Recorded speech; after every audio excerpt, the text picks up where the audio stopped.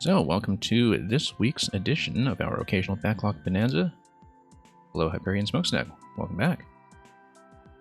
So yeah, we've got a huge pile of levels to look at today that are kind of selected mainly from my personal queue and also from the set that we didn't manage to get through earlier in the week.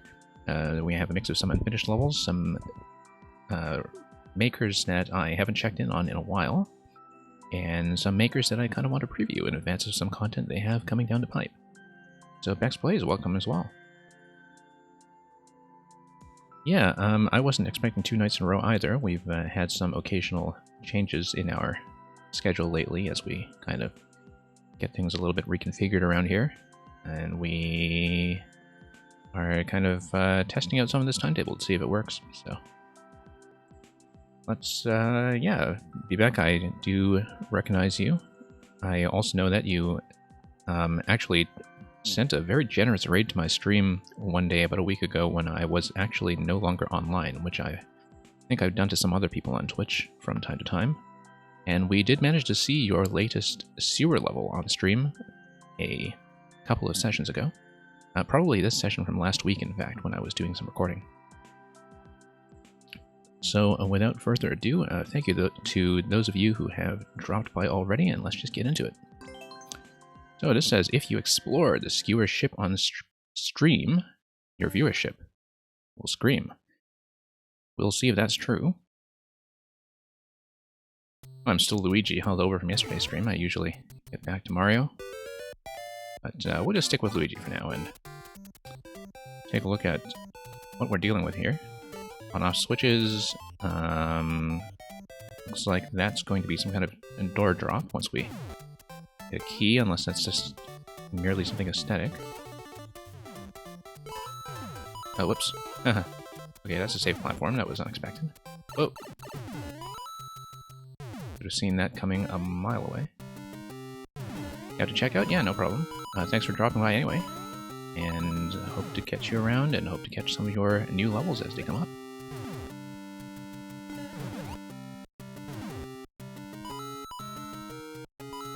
Okay, so we lost the SMB2 mushroom a while ago, but it seems like it's not absolutely required. It might be required here, actually, for the high jump, so...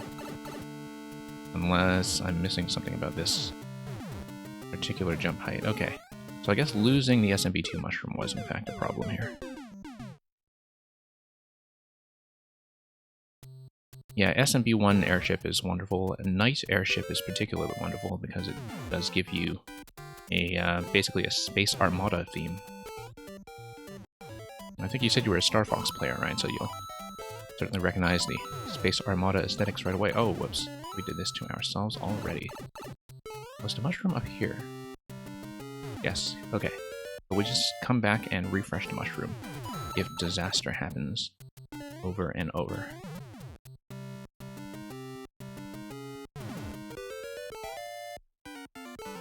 Okay.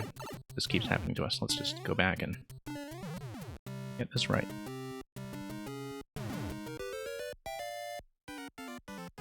And we'll just let this guy pass, and then we'll this time actually remember to ride the bullet instead of trying to bounce.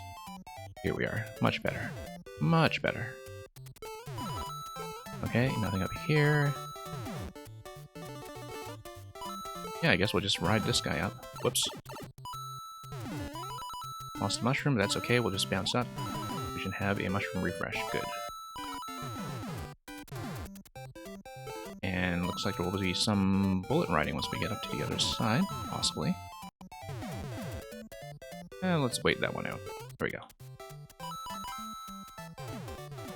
Yeah, it does have a few hard requirements for the SMB2 mushroom that aren't always necessarily clear, but... Oh, okay. Didn't realize that this is where we would go, but here's the cursed key, and... I mean, there was that door that was at the very start. That was a locked door, and that looks like it's potentially relevant, so... Sure, let's just grab the key and go. Why not? Yeah, 3D World Airship is wonderful. Or the circus theme, yeah. Whoops. Why did I do that? Oh, I see. Okay, no, I just completely misread that. But we hit the checkpoint, so no big deal.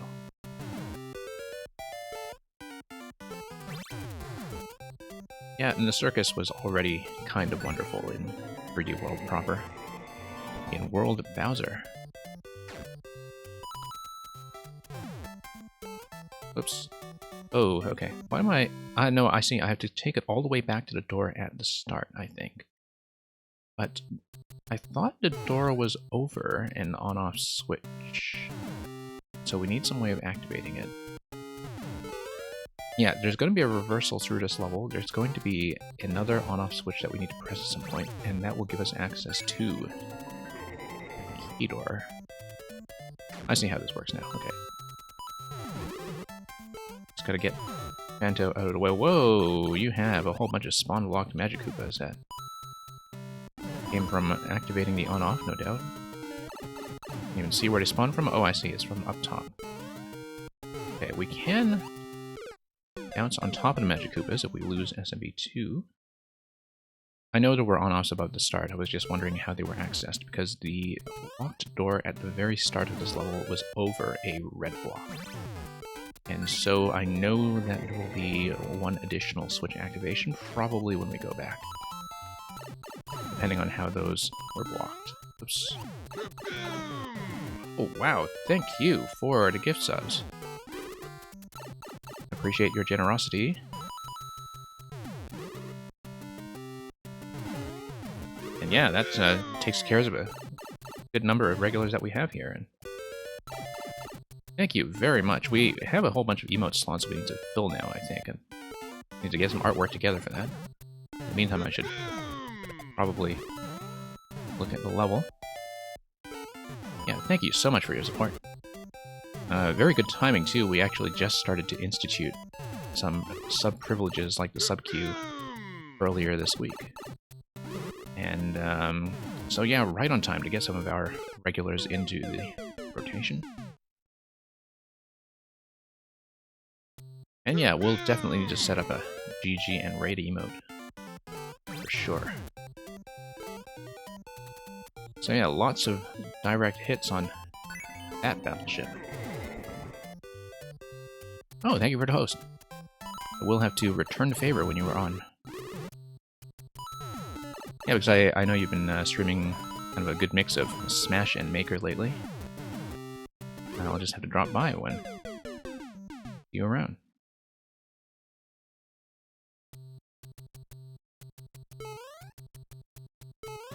Okay, where was that mushroom? Yeah.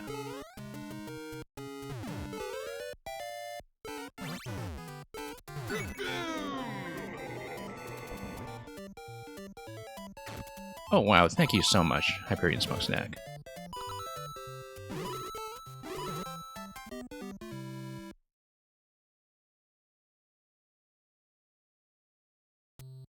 Okay, well thank you for the auto-host. Always appreciate being on a list like that, and it'll hopefully, yeah, get us some of the incoming makers from your end.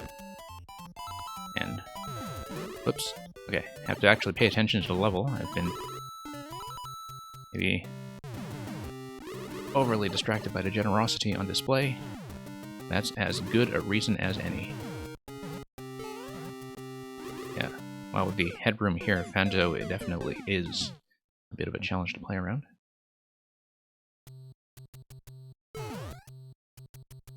Well, I really appreciate that from both of you.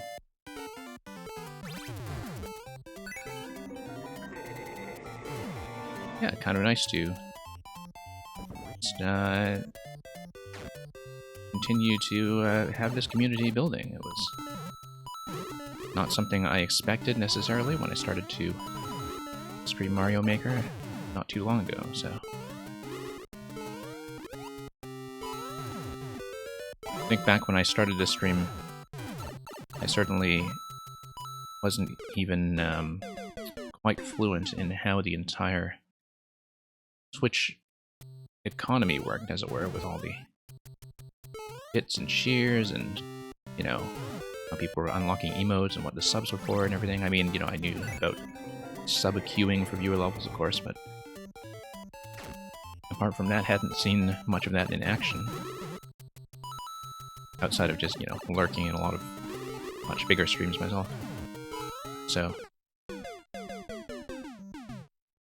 it's been a very nice game, though, I think, for a community of this size to, you know, kind of feel like a very interactive experience day to day. Yeah, we are both learning it as we go, and, you know, people cycle in and out of Twitch, and that's just part of the normal state of things here, I think. Oh, whoops.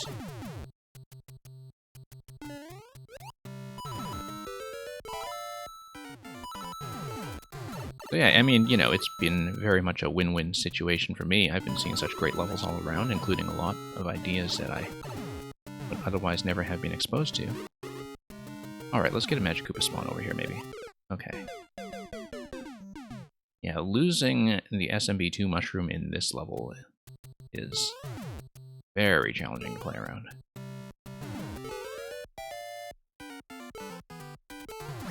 Yeah, I am kind of slightly on autopilot, I think, while I'm talking about the subs rather than talking about the level. Whoop, yeah. But it's very true that I normally don't go nearly this fast. Okay, good, we still have a Magikoopa alive and able to come in and maybe give us something to jump on. Whoop.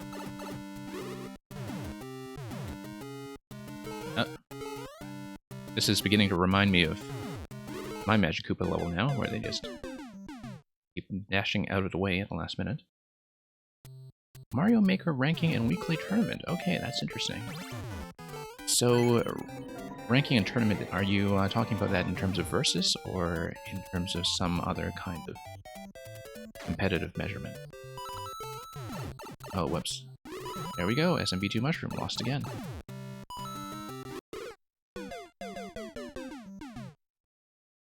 Yeah, this maker here, Dial, is actually also somebody who's a long-timer from the Era group, and I always find his levels very audacious and interesting, but also he's definitely the kind of maker who underestimates, I think, the density of some of his obstacles when it comes to making things slightly more hellish than he actually intended.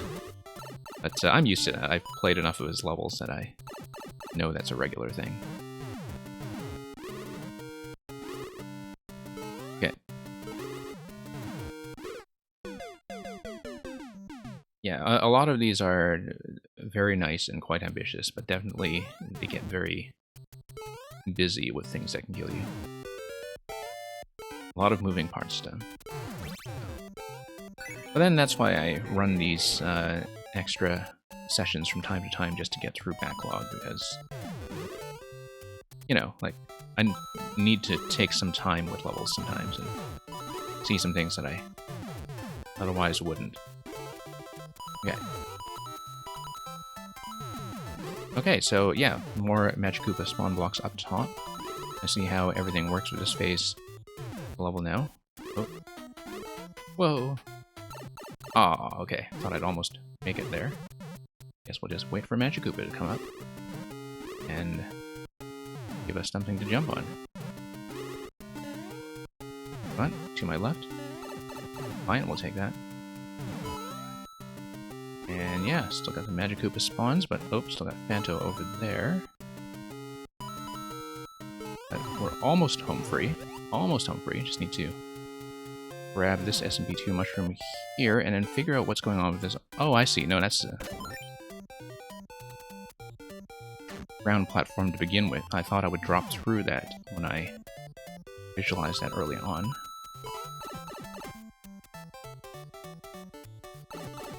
Yeah, we've had some pretty lucky saves here, I think. I really didn't need to burn both of those, but we'll go with that.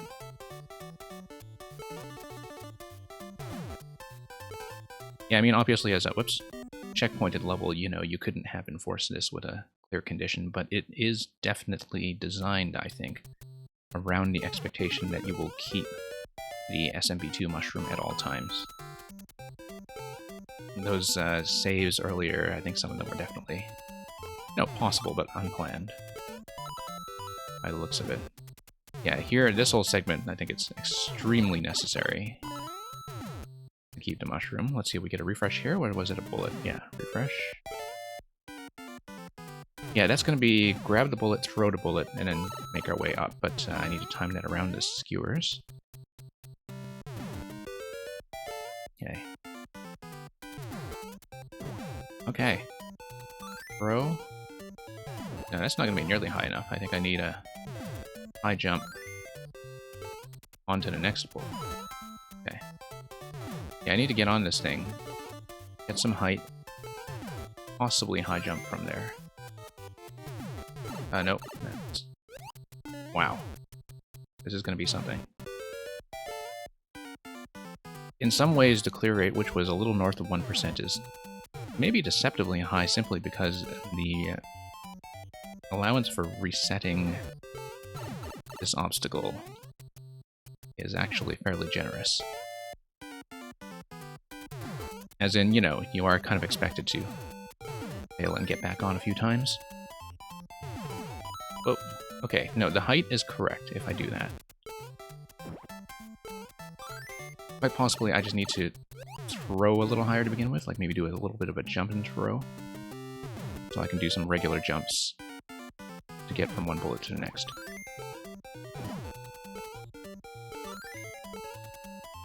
Okay, let's fire. Yeah, that's maybe a little bit tight.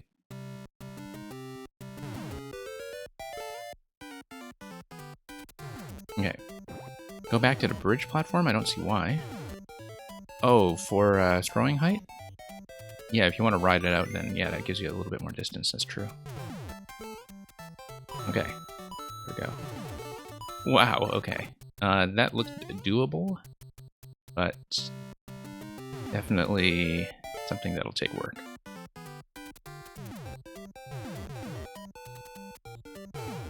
Okay.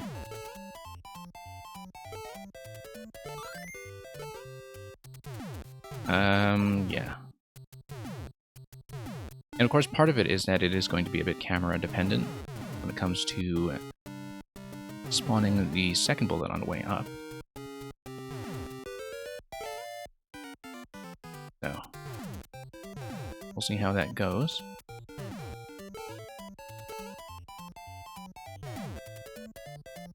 And yeah. Okay, let's throw this and reposition. Maybe reposition after that retracts. Okay, no. Yeah, there's a lot of timing to read here. Luckily, it is right after checkpoint. We have burnt like 300 seconds on this, but gradually figuring out a method. Okay.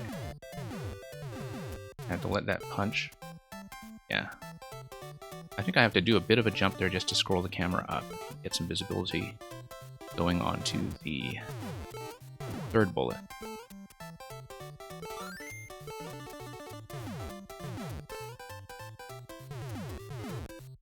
Yeah, I mean, part of that was skewer timing. I know the arrows are kind of supposed to give you some guidance there. We could have just damage boosted through the top, actually. I didn't realize that was going to be the last one. We could have just taken damage through it. I think when you do the high jump as SMB2, like, I don't know if you retain your full jump height if you do get hit in the middle of that jump. Anyway, doesn't matter. We made it. Let's try not to fall. This would be a bad time to just slip right off the edge. And you just know that's always going to be a risk with the way that I play. And yeah. And no. We could have done it, and I usually do, but I think I was quite glad to just go ahead and get in the clear. Yeah, you gotta check that one off the list.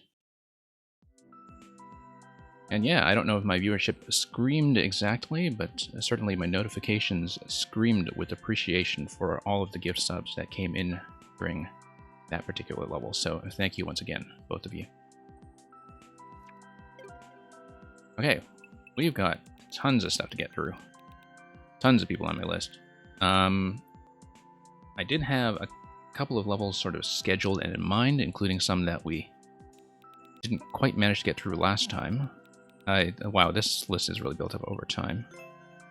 Yeah, there's one level here in Meng's profile that I actually quit after checkpoint 2 last time because my viewer queue was getting a bit long, so I'm just going to swing back to that one and finish it. We had the mechanics of this level pretty much all worked out. It's just then I had to finish the last part, and I was failing at it repeatedly, so I'll just go back and get it right this time.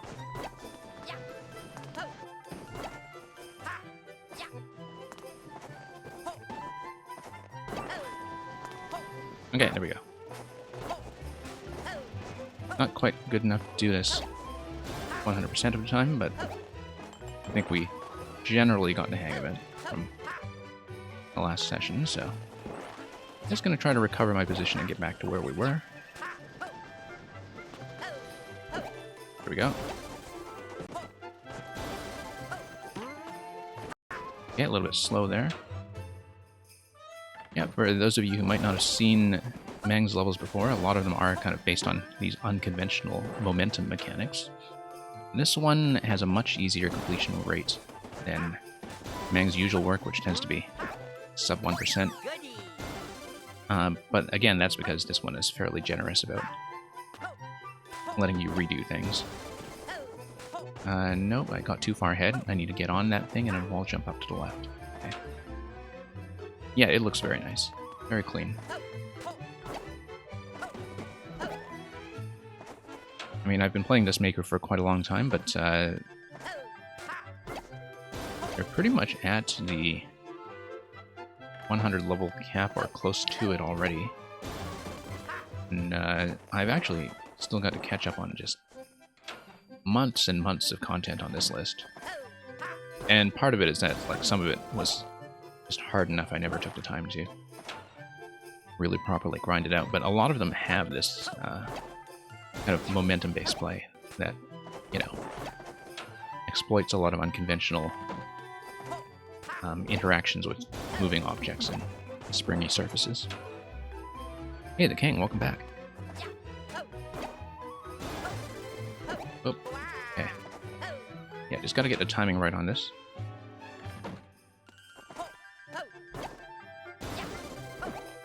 Oops. Hey, the King, we are not running the bot today. I'm just kind of pulling levels from my personal queue and kind of determining what that queue is going to look like from one selection to the next, just to mix things up in terms of difficulty and length. I do plan to get back to some levels that I failed to clear earlier in the week, and also see some other content that I've been kind of holding for a long time. And,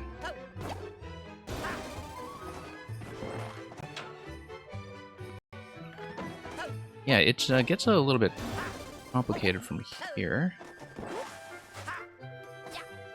Okay, there we go. Yeah. Sometimes the timing, you know, takes a little bit of practice here. Particularly because you can't necessarily see what the deflection is going to look like until you're at the end. But it is a wall jump up to that snowball and then a high bounce. And yeah, a couple of the interactions here are dependent on your B-speed dashing in. Oops. You're assuming that I can beat Kaizo? Not really.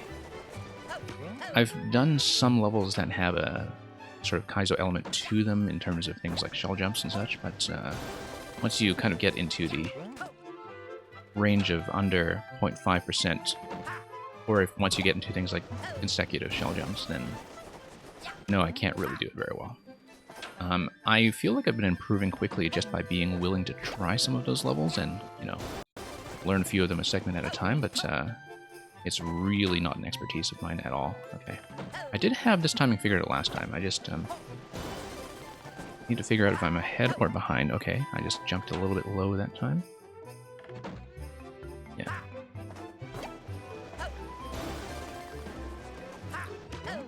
Yeah, I mean, I'm definitely in a much better place with Kaizo than I was before I started streaming. Okay, no, needed to get on that ball.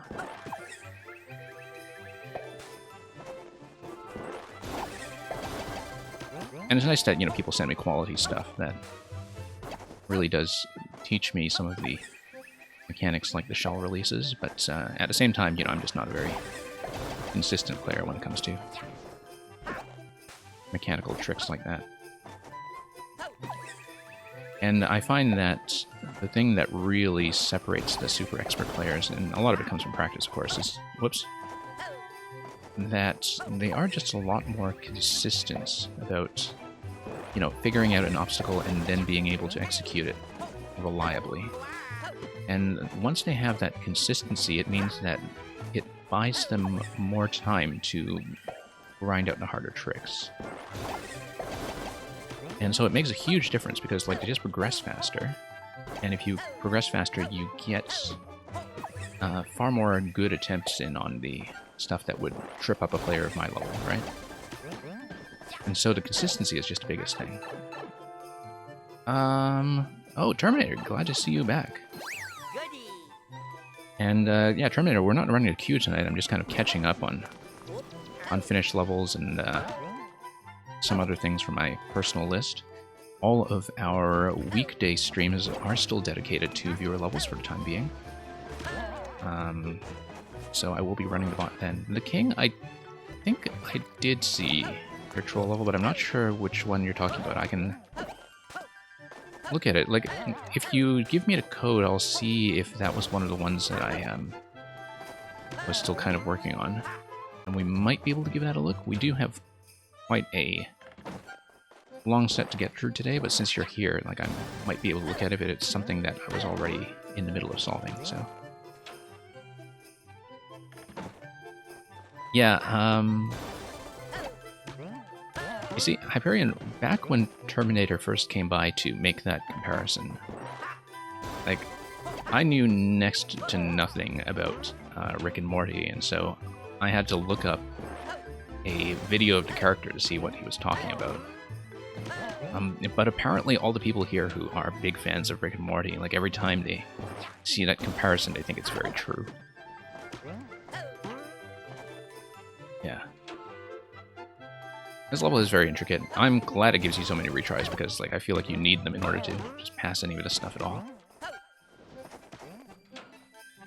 But yeah, oh yeah, I remember how I did this now. I had to pull back a little bit on the bounce timing. There we go. I had a lot of this stuff worked out last time. Just, whoa. Yeah, this one is really interesting. This one requires you to bounce against a trampoline to build full momentum on the way back to the left. Like, this is a really, really cool obstacle. Still takes me a lot of attempts to execute properly, but just try to show you that. Yeah, no, I needed to bounce off the trampolines and then on top of the snowball on the way back. It's pretty much the only way to do it. Okay, let's reset this.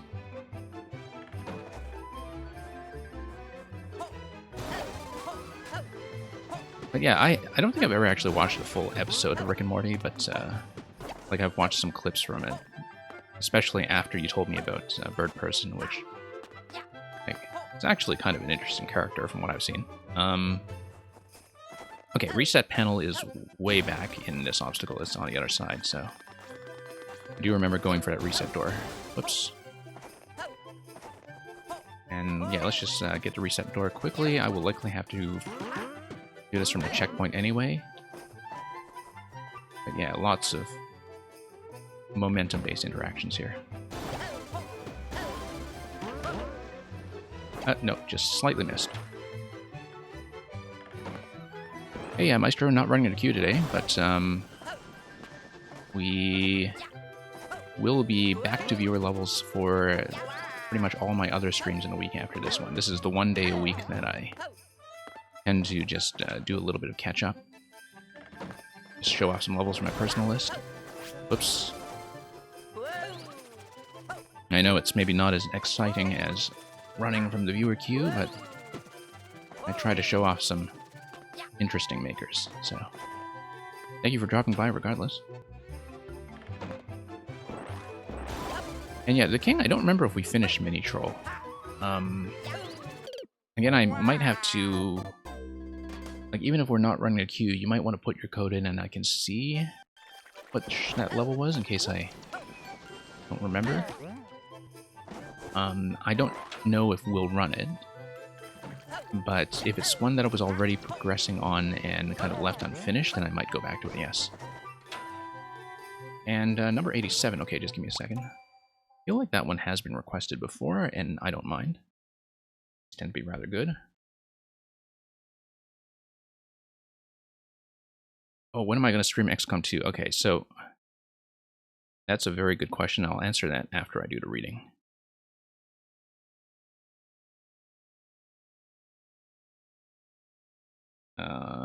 Gotta dig this up first.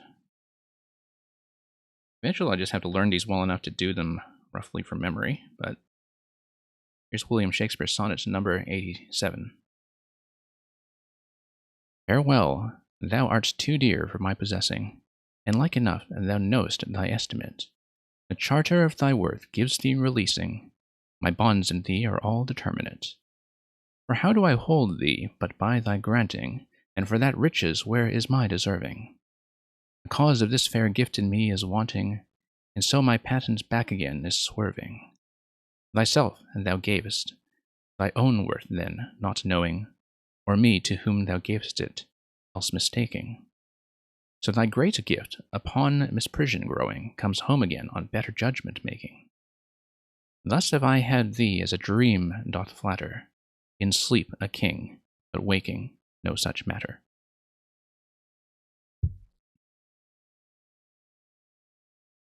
Okay, thank you for that, and thank you, the king, for reminding me of the code.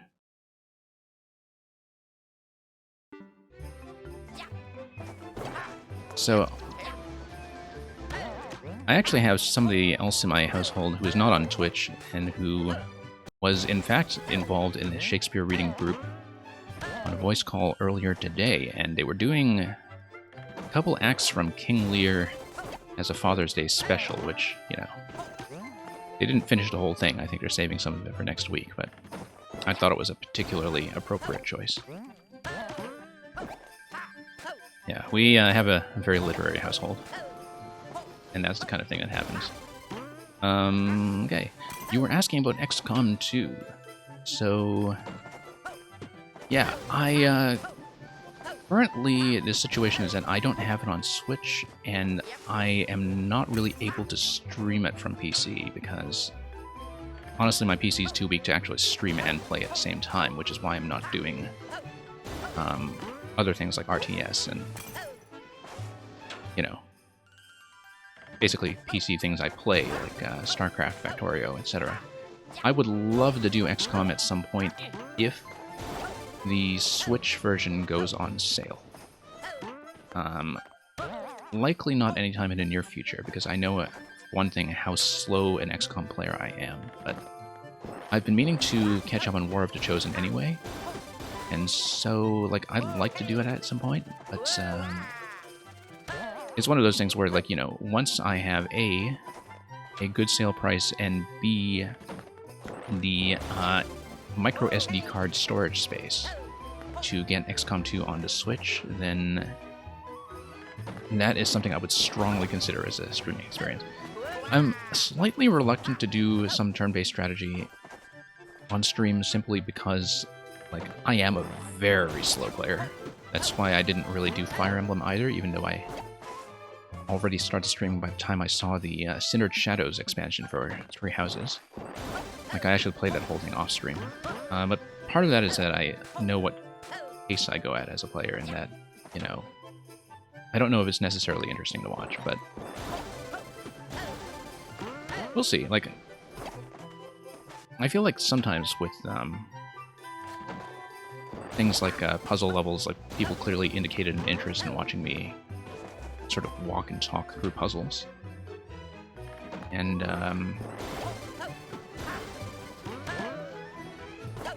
yeah, The Cindered Shadows DLC, I actually generally liked it, besides the issue that was already kind of in Three Houses, which is the degree of the map reuse.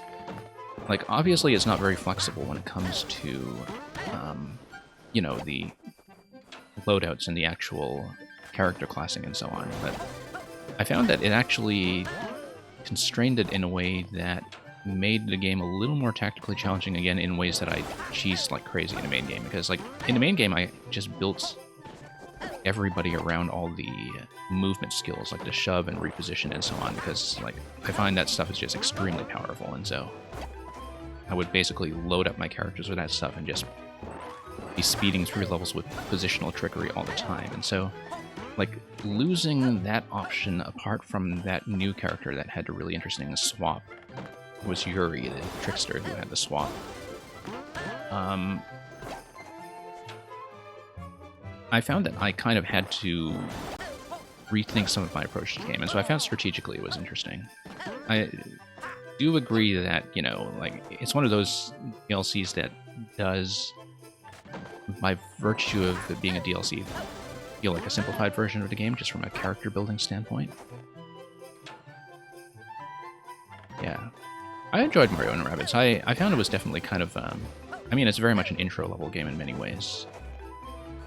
But then it's one where, you know, you just try to speed through every level and just get, like, 2 or 3 turn kills on every single stage, and that for me was very much the point of playing it. I did not go on to the Donkey Kong Adventure DLC for that one. I might have to catch up on that at some point. Whoops, speed is still a little bit off on this obstacle. And then, oh, you know, if you folks haven't played Invisible Ink, that just came out on Switch after a couple years of being out on PC, and it is probably my favorite indie XCOM, because it's basically an XCOM-like game that is entirely based on stealth, and it is absolutely wonderful. Like, I mean, I played it entirely on PC, and I don't know if the Switch port is good. But Invisible Ink is, like, if you're into this kind of game, I think it is an absolute must-play. And it's really interesting because it's a game where the randomness is entirely in the maps and some of the itemization from, you know, points where you can shop, and it's never in the actual hit chance. Like, there is no hit chance in the game. It is pretty much entirely based on, you know, positional tactics. But in a way that's still kind of changed up by some of the map randomization like you have in the XCOM missions. And it is just very, very good.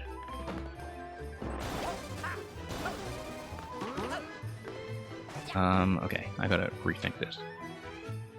Yeah, it basically works in a, like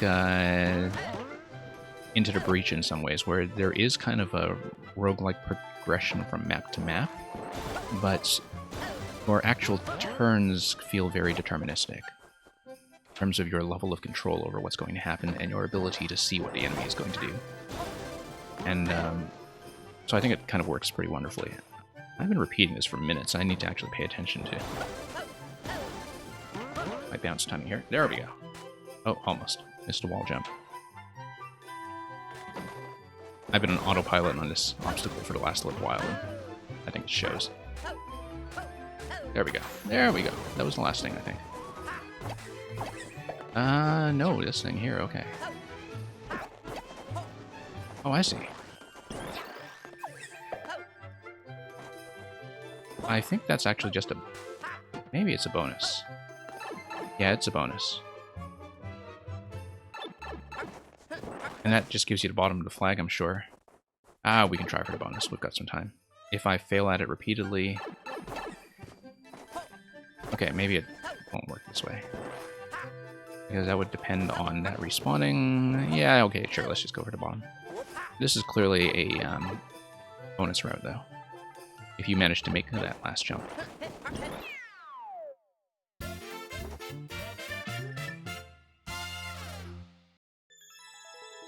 So yeah, no, I burned a lot of time on that simply because I wasn't really paying attention for a while and I was busy talking about strategy games instead of actually trying to fix my timing, but we fixed the timing. Okay, the king. I'll punch in that code. I don't know if I'll run that one right now, but if it's troll level I was already progressing on part way, then I perhaps dip back into it.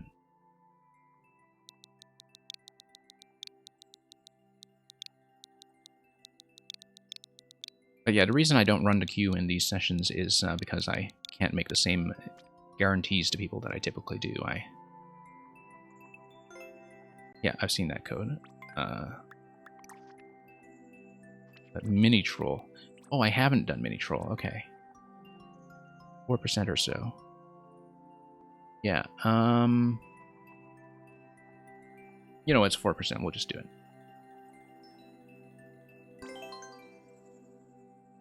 Hey, Electro Dude, welcome. Yeah, Electro Dude, we've got a huge list to get through today. I'm hoping to show off some of the other people from our Discord group. You know, just kind of preview what they're up to. Okay, so I can take damage, but then the swamp will crush me. Right. So I think I'm just supposed to run. Okay. Falling block. Let's see what this is about. We need to know. No, I actually needed to jump.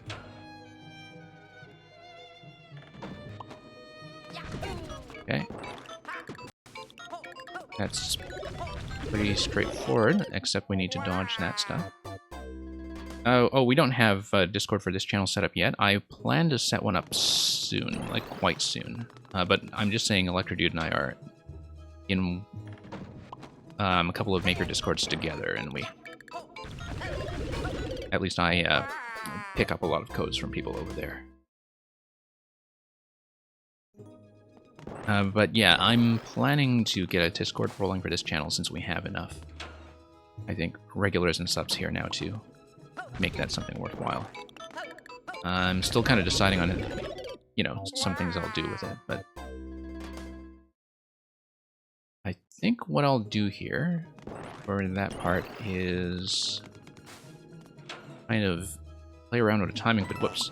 Play around with the timing a bit, wait for the P-switch to nearly expire, then go up, and then zip right through to the end. It is something that is positional, like based on your vertical position in terms of when the Cheep Cheeps are going to spawn, right? So, no need to rush this. Yeah. In fact, we drop the first set, and we just run through this set.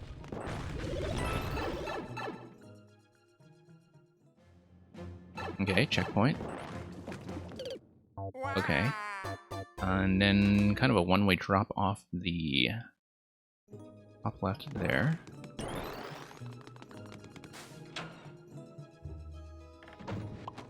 Yeah. Okay. Okay. You're making an update to this level. Okay, well, I mean, you know, we'll give it a bit of a test anyway.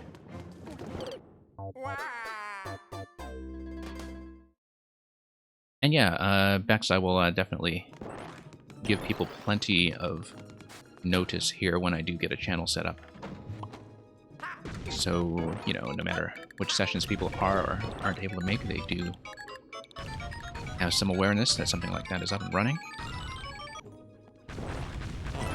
And yeah, we'll see. It'll definitely be a boon to sessions like this one in particular, where I'm, you know, kind of collecting some codes for longer sessions. I need to remember to run directly to that checkpoint and not wait for the Cheep Cheep to come.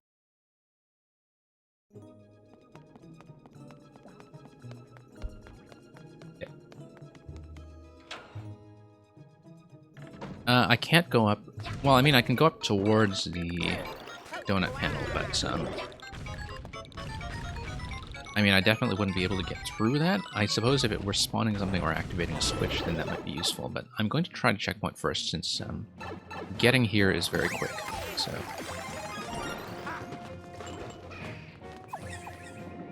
okay. Oh, I see. Well, we can damage boost through that. Okay, okay.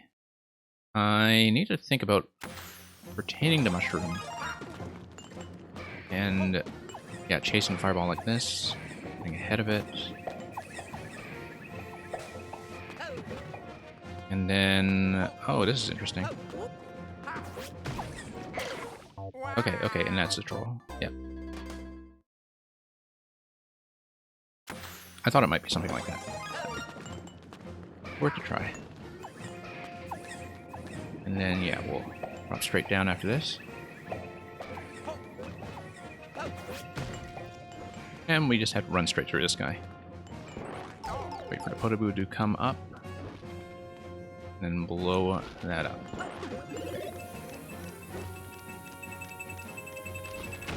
And one more round. Hey, your mom, SMM2. Welcome. Not running the queue tonight, we're doing this as a catch-up day, but if you're following the channel, all of our other Mario Maker streams through the week are for viewer levels. Let's take the green pipe.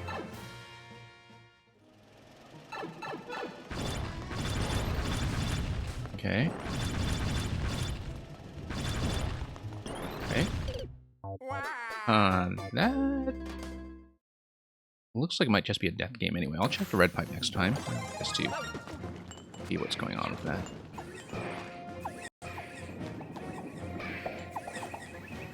Yeah. Sort of interesting to see one of these in 3D World for once. That seems uncommon. Okay. Yeah, let's just run through this guy.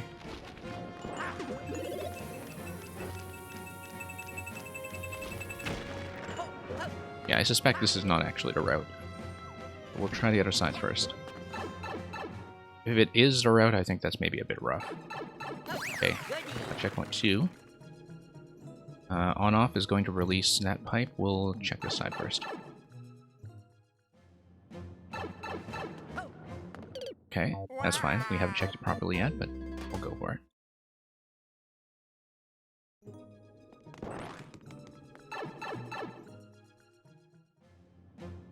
And yeah, see what this does. Okay, looks like it was supposed to kind of kill you, but... Oh, interesting. Interesting. Okay, I'm gonna check up here anyway. Okay. Ow. Well, at least we know about that. I don't know how the POWs are going to be relevant, except... yeah. Probably some aspect to that mechanism that had been blown up, which we hadn't seen. Okay, flagpole is there. We'll see if there's some kind of pull that goes on. Oh, that's really interesting. The kind of hidden bounce there. I guess you could theoretically twirl your way down slowly towards the flagpole and you wouldn't hit that. And yeah, no way to path through here. Okay, back here, yeah.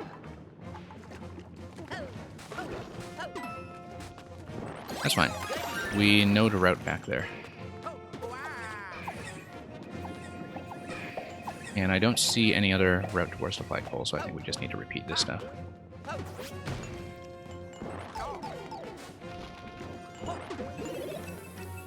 Okay. Yeah, for a troll, this has been actually pretty simple to progress through. Pretty clear, nothing too tedious to repeat. Like, no really forced, you know, tricky repetition that we need to deal with. I never did check this side, but that's okay.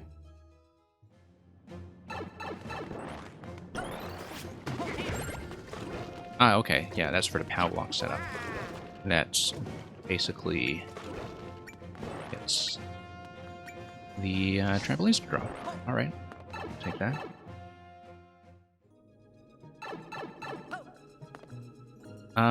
If I hit the on-off switch, I think that's a bit of it. Yeah, like, clearly there's a buried trampoline down here. Really interesting that it's hidden by the slopes. Okay. Yeah, it is hidden, and it does require some kind of on-off activation, or I can just jump over it, I think.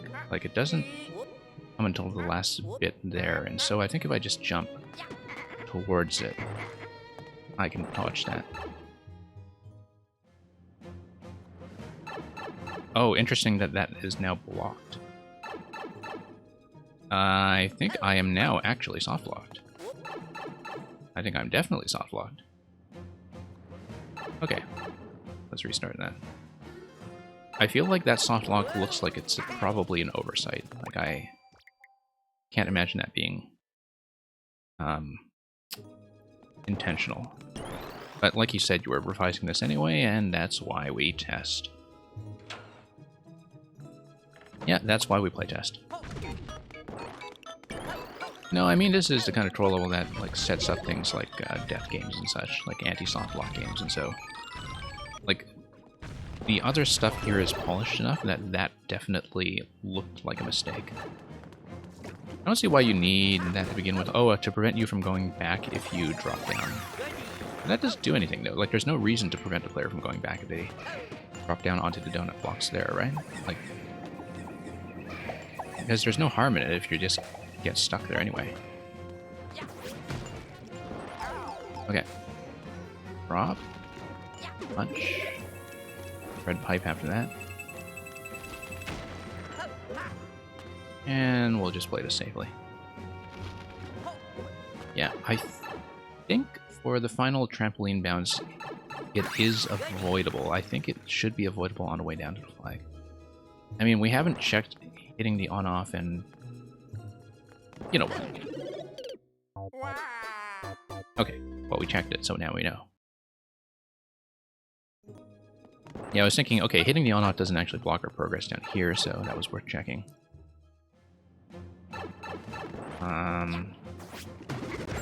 Yeah. And we'll just get that cheap out of the way.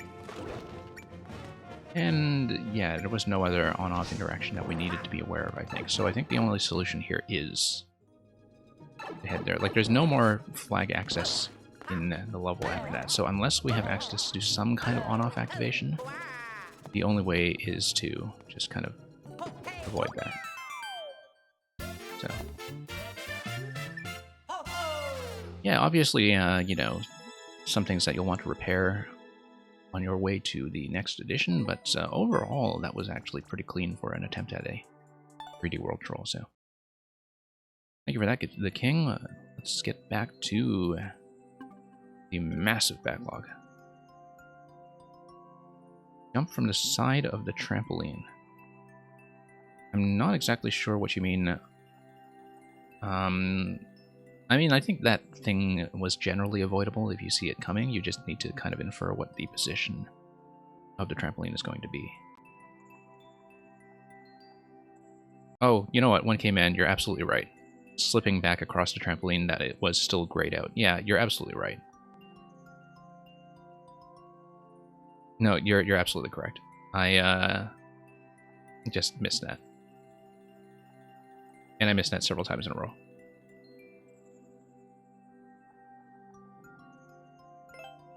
Okay. So, see what we had here. Okay.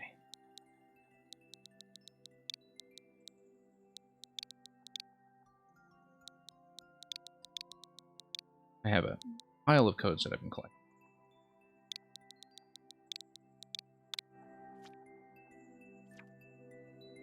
Okay, so Jim Zen is a maker that was shown off a couple times here before, a bit of a specialist in Zelda music levels, actually. This is not the only Zelda music level that I've seen from them, but it is one that is kind of structured around a puzzle, so I've been meaning to take a look at it. Puzzle with sweet music as a reward. Let's take a look.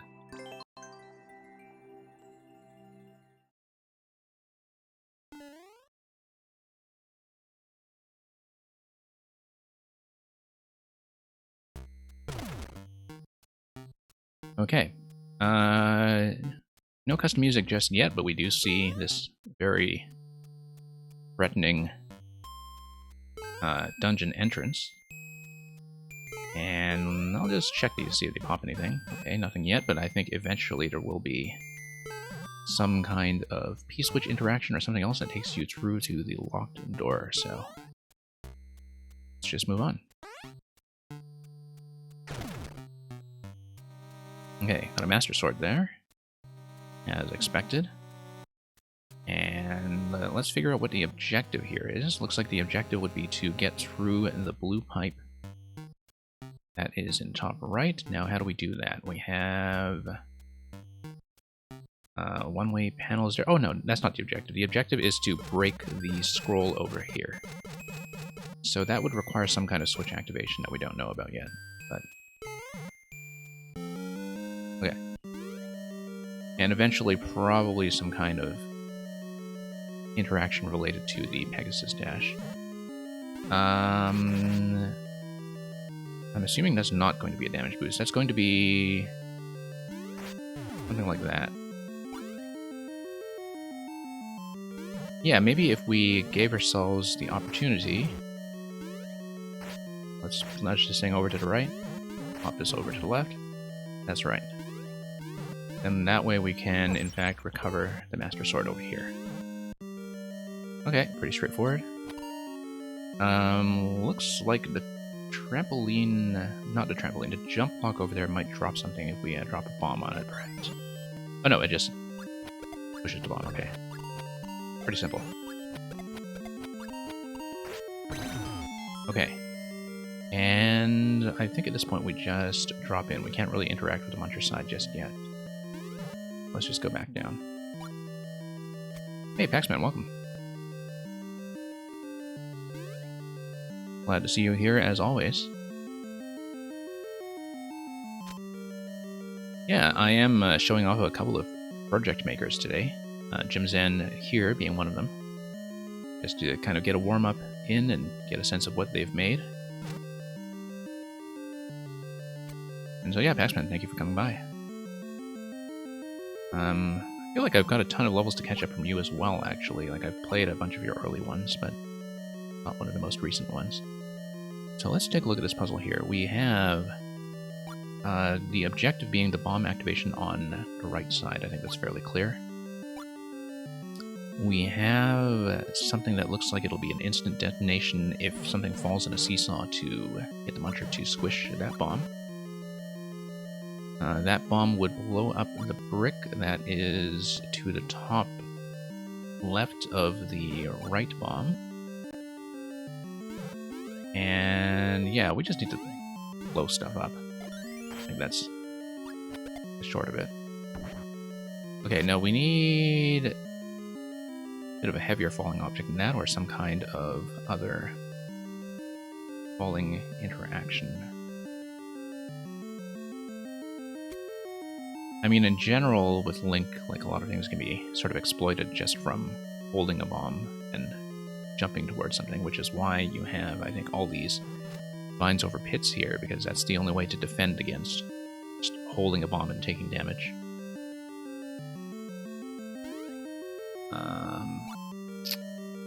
Okay. Jump block over here. We haven't interacted with this yet. Okay. That's going to move the plant. The plant is going to set something on fire. Let's, Right, okay, because once we unblock that brick, then the plant can set the bomb on fire. Good. So the way we should do this is... Yeah, we need a little bit more weight on that. I think we need to think about what else can apply.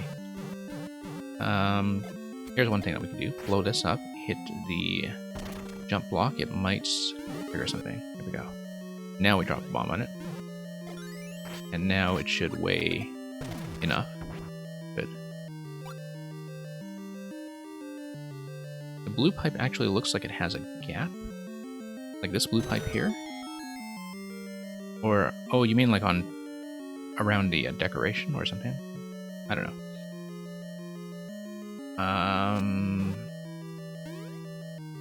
Yeah, maybe so. Okay.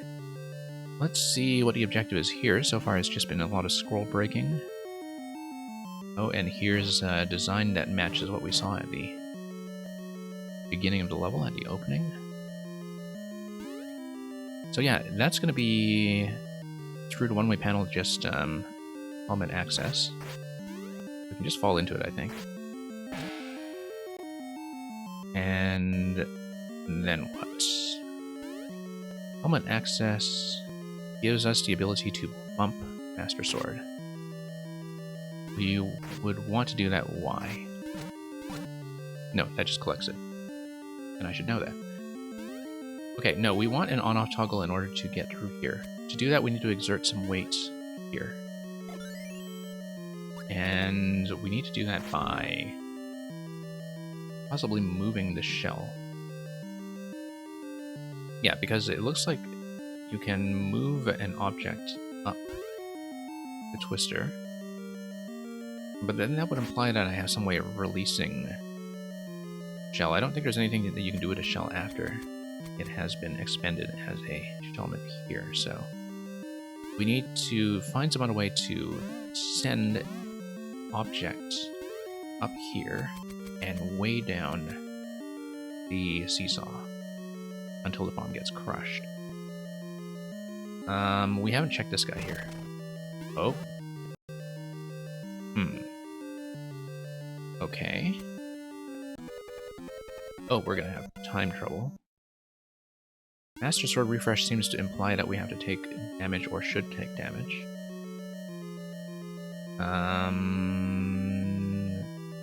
Yeah, I think we can find some way to release the shell. Then we can eventually use a combination of the twister and a sword, for example by tapping an object with a sword, to send the shell over here. Kick it in there, put a bomb up there, and then do them together should weigh everything down. But then how do I manipulate the shell in the first place? Let's see. Question that we haven't quite determined yet. Okay.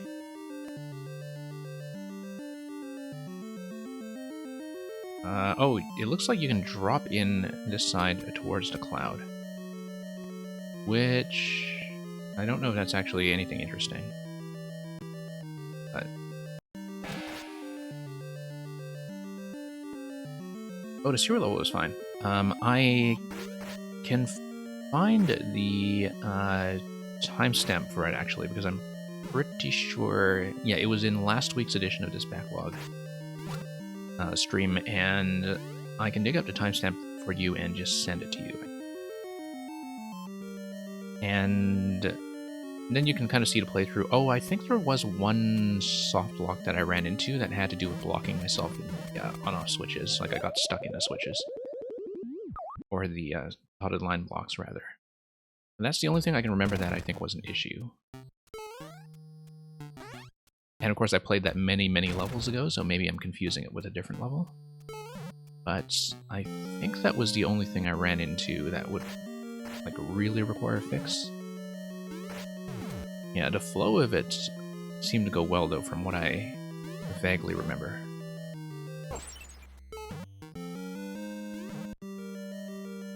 Yeah, I've got to get back into doing some more making as well, for sure. Okay, smack this thing. Okay, gotta think about the shell manipulation there. It's probably something obvious that I've just missed somehow. Okay, this part is pretty straightforward. Drop bomb here.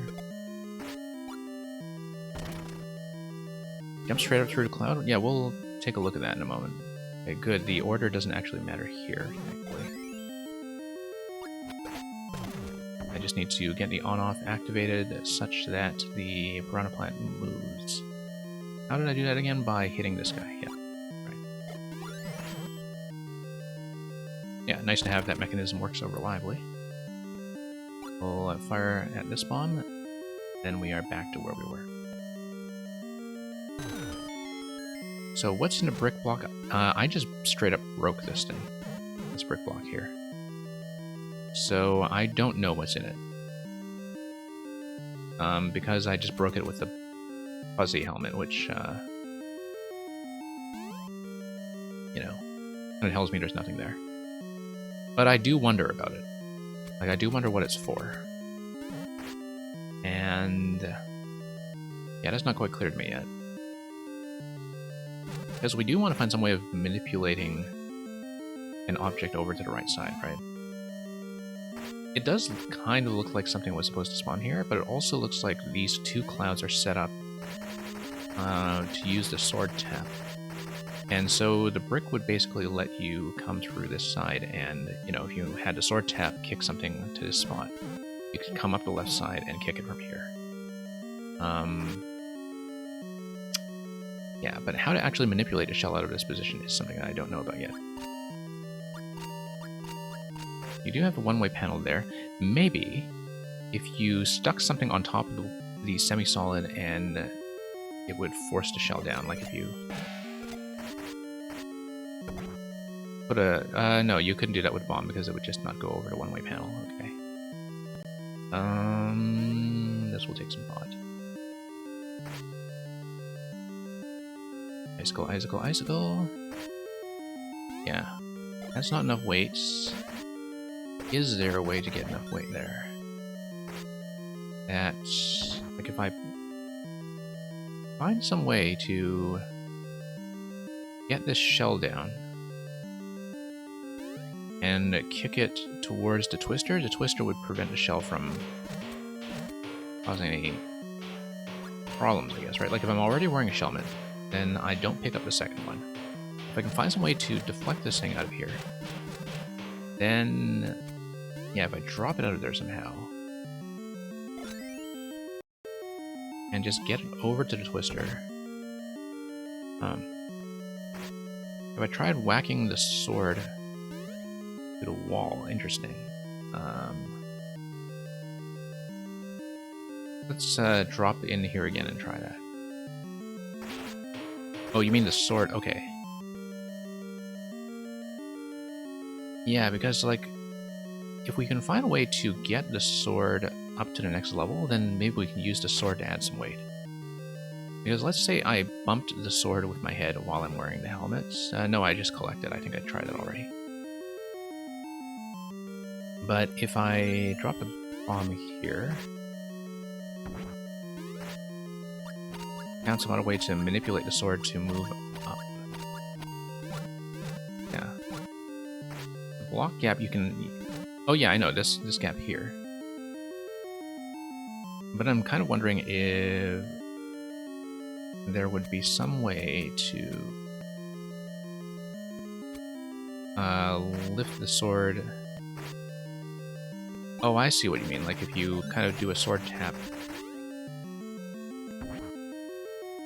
Okay. Yeah, that's got to be part of the solution for sure, I think. But if we find some way to tap the sword to lift it upwards and then eventually move the sword over to the left as the object that we'll use as the weight.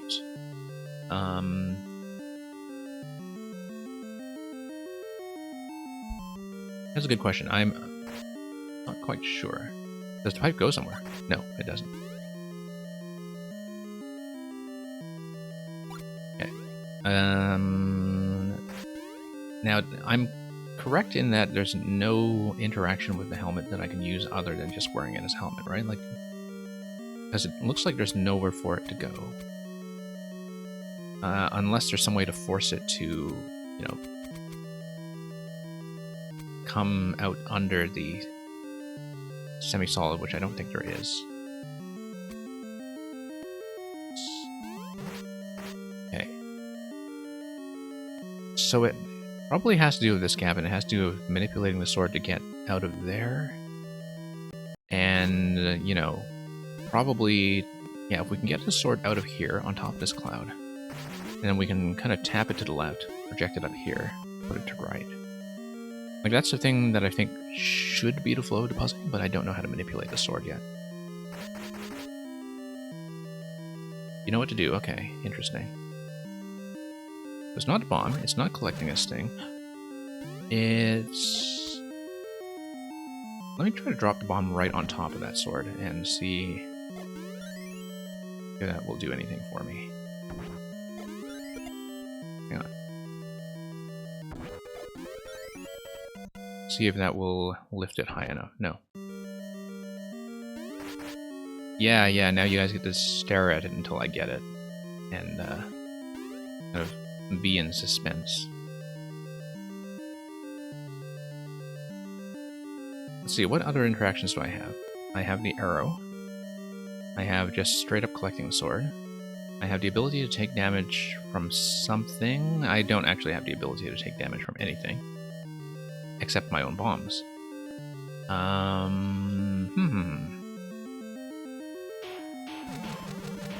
Very interesting. Very interesting. Oh, okay. Twister. Twister. Yes. Unlock the Twister. Got it. Got it. Now we need to collect this and get over here. Yeah. Yeah, you folks are so smart. I know I didn't actually get a hint, which is good, because I would have felt extremely spoiled if I just overlooked something so simple. There we go. A well-earned Zelda success chime. Okay. Icicle is going to drop. And then the Twister does what? Oh, the Twister is going to come through here, and it's going to take us back through the left and back to the Muncher setups earlier in the level that we had. And yeah. Okay, we understand this now. Yeah, it's going to take us all the way back through the parts of the level that we had not seen previously. Here we go.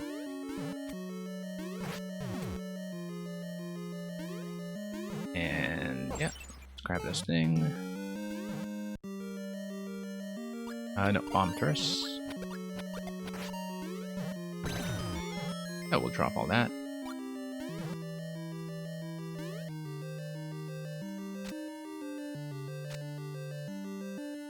And yeah, we'll just try to buy ourselves all the necessary time to back in position. Bomb here.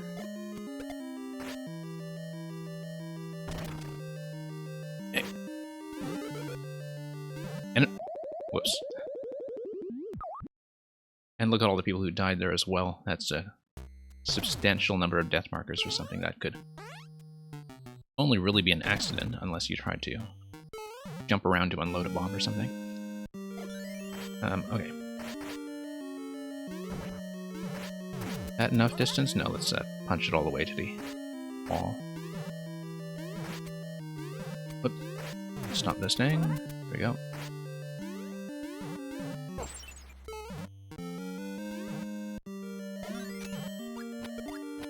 Yeah, that's how it goes. What happened with the POW mask? Oh, that one. Yeah, I know what you mean. Yeah.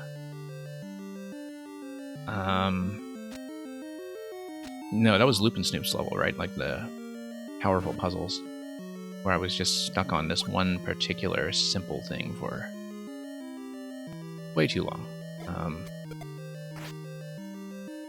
But, you know, that's the puzzle experience, though. Like, if you choose to stream puzzle levels, that's the risk you take, is occasionally you will miss something really obvious that the whole audience sees before you do.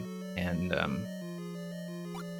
you know, like, if you stream a puzzle at all, you are setting yourself up for that kind of embarrassment, and you just have to deal with it.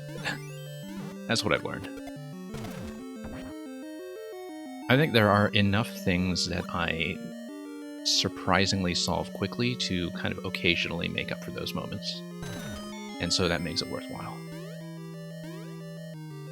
Because, yeah, sometimes you'll just, you know, die to something repeatedly. And other times... Why is the Shelmet even relevant? I'm not sure. And other times... Well, you know. Puzzles can go either way, say.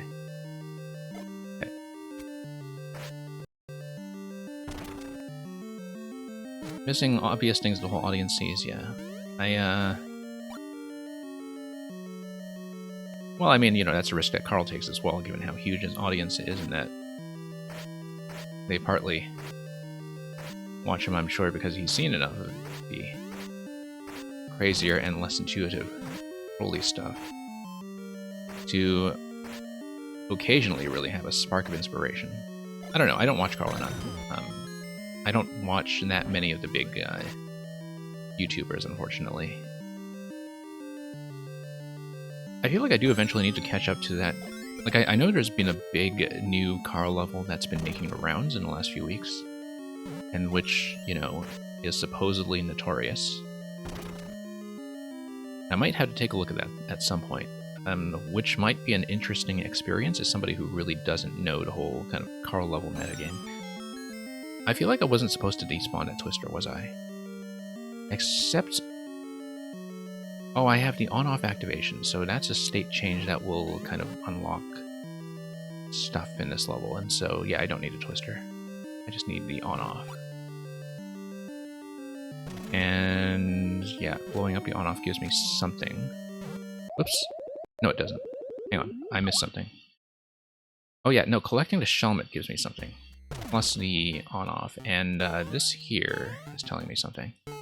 Oh yeah, that's right, because I have to come back through here and break through this, and then drop a bomb on the left side, don't I? Yeah. And you have some 2 pipe exits over here. Okay, I wasn't really paying attention. Let's... yeah.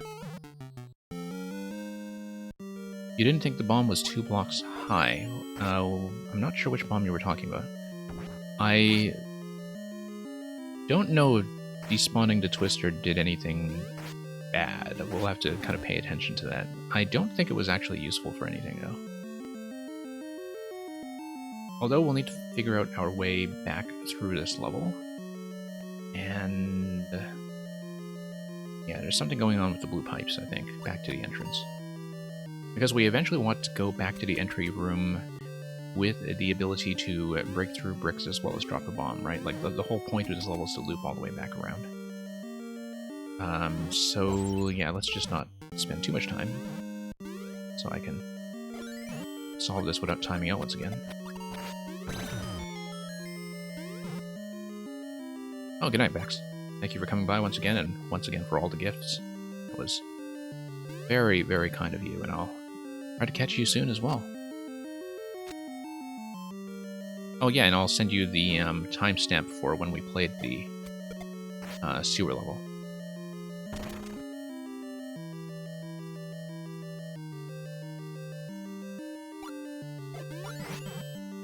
And yeah, getting into the next few weeks, like, we don't do the backlog absolutely every Saturday, but like lately we've been doing it every 1 or 2, I think.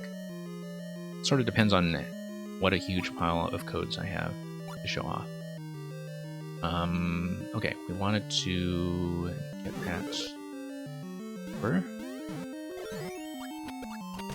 But yeah, I'm glad people see some spectator value out of this stuff. I know it's, you know, not quite the same feel as doing a viewer level day in terms of how the audience is engaging with this stuff, but you know, I like showing off makers that I haven't really looked at in a while. Particularly because some of them, you know, for time zone reasons, can't really drop by my streams. I still want to record their stuff. So let's unlock the Twister once again. Whoops. Away. Yeah. Now, I haven't thought about the progression through this level yet once I do unlock the on-off switch. Like, once I press the on-off switch, what does that actually change about that side? I feel like that's a question we haven't quite answered yet. But just get back through here.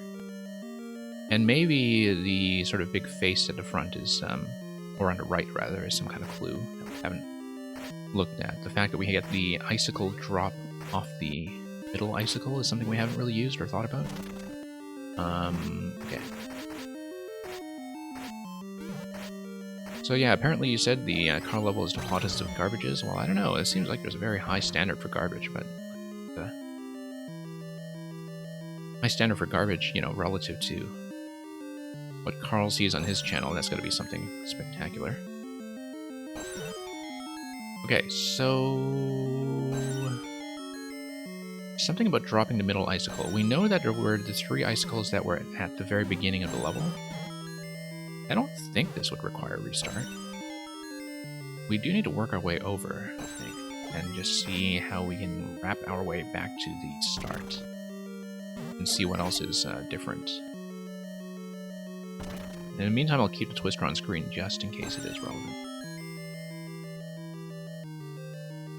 And you know the answer to the on-off state question? Yeah, okay. I'm glad somebody was paying attention.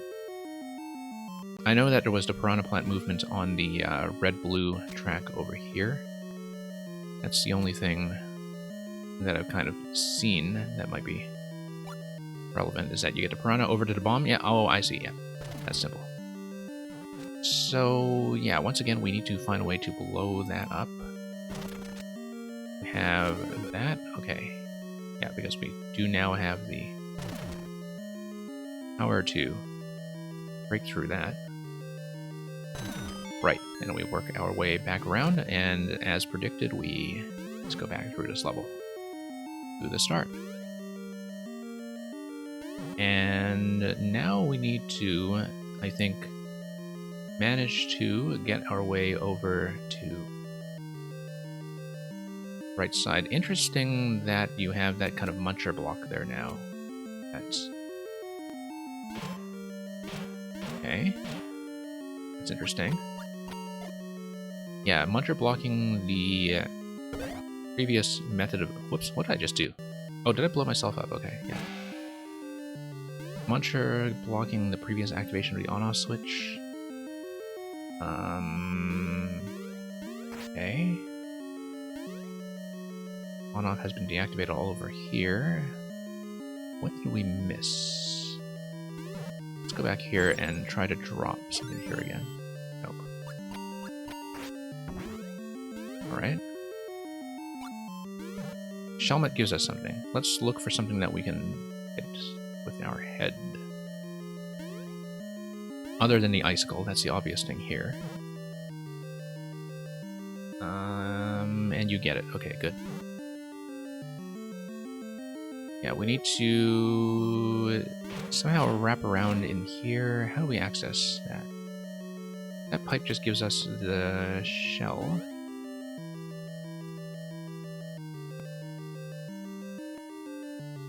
We have Muncher here that we can bump. That's something that's doable. Now that we bump the Muncher, though, we can shield it.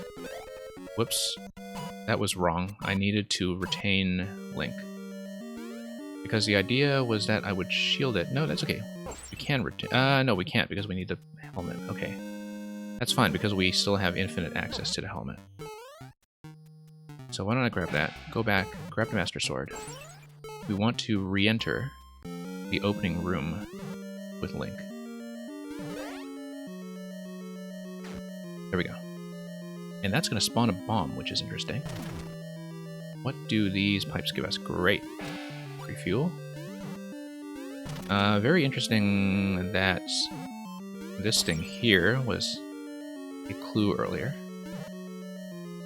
Now, I assume that we'll get a checkpoint very soon, so I'm not going to sweat the 50-second timer too much.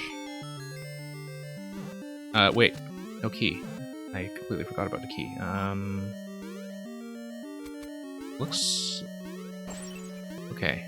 I thought this was going to be the clue. Like an invisible block or something.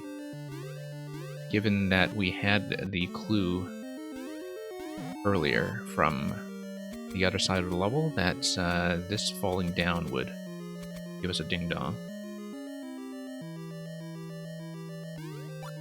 The Muncher Shellmet... oh, okay, was that a older clue, or... let's see.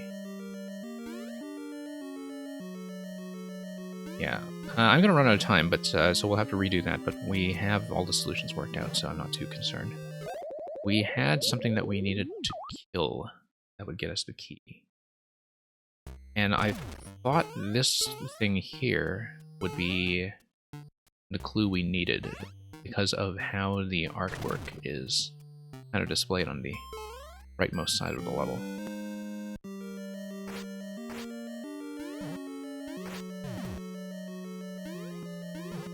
Okay, here we are. And we'll go back. And we'll just try to do this stuff quickly. Without too much fuss. Yeah.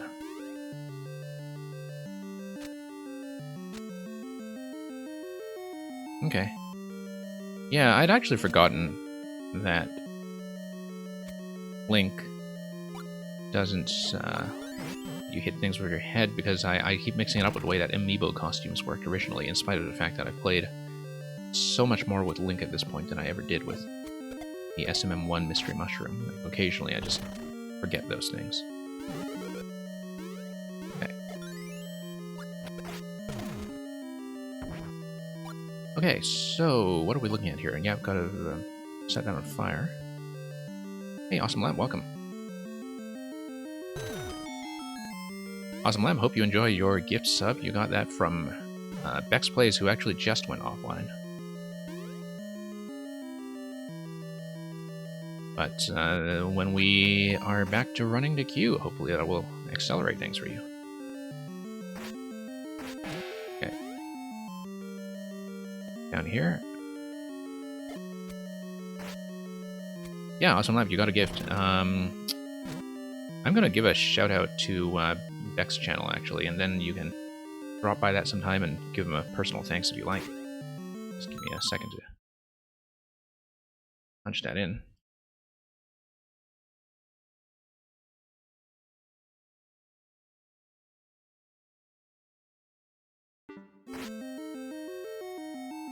And yeah, got a raft of gift subs from them tonight.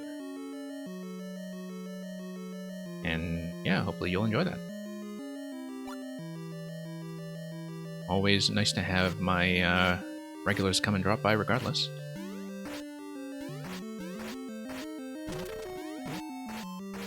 Okay. There we go.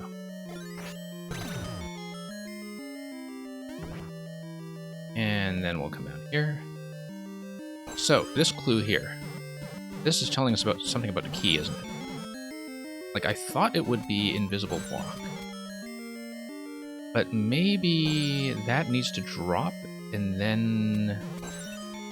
like, we need to hit a particular location under that. Like, maybe we need to ride the icicle down and then hit an invisible block for the key. You know, perhaps something that is covered by the icicle. I'll have to think about that. This is not clear to me yet, because I thought the icicles... I'm trying to remember what the overlap rules would be with the icicles in the editor. And it may just be that we missed some vital clue about the key. Clearly, the progression towards the key does require you to have invoked Shelmet to defend yourself from the icicle, and the Master Sword as well. Okay, there we go.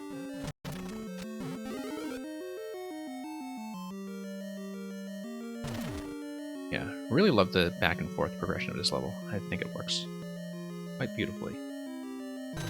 Do I have time to drop a donut before the icicle respawns? Let me get back here and take a look at that. Let's do this whole sequence first. Always miss this input. Surprising amount of trouble with it. Yeah, we'll just need to grab another Shelmet. Through here. Wonder if it's anything to do with this muncher over here. Like, what do you think this muncher is for? Like, what kind of function is the muncher over the cloud block performing? Is it just there to prevent some vulnerability with the shell, or is this something else? I don't think I understand this muncher here in terms of what it's doing, unless it was something from... Oh, no. That was for our first time through this level, wasn't it?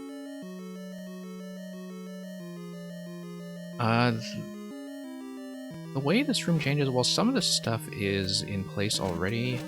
Some of the stuff is actually because of the bomb interaction, I think. Like, the bomb would blow something up. And...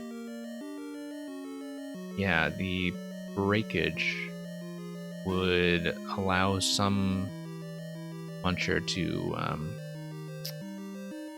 come through and drop off the conveyor belt. I haven't thought about where this would be precisely and how it would look at the editor, but it's clearly a spawn block that has to do with the fact that on your first pass through the level you are triggering bombs.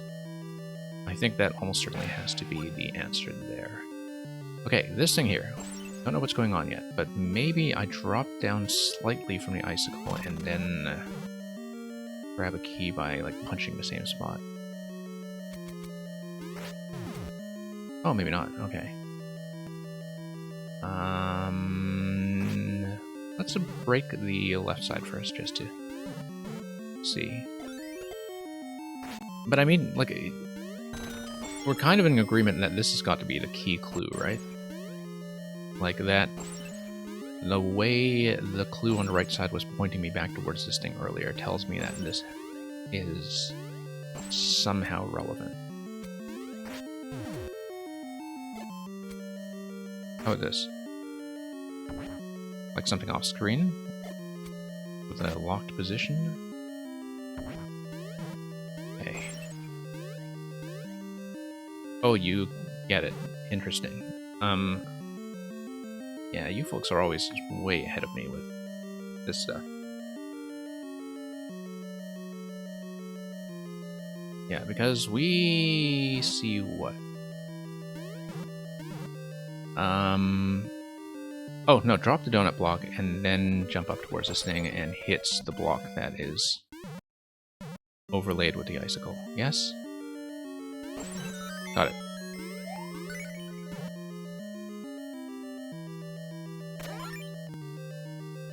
Oh, I didn't think about doing it with the sword, actually, given that that's a very frequent Link interaction. But, you know, it works with the donut blocks. So. That's a GG. Checkpoint. And here's some music. Bum bum bum bum bum bum bum bum bum bum bum.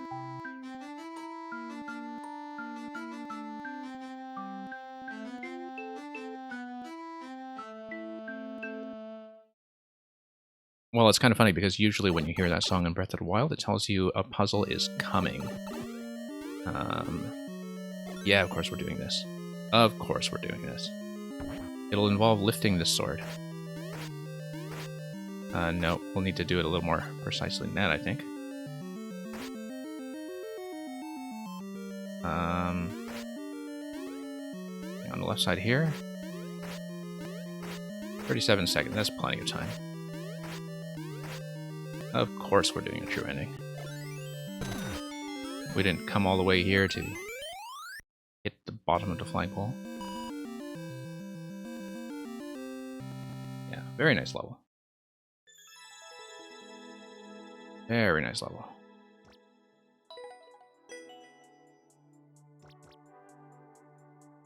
Hey, your mom. We're not running the queue today, but like I said earlier, like we do have it elsewhere in the week. So have to do a bit of catch up in the meantime. Yeah.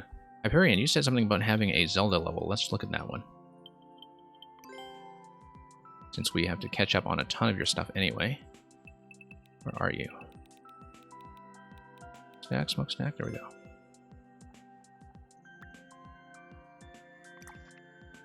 Sure, let's have a bit more of a Zelda fest. And, okay, Arrowhead Labyrinth. And then we had to do some of the other ones here too, but yeah, sure, let's look at the Link puzzle. So this is from April, fairly late in the 2.0 patch cycle. Swords are hidden throughout the dungeon. Find them if you have the time. Yeah, we've got time.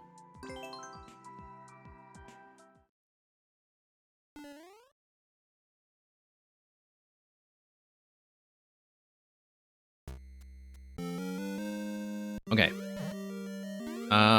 That looks like a dungeon map. I'm going to start by going down. That is totally a dungeon map. Yeah, we'll just have to use that to orient our sense of space. We do know that a room, you know, above this one, as per the map, it is actually accessible. Looks like these clues will be relevant. This looks like a clock. Looks very much like a clock. Oh, look at these clocks. Yes, look at that. Look at that. So we do need to pay attention to the clocks in the background. That's cool. And does this room actually give us any kind of meaningful progression beyond that?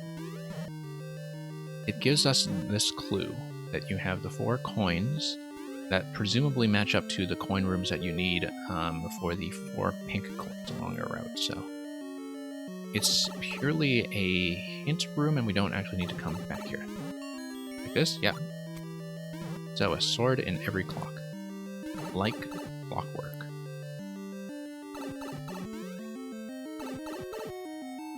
There is an unfortunate soft lock. Okay, we'll almost certainly find it, so I'll just complain about it when I see it. And yeah, there we go. There's another clock, although, like, we'll see what to do with it. Well, I think anything involving background decorations tends to be pretty unconventional. I don't think I even knew you could kill a stretch that way. The animation is fun to watch. You know what? I could have just whacked this with a sword to begin with.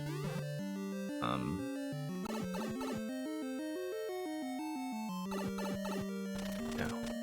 I'm sure we'll just wind up exploring every room by the end, so I'm not too stressed about remembering where everything was on the map. I feel like I'm not going to remember it anyways. We'll just kind of follow this level and see how things go.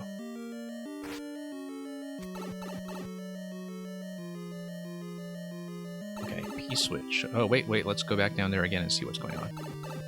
You see a P-switch on the left side that is over a bomb. If something falls on that, it activates the P-switch and the bomb. Probably a muncher that falls off of the jump block if something activates it.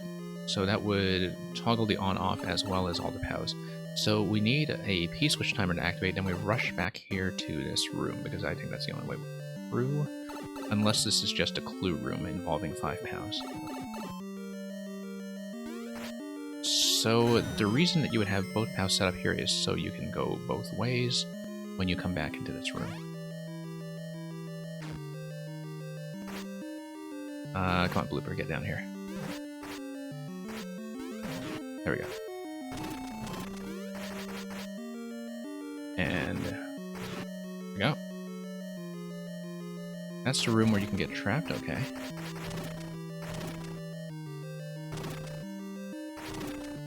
Interesting. Oh, I see which room you mean, yeah.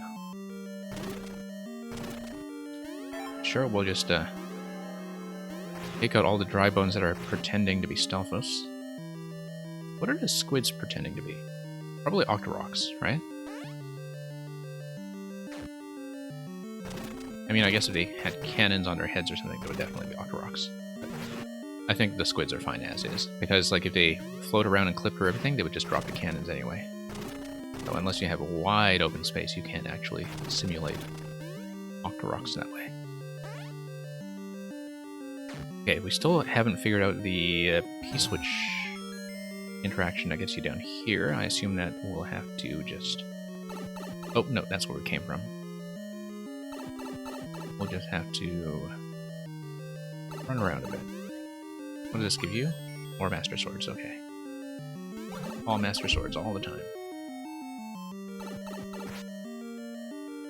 That's gonna be a shield.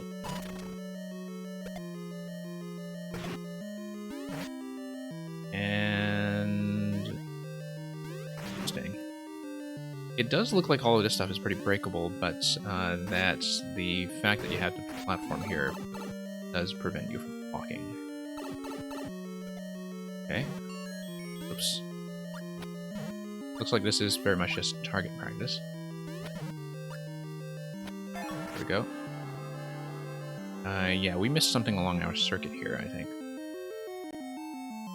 The left side room before this room, right? Did we ever check that? Let me go back.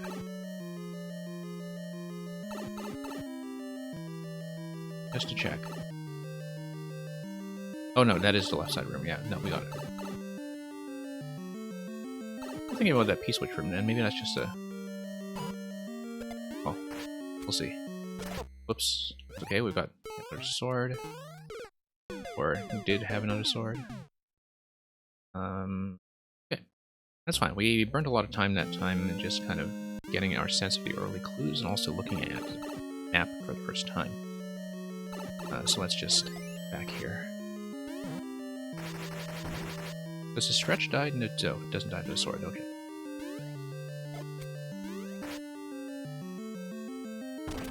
Alright, drop in. And continue.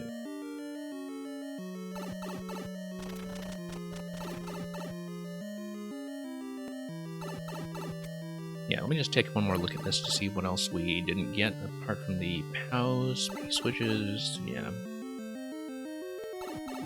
Looks like we'll just need some kind of active P, or... Oh, I see, and because the P-switch expires eventually, you... I can see why you would get locked down there, yes. You would need something to drop on top of the munchers on the left to reactivate the P-switch. Yes. Okay. I mean, I guess here, whoops, it was kind of designed around, I guess, this dash. But we'll just do that.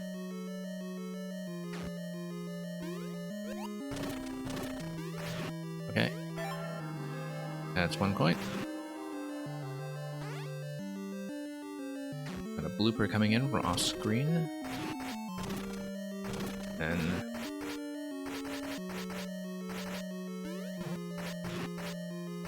yeah.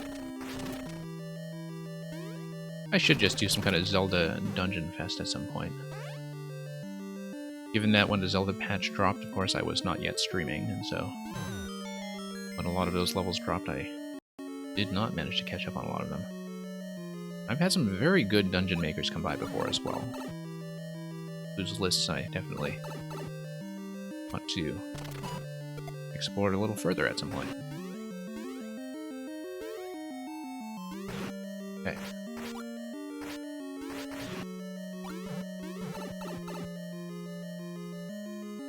Yeah. I haven't actually made a Zelda level yet. I really should, given how much I enjoy stuff that's in this style with a bit of a mix of combat and puzzle solving. I really like the clock idea, by the way. In terms of, you know, the challenge with Zelda levels is just to kind of make you persistently remain as Link without completely trivializing things by giving you like infinite refreshes that you just stand on all the time, right? And so the clock giving you a finite Master Sword refresh in every room is actually an extremely elegant solution. Like, I might have to steal it at some point, to be honest, because it is, I think, a very, very good solution. Definitely, I think, one of the better approaches I've seen to the problem of how to manage that sort of balancing issue of what to do with a Zelda dungeon layout. Now, it certainly looks like here that there is something that drops on top of that P-switch. And takes you through the P-door. I don't know why we can't just take this guy, though.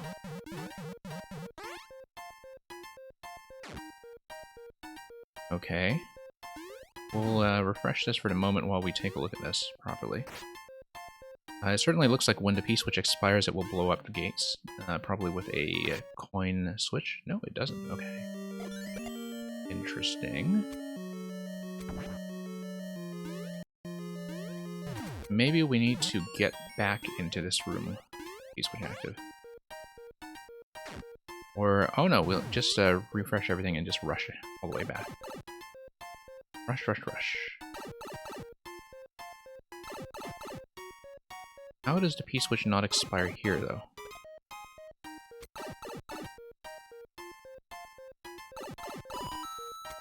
Oh wow. The fact that you can actually keep this timer going. Oh, no. Accidentally dropped on the vine, and of course we ran out of time. I see now what you were saying about time in the level description.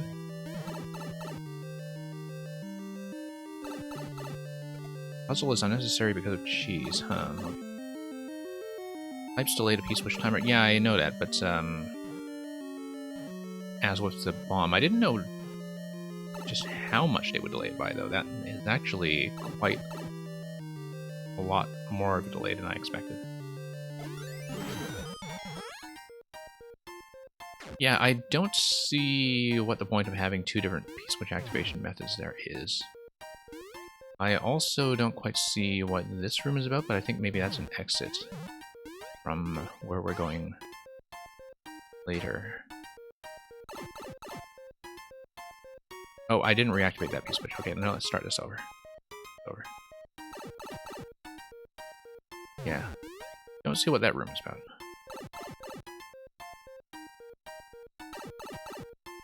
Because it doesn't seem to be giving me any kind of effective shortcut.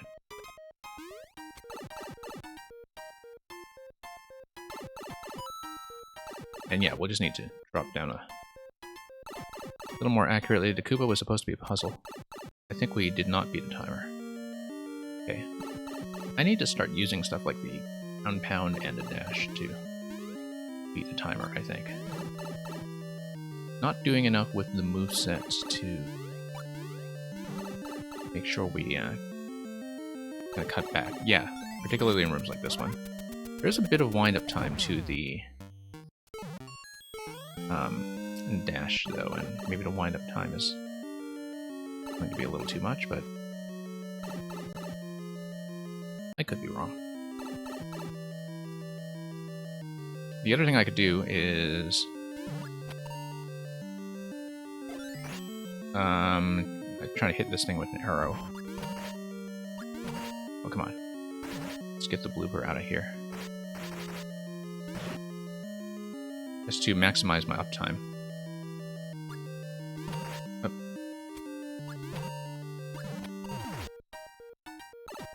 And then...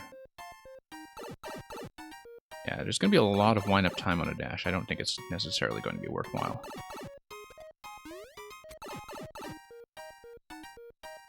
But my calculations may be wrong.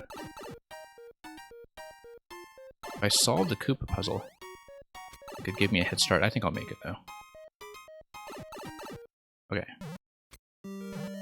So the idea here is that I raise the POWs all the way to allow the dry bones to crawl across and hit the P-switch. Okay.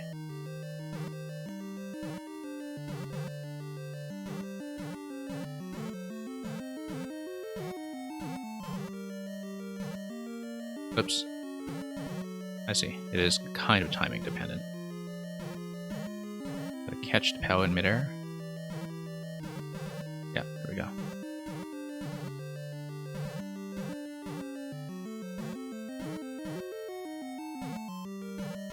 There we go. Glad I get plenty of retries on that. Oh, you totally can get trapped. Right? Yeah, that's how you can get trapped. I see. That's actually very obvious as a blocking threat. Okay, on-off has been toggled. The fact that the on-off has been toggled gives us what? It probably gives us access to the room that was blocked by the blasters.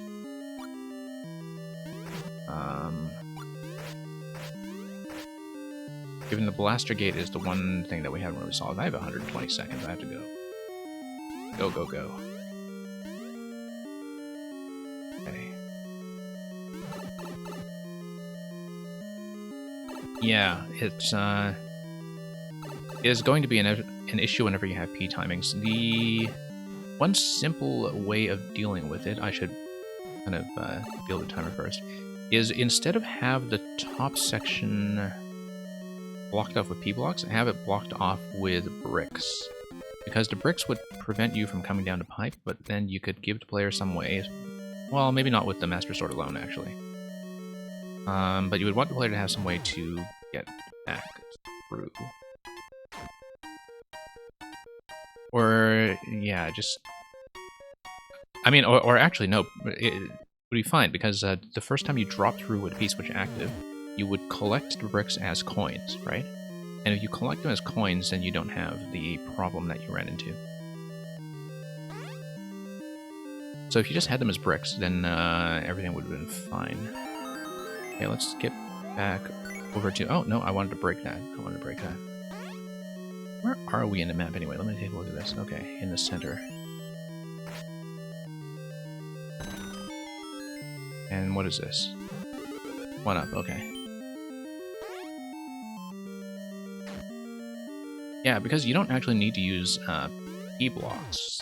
Like, they're traditional block and coin, brick and coin logic for P switches works just fine, and actually works better for kind of P gates that you want to remain open. So, okay, so that's just Junior. He's gonna be a pushover. I say that, of course, as I get hit. Right.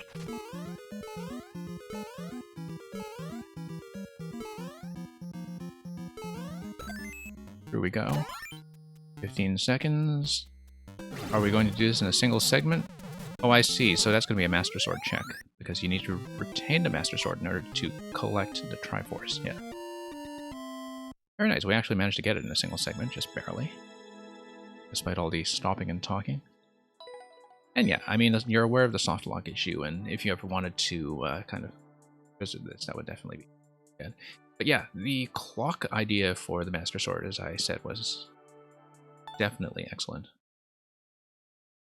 And as a matter of pacing, I don't even mind that the boss at the end was a bit of a pushover in the style of the simple NES Zelda bosses.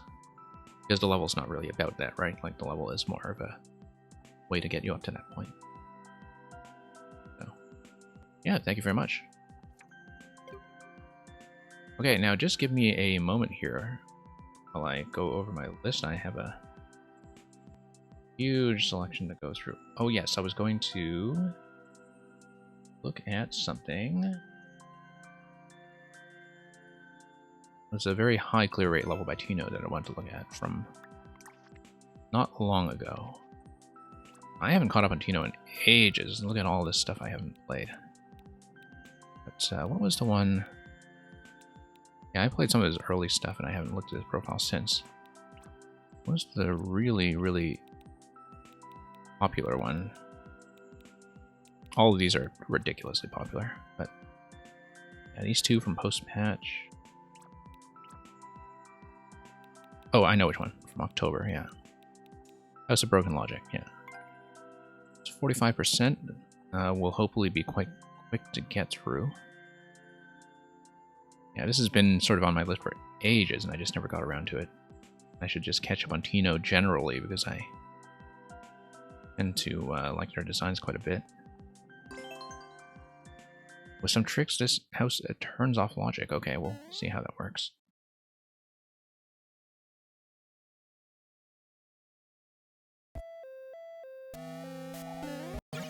Yeah. Okay. So, oh, I see. So it's just a kind of early entity trick level, I think.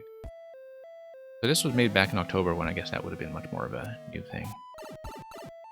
Should have been on-off gate over there. Yeah, and that's just a way of tricking you out.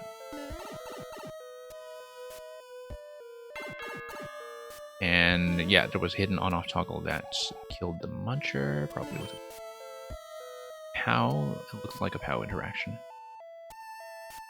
I'm not going to follow instructions. I'm going to go left. Oh, okay, so these two are apparently linked, unless that's a trick. I'm going to check the pipes as well. Yeah, it totally is a trick. Because, like, this would definitely be a disguised subworld. Oh, look at that, look at that. This is now gated in the subworld by, one-way panels. So, why don't we actually follow the intended flow for once and see how that one-way panel trick is going to come into play. Okay, that's a mushroom lock. We'll go through. So we are in a subworld now, and we should be able to get past this. Right. That's hilarious. Yeah, I guess that's a stacked series of invisible blocks. You can kind of see the stacking very vaguely if you look at this carefully, and you can see where the track drop is up top. Very funny, though. Very, very funny. Hey, not Kokopoto, welcome. Yeah, not running the queue this session, but all of our other streams during the week are viewer levels.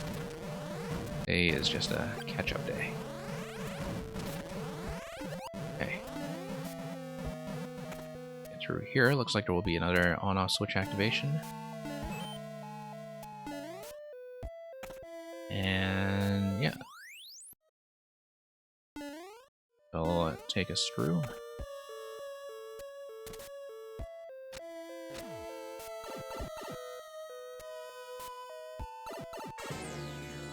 Ah, okay, and this is the one-way panel semi-solid trick. Seen that a couple times. Seems like that was really popular back in last autumn or so. Like, this came up in October, and I get to see why. You know, it feels that way. That's back in the late stages of the 1.0 patch. This was definitely stuff that a lot of puzzle creators were playing with. Drop here, hit the on-off. Now, what happens? Okay, interesting that there will be an apparent force in death, which tells me that there was some kind of ear check route that we don't know. Interesting, interesting. Because now we come back through here. Oh, interesting. Okay, okay. I wasn't really paying enough attention to the checkpoint setup to see what was going on there, but I think it's because, yeah, you actually have a different set of blasters and a different door that you go through. And the way I know that is because when you take to death at the last checkpoint, you entered that room in an off state and you toggle things back into an on state. You respawn in an on state, and the on state drops a different set of blasters and uncovers a different door. And so there's like maybe a one-tile difference between the two states there, and that gives you the ending. I think I understand it.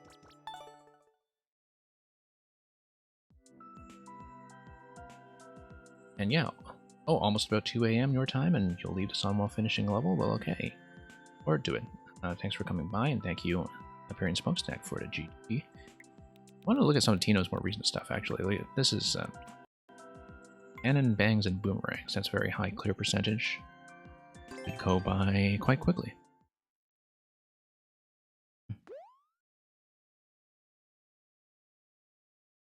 And then there's a harder one after this. I don't know if I'll do it right now, but we'll take a look. Okay, so this tells you it's going to be a cannon fire.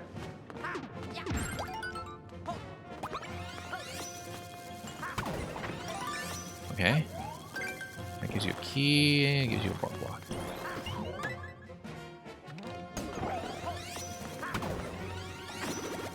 Yeah, I don't do enough levels from the sort of easy end like this that occasionally actually do have interesting mechanics. I mean, I respect makers that really do know how to like stay interesting over a very wide spread of difficulty. It's certainly not a skill set I have. But there are a couple of makers that have managed to reach a huge audience just by doing exactly that. Nice. I love how the 30 coin gets pushed by the slope there. It's just one very subtle diagonal slope that does it for you. But yeah, this was very much a, you know, immediate post 3.0 you know, play around with the toolset level. I think that's pretty clear. Okay, and what do we have here? Ah, yeah. There we go.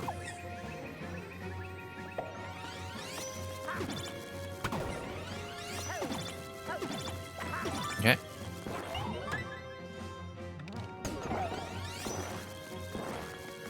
And yeah, hey, the King, hope you enjoyed the place where earlier. Did I have a good anti-soft lock for 3D World?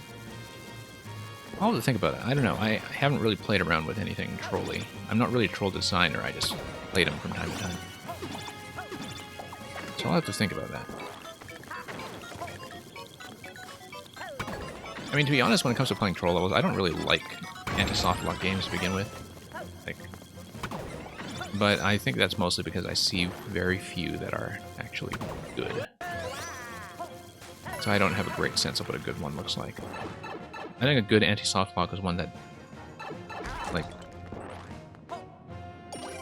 doesn't feel like it's totally dependent on luck and RNG, doesn't feel like it's so inconvenient that you would not just rather restart the level. And it's also easy to avoid after you see it the first time. Like, basically the stuff that is good about anti-soft locks, you know, also kind of explains why most of the time an anti-soft lock doesn't actually need to be there. You might as well just kill the player.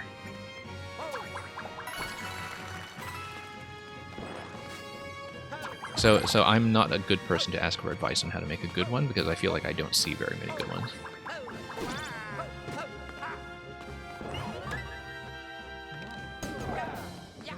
Your cannon mask idea. Well, I mean, there are tons of levels that use the cannon mask idea like this, so... Oh, like this. Okay.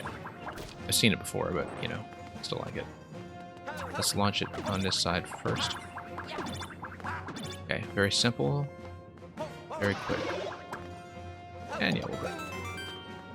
Okay, something with the blaster here. Gonna drop that lock. And yeah, that's going to... Yeah, look at that slope deflection once again. No, that's not a slope. That's just hard blocking ground ball. Interesting. Look at that. I actually don't think I knew that this deflection setup would work that way. That's very, very neat. Yeah. Looks like in making this level, Tino definitely had a lot of the, you know, corner interactions with the boomerang and other objects really worked out nicely. Okay. And the bully is going to be next. Oh, whoops. Keep missing. And then it'll do a bit of a double push there. Really cool. You can, of course, just get locked and have to die if you take too long. But then that's very much your fault. Actually, it looked like it was a bit of an infinite P-switch setup on the top right anyway, so... Oh. I didn't do whatever was in the right side there. Looked like I would have had to just not drop in a flag, but I didn't expect to flag that soon. That's what happened.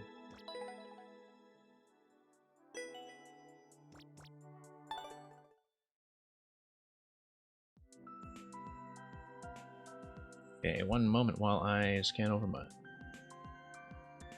So, this, I do in fact take some of this sort of thing.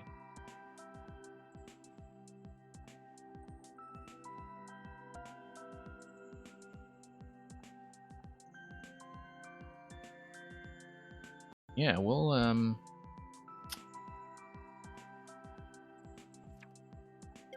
take a look at 2x. Four Wings. Four Wings was a maker who was much more prolific in Maker 1. And only uploaded these two in Maker 2, though, and I haven't seen either of them yet, so it feels like a good time to catch up on both of them.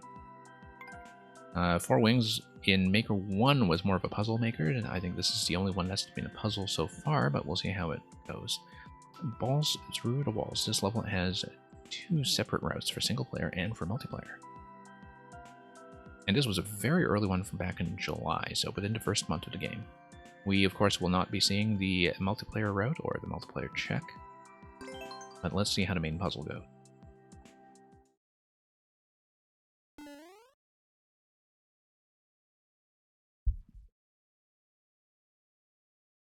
You gotta admire the ambition of a lot of people who figured out multiplayer power-up checks very early on in the life of this game. You know, on the assumption that they would actually matter quite a great deal, which I think, unless you're an extremely popular level, it doesn't really matter that much. Cool little Super Ball interaction so far, though. I feel like I need to get a better deflection pattern going in order to get that.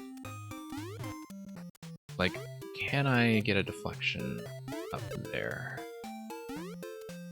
Or does that require me to change the on-off state first? I think it requires me to change the on-off state, so let's just go through. Maybe we'll think about the pink coin path at a later point. Okay. And then we have a deflection on the right side for the other bomb. Oh no. Let's leave this on. It's just going to be timing oriented. Everything's going to be on a track, so it's not like we can just kill it. Ah yeah, I can just trap it here until... Oh no, it's going to expire, so... Can't trap it for that long. Unless you do the kind of pre-patch trick that Julian showed me, where you can actually just use the on-off blocks to trap the Super Ball until such time as you want to launch it. I think this is more of an arcade kind of setup, though. Yeah, just gotta find a timing. Not really so good at timing stuff like this, but... Okay, that was approximately correct. Yeah, I think I do need to trap it in the middle. At least once.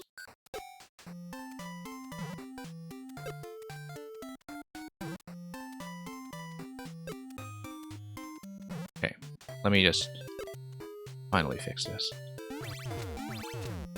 Okay, not quite right. Not quite right either.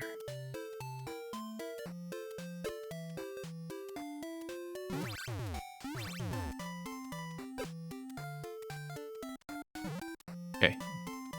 There's probably something I'm just not doing correctly about this whole thing. Like, we did hit the POW for the kind of first round of the Super Ball. Let me just...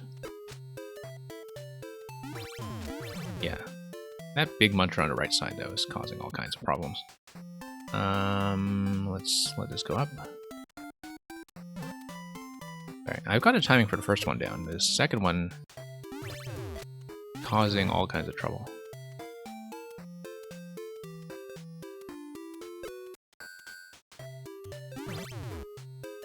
Yeah, well, I have to figure out a different timing entirely, I think, because the second muncher is just in the way for long enough that I think any of the Super Ball traps aren't actually going to work out for me. So, yeah, let's just... Whoops. Let's just get to the very bottom. And there we go, yeah. Feels like I had to guess a little bit of that pattern, but... You know, it's an older level when people were still figuring things out, so... Okay, so... Now we do a deflection. Oh, it's kind of like a ping-pong deflection, I guess. There we go. Yeah. That's kind of neat.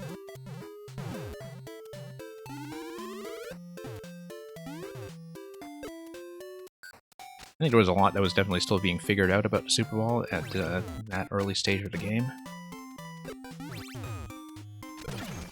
Yep, we got the right idea there. I need to block something now in order to deflect it left.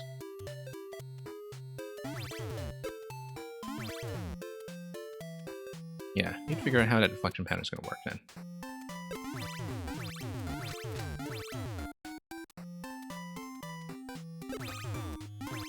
Hang on. I have to kind of hold it in position.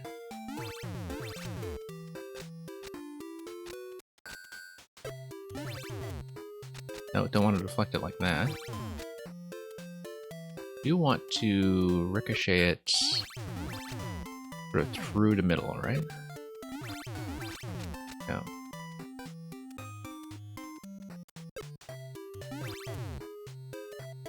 Almost. Don't think I quite get it.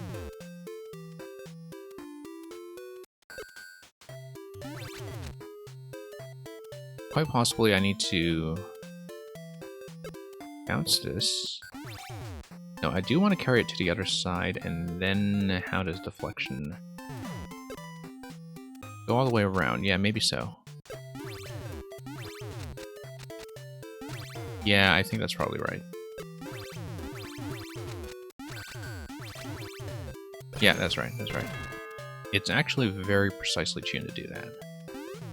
Quite interesting. Yeah, that's going to enforce a certain on-off state going into the next segment. Not doing so well for time right now, but we'll learn how to deal with it. Okay. Yeah, that's just going to let you get in the pipe. Interesting. I'll have to probably come back here and then drop. Oh no, I can't. That's just going to be one way. This seems like it's going to activate something like a scroll break. I thought that was going to be it. Let me take a look at this room properly, though. I think it is just kind of a checkpoint room. Oh, I see. You toggle the on-off, and then you toggle the right side. Okay, pretty straightforward, then. Oh, okay. This is one player. And what does that piece which even do for me, then? So there is a single-player, multiplayer lock that is going on here. We need to kind of explode that anyway, right? One player. Do I need to come down here and hit the switch? Okay, guess not. No, that's just a death zone. Okay, so something is going on with the multiplayer lock here, and I don't actually... No. When you have so many tabs open, it doesn't even show the text. Tabs open for... what exactly?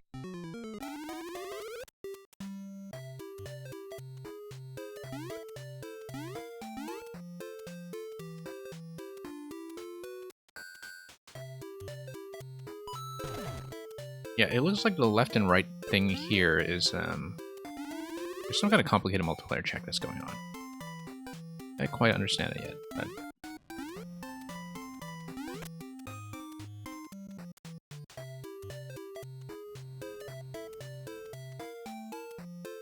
Okay, so how do we get rid of that brick, and how do we... It's a super ball here, that's... Whoops. I haven't quite figured out yet. Looks like there's going to be some kind of... You finished a second version of Mini Troll, okay. Okay, good to know. Yeah, it looks like there's gonna be requirement of 4 coins. Still don't really know what's going on here, except that we need to blow up the bomb. How do we blow up the bomb then? It's a telling question. I mean, I guess I haven't really played around with Super Ball deflections yet. Because it looks very much like I need to fire into the red panel. Oh, Super Ball hits P-switch though, right? Doesn't Super Ball hit P-switch? Yeah, it does. Okay. And then we need to fire into that side. Well, that looks tough. Okay. Okay, no, that can be done. We just need to be a little more accurate. Yeah.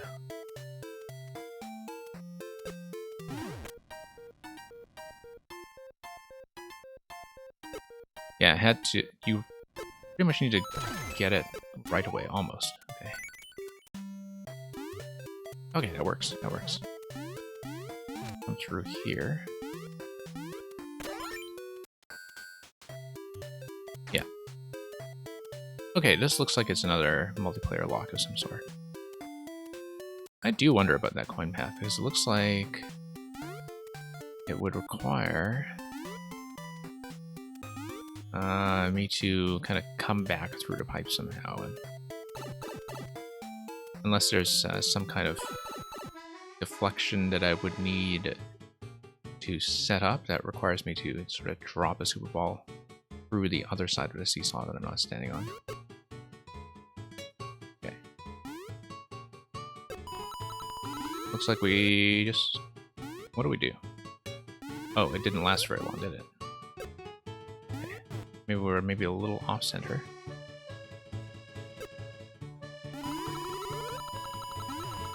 Okay. Thought it would be something like that. Oh, except we didn't quite make it all the way over, did we? Oh no, we needed to kill that first thing first. Yeah, okay. And then we come back here and we do a bit of a claw platforming segment, which is... Yeah, just gotta do that twice. That's kind of neat. Kind of neat. That's gonna nuke the Super Ball. Do we get a refresh of the Super Ball from anything here? That seems important to know. Okay, there we go.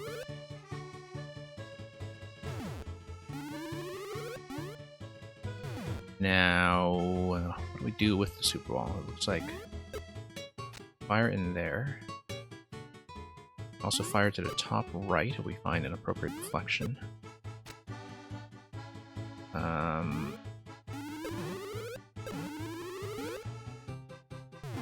Need to find an appropriate takeoff point. Oh yeah, one-way panel there is going to be high enough to block us.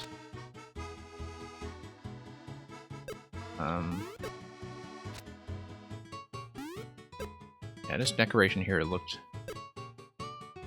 like it would do something for us, but it's not. Quite possibly is our firing point going to... Like I see the top left over there. We can quite get a deflection to go into that slot though. Yeah, that's the thing about Super Ball deflections is they just take forever to actually run. Oh, I felt like I was kind of lucky there, to be honest. Okay. But we need to kill that thing first, and that would probably give us the key afterward, right? So... I don't know that that actually does much for us. Okay. Plus we can find... Do we see actually... Okay, no, the blaster gives us the Super Ball.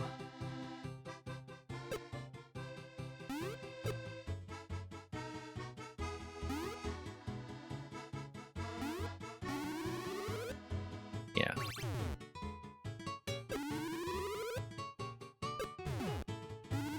It looks like we're supposed to deflect something off the top left there, and I just... Oh, you know what? Let's try to set up some kind of deflection that would give us enough time to hit the on-off switch again. How do we do that? Maybe using that on-off right here. That guy right there. Like that. Yeah, no, I think we actually have it now. We have it. It's from this position. There we go. Got it. Yeah, once I understood that I could just stand here, then that came together very quickly.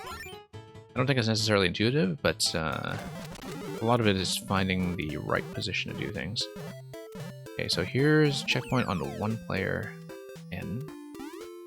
Yeah, it looks like there's a lot of tech here with the multiplayer switch that I'm really not in place to appreciate simply because we're not doing it that way.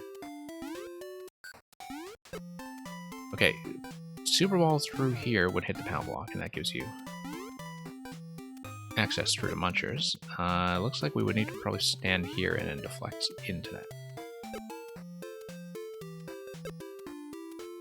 Maybe there's something else we're not seeing.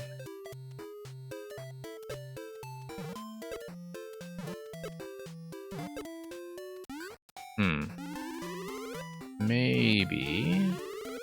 What have we seen from this side? Yeah, I mean, I clearly need to just fire it in here somehow. But Super Ball skills are not great, so...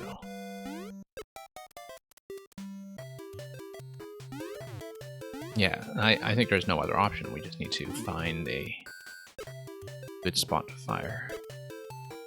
Oh, that's promising. That's not so promising. Yeah.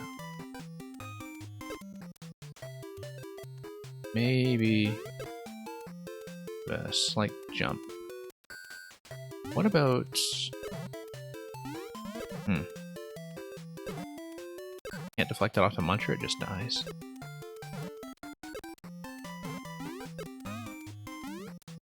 Not quite sure.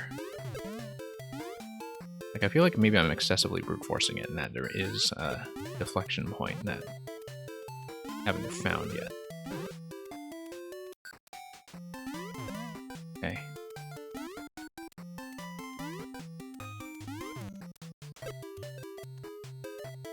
"30 seconds, that's okay, we're right at a checkpoint. I'm not too concerned about that."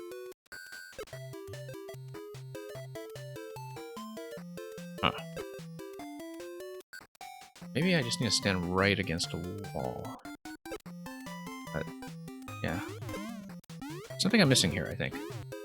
About how we can actually fire in. Like, the positioning of the left and right looks subtly different, doesn't it? Looks surprisingly hard to hit. Oh, look at that. That almost hit on the left side. So maybe there is a deflection that will take the Super Ball around. From high on the left, I think I tried that already. Let me see.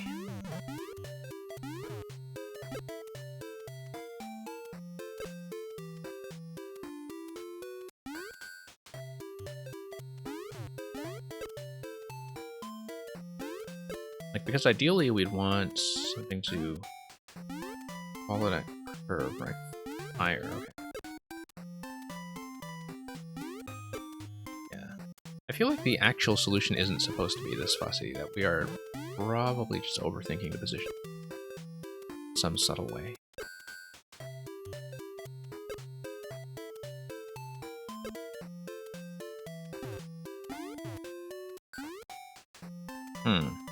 Curious. I don't know. Don't know enough about the Super Ball physics to really exploit this properly. Because it looks like it probably is supposed to be some kind of interaction. That's right. From the bottom. Maybe. It looks like it might be closer, actually. Yeah, like have a diagonal deflection that comes up through this side. Seems like there is a little bit of guesswork involved. And it's also blocked by the red blocks here. We should use this side, in fact. If we use that side, we don't need to worry about the blue blocks so much. Huh. Not quite now. Yeah, I just don't really see it, unfortunately.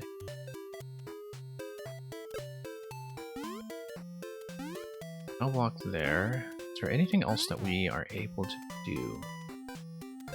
A lot of it, I think, is just like trying to find out where the deflection should be happening, and I feel like it is just going to be a lot of guesswork. Like, that almost does the job. But almost.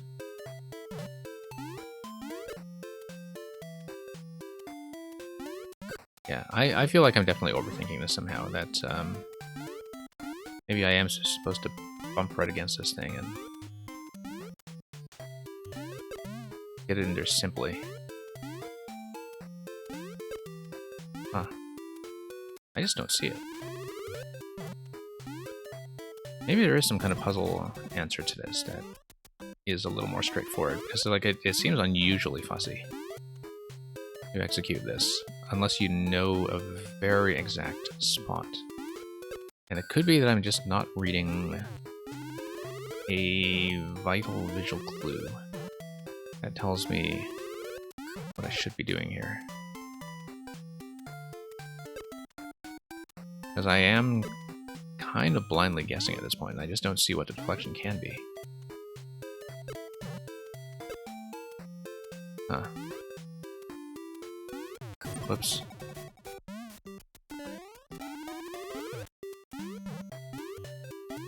Whoops.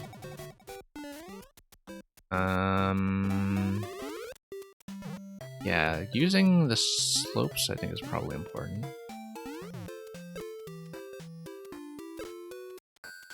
Like that. But then... yeah, it seems excessively precise. Like, I don't know what's going on here.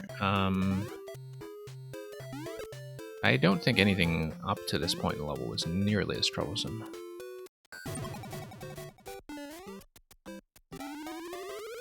But I just don't see the solution, I think. Anything up here? No.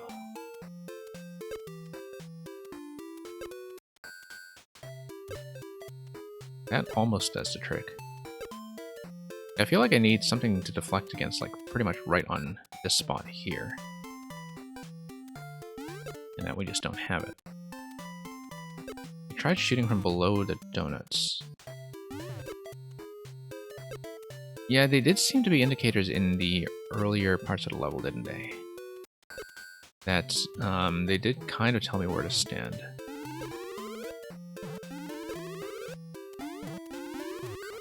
I don't quite get it.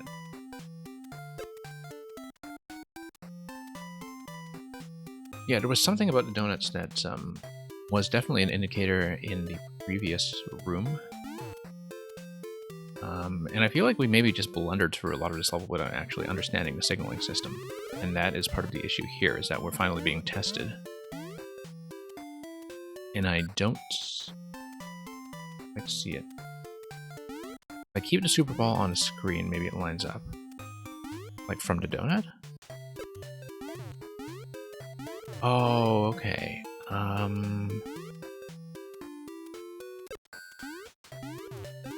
No, you can't quite beat the timing on the camera there, though. It does disappear when it goes off screen, that's true. But the issue is that the camera does not scroll with you fast enough. Maybe it does line up, like maybe we just need to follow the thing. Yeah, the camera takes too long to scroll, like it's not going to do that for me. But maybe if I fire like that... if I fire it up, actually, and let it deflect, and then go down, then I can beat it over to the other side. Whoops. It's true, I didn't really think about the off-screen interaction that much. Yeah, that is a big chase, though.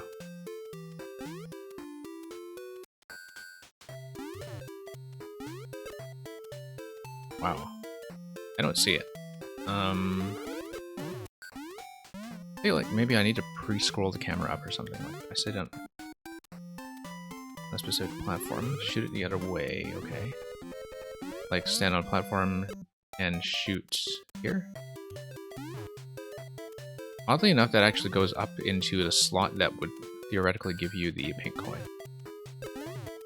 Like it actually goes up into the middle slot here. It would give you the coin, but it wouldn't give you anything else. It wouldn't give you the POW.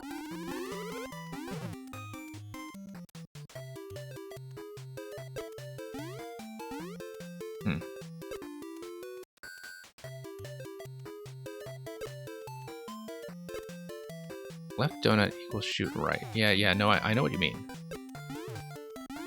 Maybe we do need to shoot it this way so we actually have a platform to land on. I just can't beat the camera, though. Like, the camera scroll is too slow. Because this platform here is low enough that the scroll takes you all the way back down. I don't see it. I'm going to do comments on in this section. In case there is anything... Like, I feel like maybe it's just, like, pure accuracy check, maybe. Like, get into this slot that's... right under. Although the rest of the level is deflection based, so like that doesn't seem like it's an answer. Wow, we're gonna time out on this room. Like, this room alone. I really do not see it, though. Like, the clear rate on this was decently high. Like, it's something I'm just missing. I just don't see it. Red Yoshi or green Yoshi? Red Yoshi. Red Yoshi seems less commonly used. You might as well just go red. I assume this is for the level that you are working on. No, not Kokopoda. Not Kokopoda was lurking and working on some kind of level, I think. So I don't see it at all.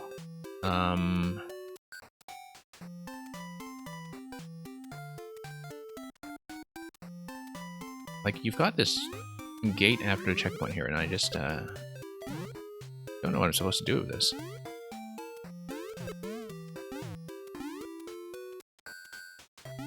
Can I do a crouch jump and... Like, it is clearly a deflection pattern, and I think you are right about the donuts being some kind of signaling system, and maybe I'm just too slow to beat that. Okay.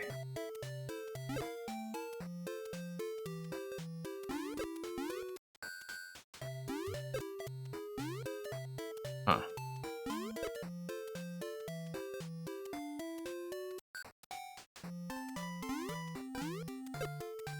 I might have to wind up dropping this one, to be honest. Like, I just don't see it.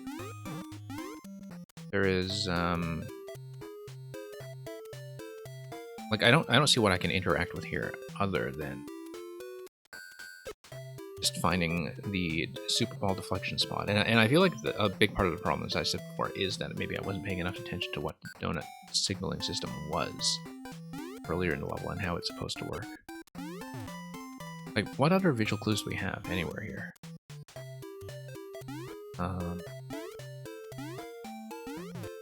Yeah. I don't get it. No comments here to help me here either. 3:31 your time.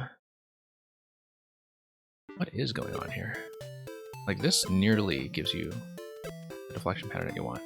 Kind of like if this were blown up, it would give you the right height to do that. And it looks like this was specifically placed to prevent that deflection from doing the job. So... yeah. I think I may have to bail on this one. Because it is a little bit too much guesswork unless I understand what the signaling system is. And maybe we need to just tap out of this level to see. Although, I mean, I'm so far past the checkpoints that it's not clear to me. So let me just take a look again. It may just be that, like, this is an early level, and because of that, there's just a lot of jank on the Super Ball deflections and what they're supposed to be. Let me check comments. Okay. A bunch of people got stuck before me. They're required in some of those comments. What did you see? What did you see? Why don't I do the early rooms again just to see if I can see what the signaling was? In case there was something I missed. If there isn't something obvious, I'm not going to redo this. But, yeah, so that donut is clearly a firing location. Where was the Super Ball? Yeah, there we go. Donut here, firing location. Pretty simple. Now, where do we go? We go up here? Yeah. Donut there is clearly not a firing location.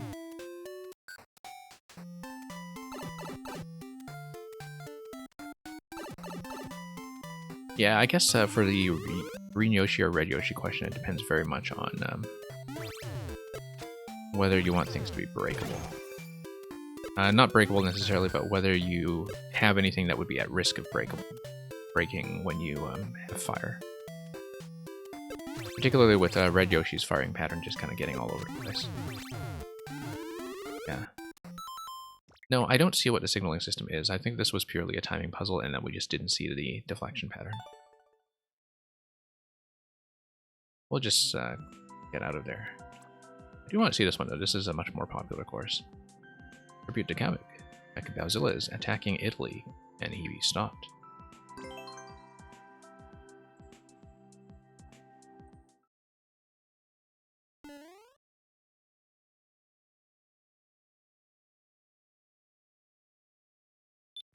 Okay.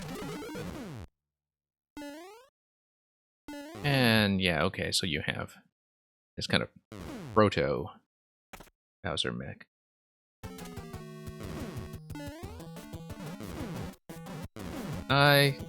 Yeah, that would be a reasonable explanation, in fact. You know, tearing through Italy, and then who knows what happens after that.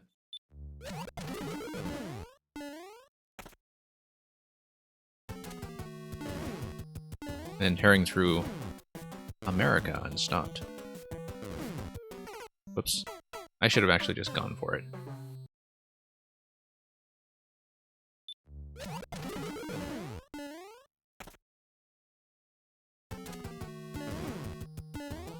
Okay.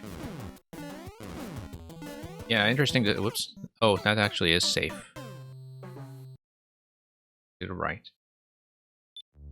Leaning towards red because there are a few enemies that are hard to kill with no fire flowers. Yeah, if it actually is like a meaningful part of the level progression that, you know, feels like a good bonus for the player to play with, then might as well do it that way. Because then Yoshi feels like a good ranged power up if you go with red. Oh yeah, you see this? You see this room? This actually is a map of Italy. You see, you get the boot and you get Sicily on the left. Kind of neat. And you get the Italian flag, yeah. That's pretty funny. Okay. Ah, and you drop down there.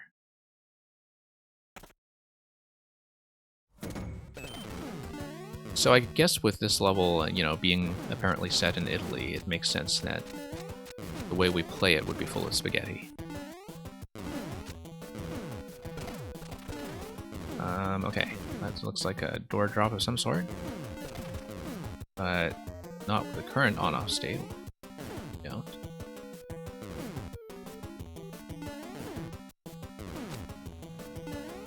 Oh, whoops. Wasn't paying attention.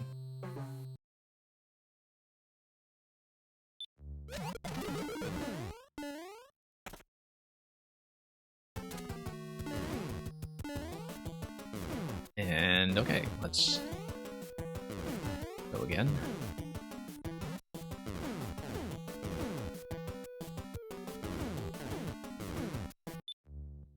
Yeah.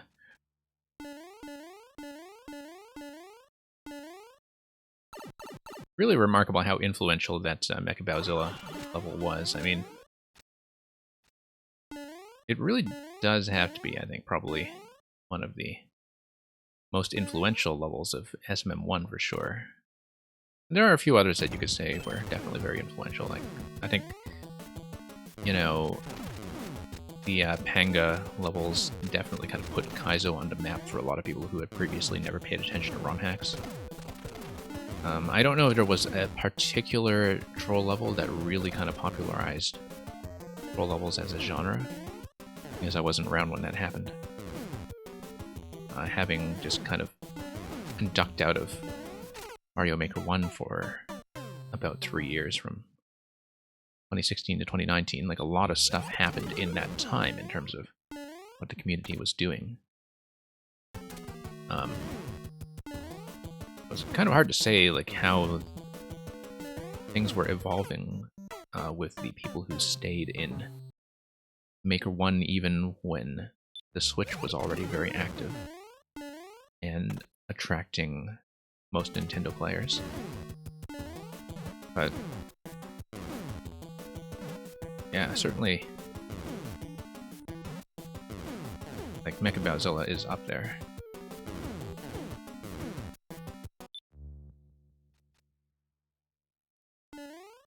Laurel does everything twice. Yeah, I actually did look into a video of that when I started playing troll levels because I kept hearing people talk about twice, and I was wondering, like, I knew what it was in terms of the room repetition, but I, not being somebody who kind of follows the whole kind of Carl troll scene closely, like, didn't know why they were calling it a twice until I found that level. And so I never played through it, obviously, but so I'm not actually with my Wii U right now. But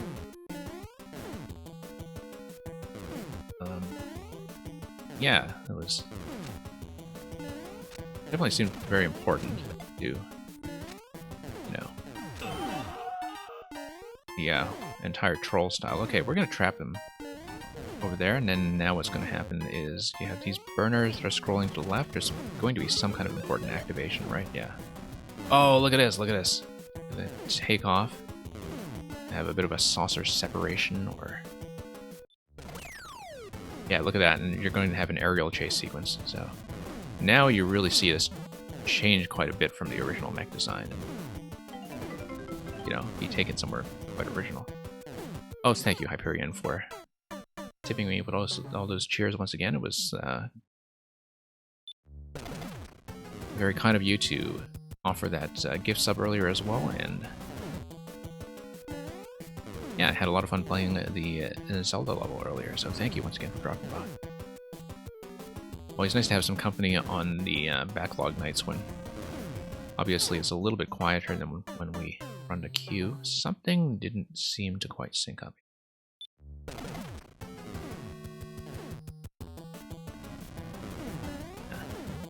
I don't know if, like, Maker 2 has had mega influential levels in quite the same way. Like, I know, once again, while on the subject of, you know, Havoc's levels, like, House of Oob was a big thing, I think, simply because off-screen trickery was still being fairly newly explored at the time when it comes to using the custom scroll. But there's been enough kind of dispersal of ideas and communities in SMM2 that I don't know if there's really that much that can be said to be, like, by itself very influential. I think the impact of Super Bufflin World is going to be felt for some time, especially for people who are kind of new to Bufflin's style. Like, I think that is going to be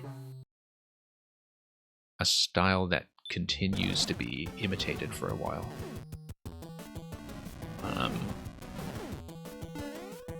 But yeah, I mean, there are definitely very influential levels kind of within their respective projects, in terms of, you know, Team Shell being a big thing now, and, you know, levels like that. But whoops.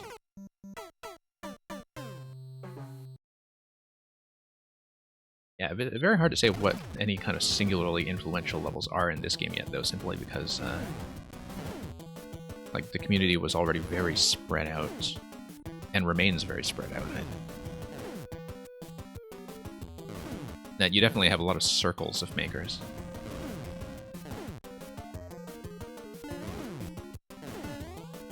Yeah, I mean, I think, you know, like in SMM1, the kind of composer style of music level, like, that was definitely very influential in that, like, I would know people who barely paid attention to Mario Maker who would be familiar with that kind of thing just from seeing it show up at GDQ and some other places. Like, basically people from the kind of game music world that weren't necessarily Mario Maker people, like, they would know about composers' levels. Oops. Yeah, I gotta swing around left and go down and head onto that platform.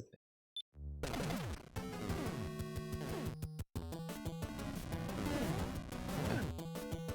There was actually one Bufflin level that had come up after Super Bufflin World that I wanted to take a look at. That's about 1%, I think, and that might be one I look at today. If we have time. I don't know how much later I'm going to run. Oh, we totally missed a window of opportunity. Had to just follow the vines down and run along that path.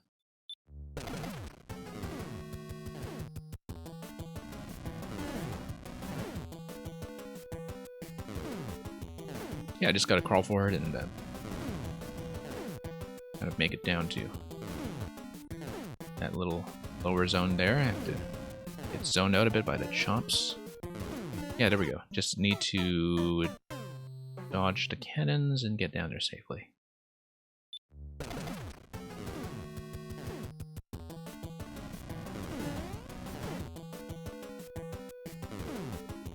Okay. Yeah. Glad I stuck around for this level. Like, the Super Ball one didn't quite work for me. It was just something I didn't understand about it, I think, but... You know, it was an early Super Ball level, and I think... a lot more interesting things have been done with the items since. Rather than just deflection puzzles. Okay, we got here before, we just didn't manage to get down to the P-switch, and I would need to get down to the lower level and wrap around to get to the... Here we go. Okay, so I got it. What did that activate? That just lowered everything. And then that gives me access to the on-off switch that is to the left, right? Okay. Wow, this is a really interesting pattern. Huge multi-phase setup. Look at how many phases there are to this thing.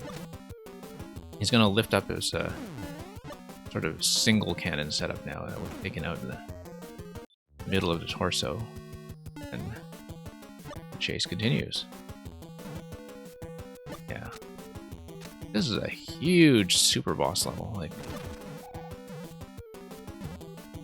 really good, actually, as an elaboration of the original mecha concept that starts with the Kavik design and just takes it to completely unexpected places. Really love these multi-part bosses. Very, very cool level.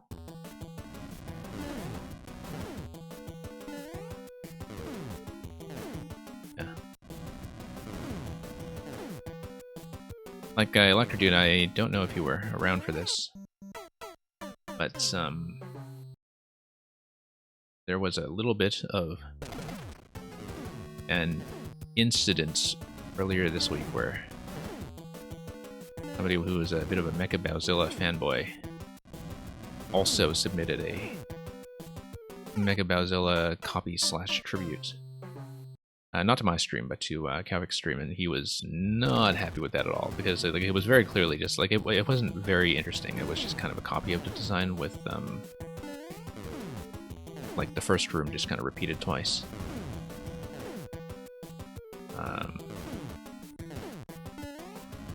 But it was definitely not something original, right? So, a little bit of conflict.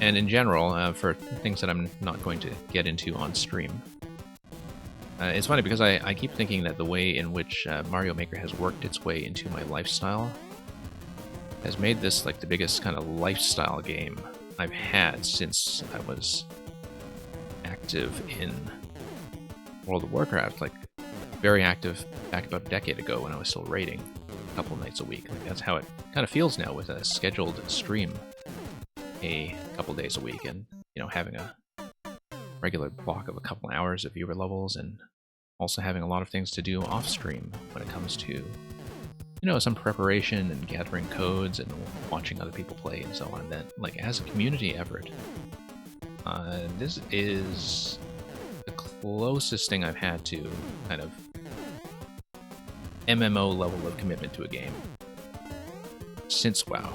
And the analogy works even better than I thought in some ways, because it turns out even Mario Maker, without getting into specifics, also comes with its own equivalent of things like guild drama when it comes to, like, you know, people getting angry at each other and frustrated with certain things, or feeling like they've been socially pressured into things, or like quitting and arguing, and like, and in general, it's been a very pleasant community. Like, that, this is of course an extreme edge case, But of course, as something that is very socially oriented, it is subject to some of the same pressures when it comes to, you know, like traditional sort of guild-like dynamics. Incredibly pleasant most of the time. Incredibly pleasant for me. I've never had, I think, any kind of issues like that, at least not with the fledgling community that we're building here. But,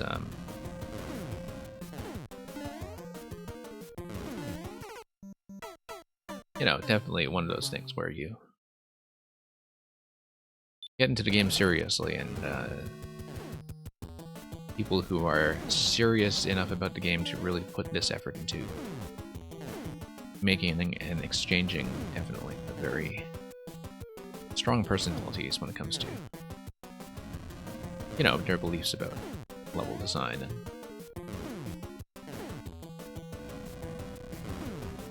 difficulty tuning, different styles of levels, etc.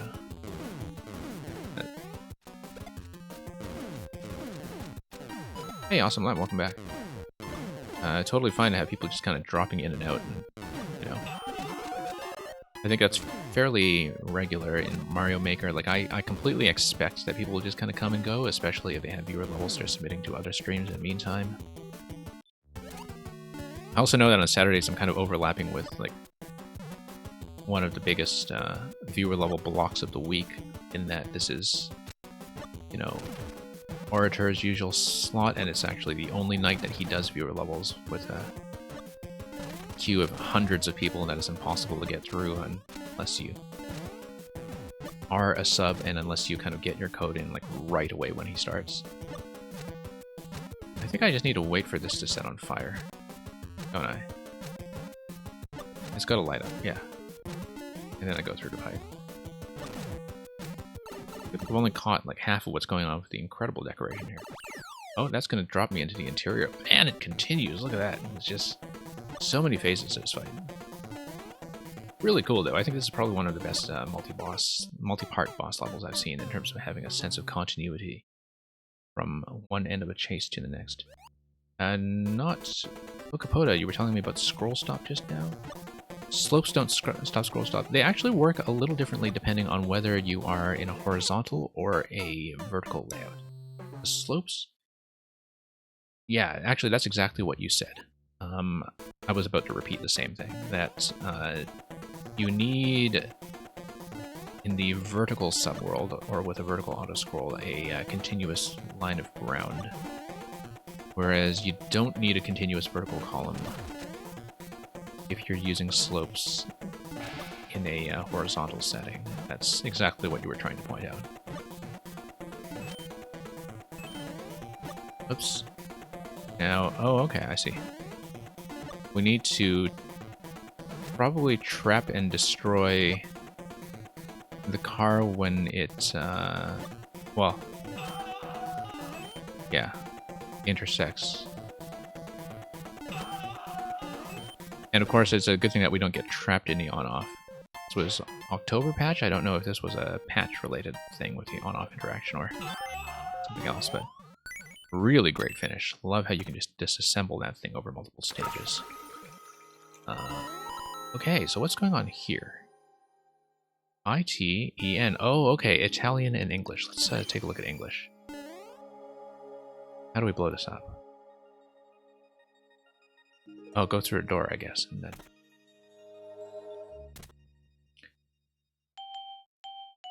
I can't see this at all.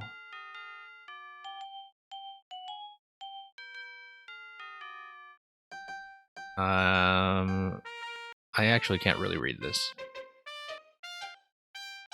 Maybe we actually did choose the Italian side. Hang on. Let's go back. Maybe we can see both messages.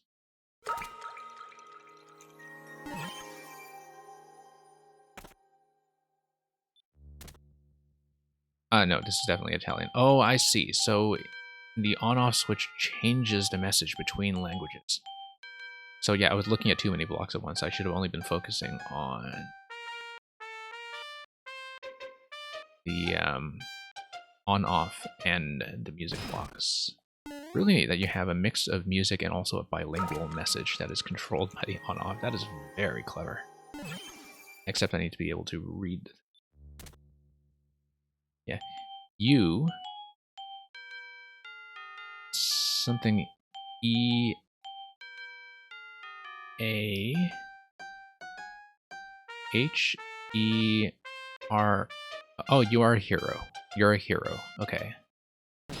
Yeah, I'm a hero. I agree. I'm gonna grab the axe just to prove it.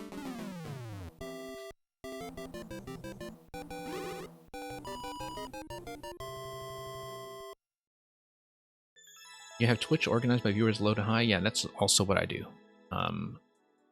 And, you know, Mario Maker, like I've been saying, you know, I typically have a small stream that's kind of fairly low on the list in terms of having sort of somewhere between 5 to 15 viewers, depending on what time slot I'm doing it in and when people are coming in. And, like, Mario Maker is one of the very few games where small streams feel perfectly lively. It's not like it's lonely, it's not like it's quiet. You can kind of get the fullness of the community experience in a chat that is slow enough to be readable, you know, and so the small stream experience is actually so good in this game. And yeah, by the time you get to the big streamers, you know, most of the time they're almost pulling exclusively from like subs and Discord and so on anyway, right? But I can see why like there's a big fight to kind of get on streams like Aura's, you know, on the one day of the week that they actually do for levels.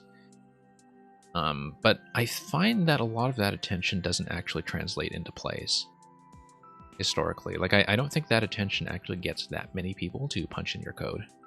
It's more for the kind of entertainment of seeing a lot of people see the interaction between the player and your level. It's not actually necessarily going to get you a lot of plays, like not as much as just going to a lot of small streams and getting a lot of likes from people who genuinely like your work.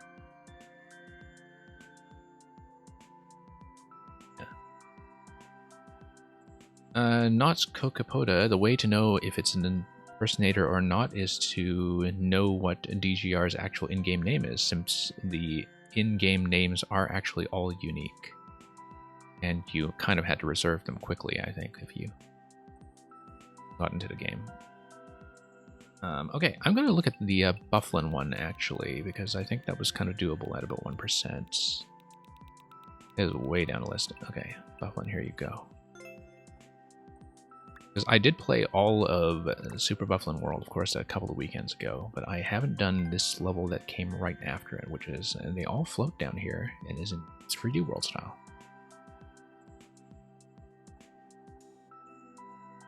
Yeah.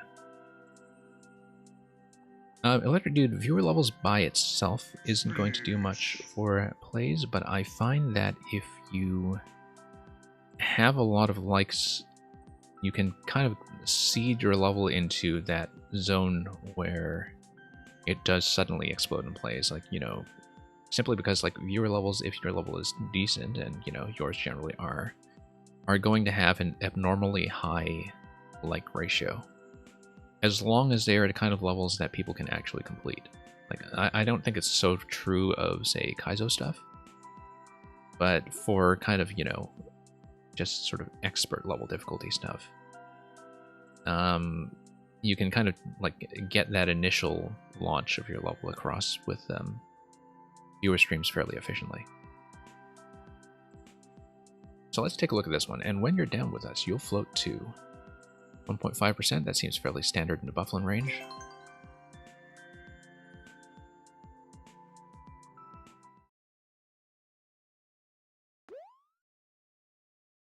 Yeah. I already have so many Discords to manage that I have not signed up to a lot of the communities for the big channels. It's just too much for me to deal with at once. But...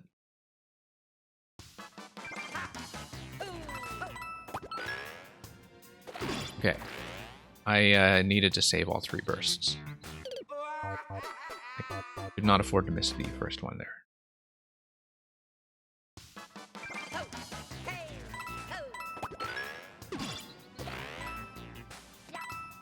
Oh, no, missed. It is actually a fairly roomy setup, though, considering that I'm not necessarily doing it well, but I feel like there actually is plenty of room for me to work with when it comes to the margins on the jumps here, so...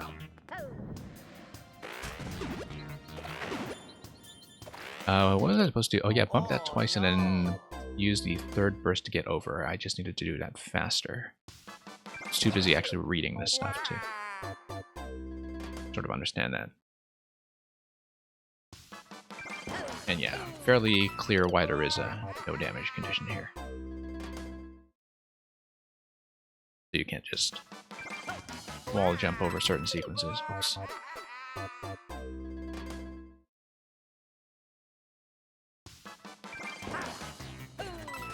Yeah, and it's not so much about the plays, it's about the kind of level of engagement, right, from people who do play it, like...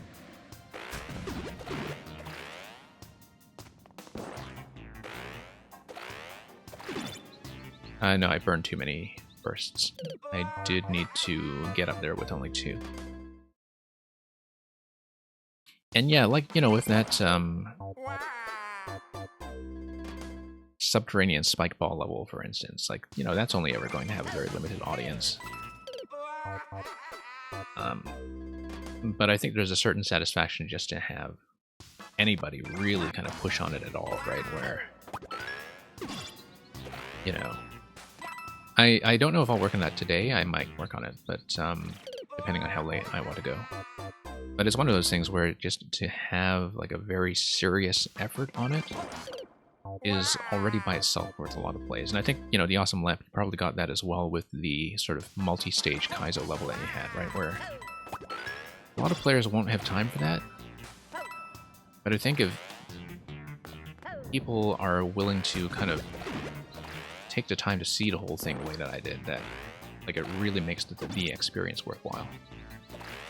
In terms of seeing like just a really engaged series of playthroughs from people who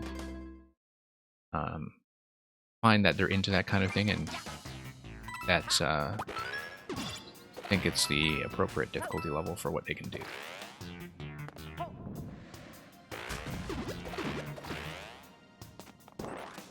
Which is why I like to, you know, spend some time to feature longer experiences, like huge multi-checkpoint experiences from time to time, is that, you know, like, that stuff isn't going to get that many completions from people who just don't have the time. But if it doesn't get a lot of completions, then, you know, every completion does kind of matter and represent somebody who really decided to stick with it.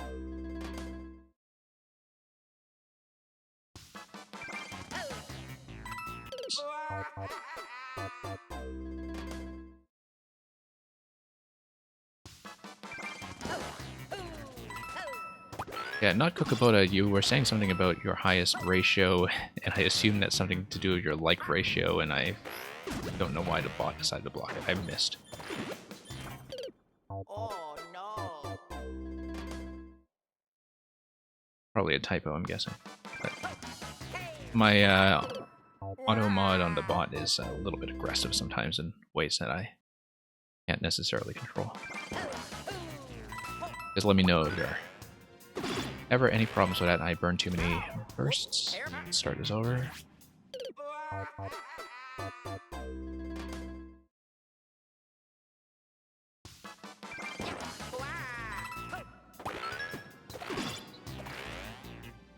Oops.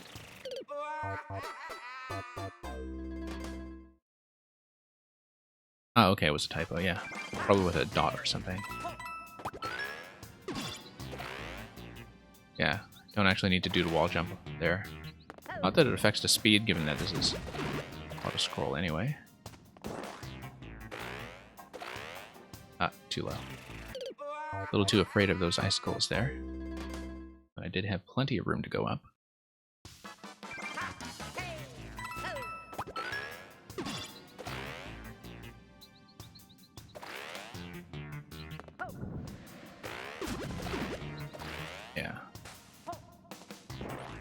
Ultimately, you know, if you're doing things over multiple versions, like the numbers on the level don't really matter. Like, it's you know how many plays you got, how well the level did when actually put in front of real players, right?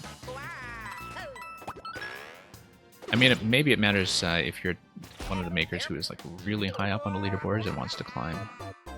And we know, of course, plenty of people who are like that, right? Who have 100,000 likes or something. I mean, that's true of Bufflin, who we're looking at right now, and Tino, who we were looking at previously. And like some makers just really had some mega hits take off.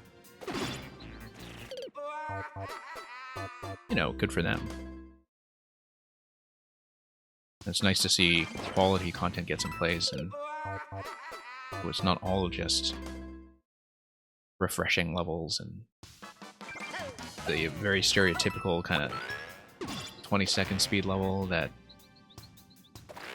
like, I mean, obviously there are very good 20-second speed levels out there, but also a lot of kind of bland copycat ones that Farm likes. But it's nice to see, like, serious makers really do well. But like a lot of people who are very good at this game as makers do get underplayed. Like sometimes people submit some fantastic stuff to me, and I'm actually amazed at how few plays are on their entire profiles that haven't had any kind of major breakout. But some level styles are naturally going to have trouble breaking out, right? Like, some things are just not going to be very popular.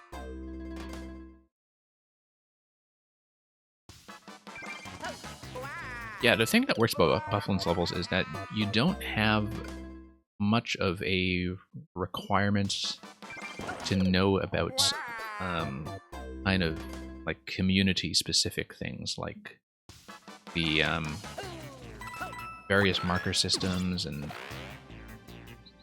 or just kind of conventional expectations for how certain hard levels are going to work in terms of like setups that you have to recognize in advance and things like that. Like, I know a lot of people who play Buffin's levels and who don't do any kind of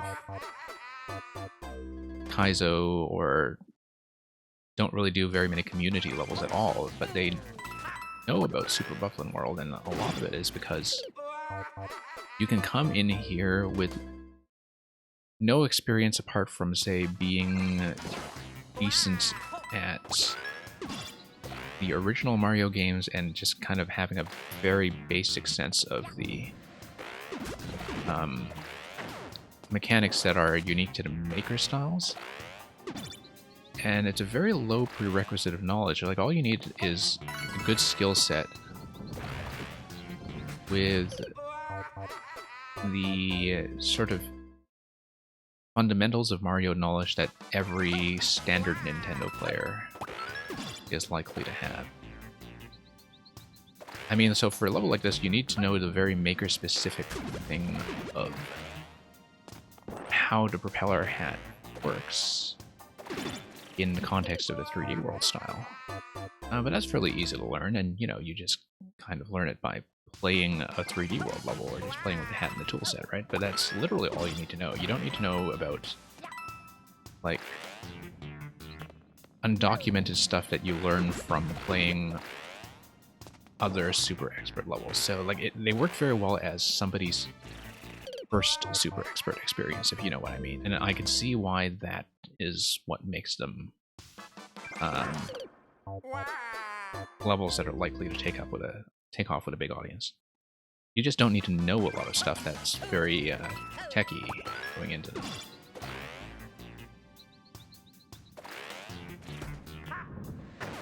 But of course, the more serious you are about this game in terms of like how wired into the long-term maker community you are, I think the more fun you have with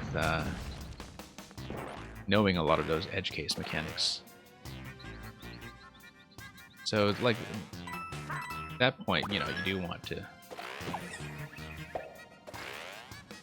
Oh, no, just barely missed. And at that point, you know, you do want to start playing with the more complex setups and the things that are really made for maker diehards. But everybody kind of needs to start somewhere. And as far as a recommendation for, okay, where do I want to start if I want to play something that's harder than Nintendo Mario, but doesn't require a lot of like game knowledge, levels like this are a very good place to start.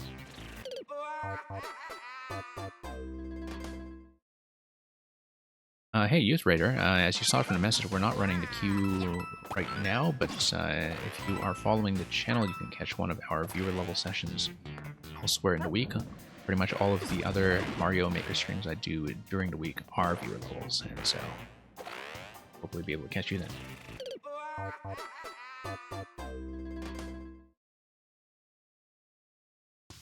Yeah. Yeah, but Electro Dude, the crazy setups that you do, I think are, you know, particularly in some of the speedrun levels, they were very readable once I got a sense of like what your conventions are as a designer, you know, like that I could understand it from there. Oh, will I get enough clearance? No, I won't. Okay. I knew I was coming in a bit low that time. And so, yeah, Youth Raider, thank you for coming by anyway. You're of course welcome to hang out.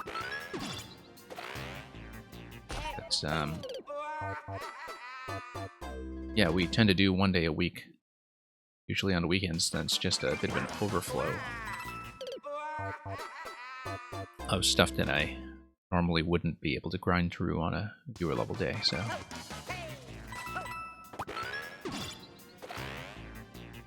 That's just how we've been running things around here. Some of that schedule is going to change as we get into 4YMM, of course. Like, I'll be changing some of the days. Just to accommodate, you know, how covering the 4YMM project levels is going to happen. I mean, it's just 8 a week, it's not going to be too bad. But, you know me, we're going to be trying to do secret routes. Going to be exploring what else some of the makers have to offer, like we're already doing.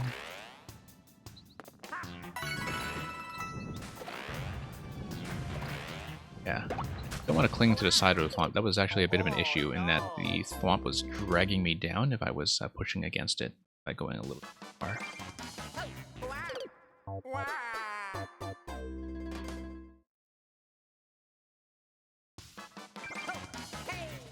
Yeah, Gato, nice to meet you too.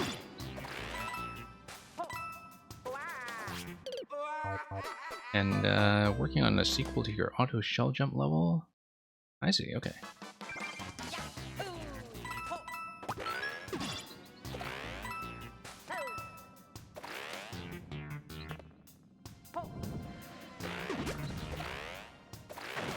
Oops. Oh no. No, I feel like it's... As far as internet trolling goes, I mean, internet trolling's been around a long time. It is a very well-established art form. And as with any established art form, much like Mario Maker, there are standards. Of course, I've just been on the internet far too long.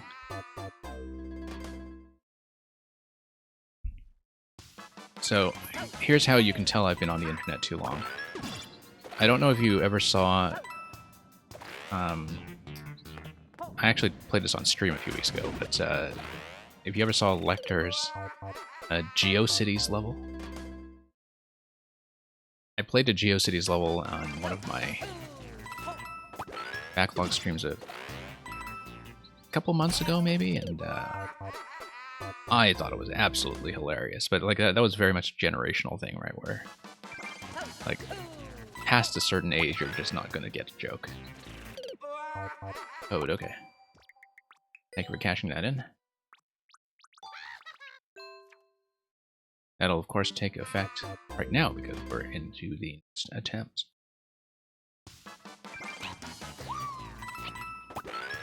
Yeah, maybe Toad's big head will give him a bit of an advantage here. Definitely feels a little more relaxed doing the wall jump in that segment. Whoops. Okay, 2 hits and an up. 2 hits and an up. Yeah, you can do that first little ascent without the wall jump, but I think it's definitely easier with the wall jump in terms of repositioning. Okay, 2 hits and up.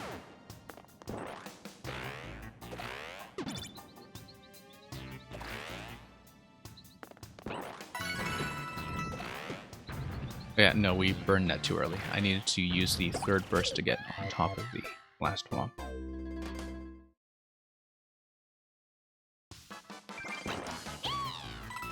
Yeah, Electrogen, after a little while, I can't tell how long people have been here. I mean, it feels like you've just been here, well, a lot, because I've played almost all of the levels of yours that I can actually handle at this point.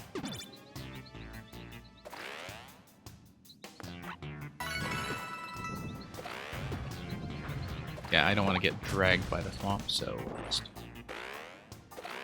over here. There we go. Best attempt in a while.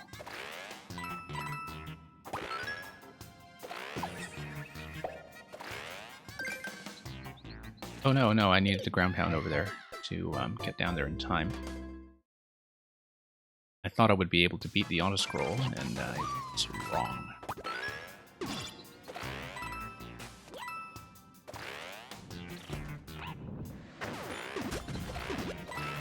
Yeah. Really enjoyable level so far, though. Definitely one of the better propeller ones I've seen, even though the actual mechanic of how to use the propeller is a pretty familiar one. The obstacles are very well laid out. The spacing feels great.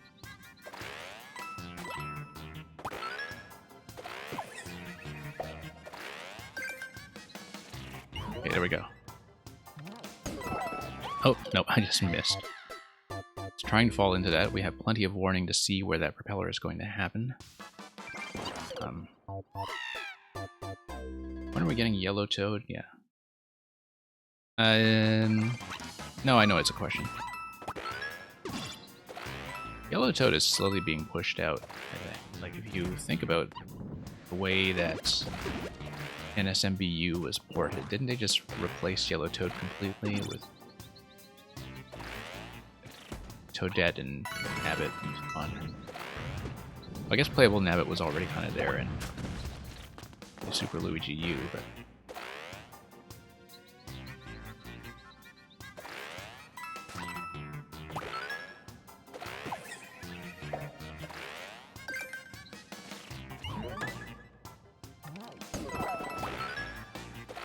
it's funny because I think a lot of people did kind of treat Yellow Toad as a bit of a, you know, spot filler in the co-op New Soup games, like New Super Mario Brothers, Wii and U. She appears, where he's just kind of a multiplayer filler spot. Really interesting to see Toadette kind of become established in the Mario series, in fact, because, like, she was just Mario Kart filler for the longest time, right? Like, I think Toadette debuted in Double Dash simply because Toad needed a partner for the Double Dash co-op kart setup.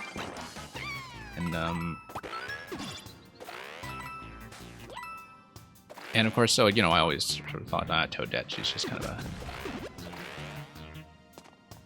filler character that was just there to literally fill a seat in the cart. But I really enjoyed, like, Toadette in Captain Toad. And now it feels like she's a very organic part of the series, particularly with all the time that I've spent with her in Mario Maker as well, even if I do play as Mario much of the time. Oh, whoops. But yeah, I guess one of the consequences of Toadette really coming in is that, you know, Yellow Toad has been pushed out. I mean, nothing really beats the classic SMB2 setup of Mario, Luigi, Toad, Peach with the attributes that they had at that point, and of course that was one of the things that 3D World kind of brought back. 3D World, you know, acting as a bit of a summary of the entire Mario series up to that point. It's a little bit of every game in 3D World, and I think that's one of the things that works so well about it as a very complete Mario experience. Like a way of saying, okay, this is everywhere that Mario has been in terms of design.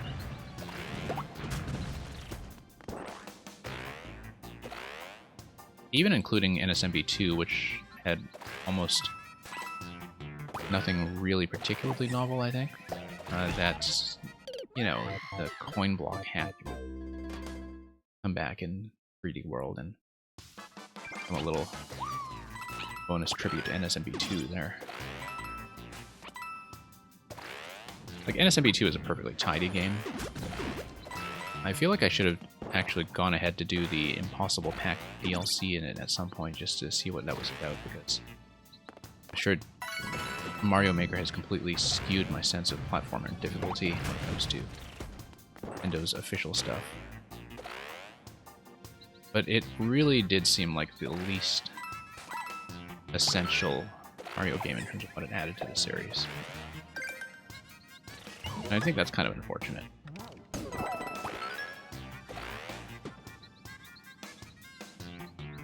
That, you know...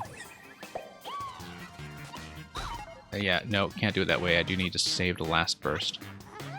Or, no, I don't need to. I need to drop, and I need to wall jump off the left side. Because I think I am supposed to spend all the bursts by then, I just need to wall jump off the left side.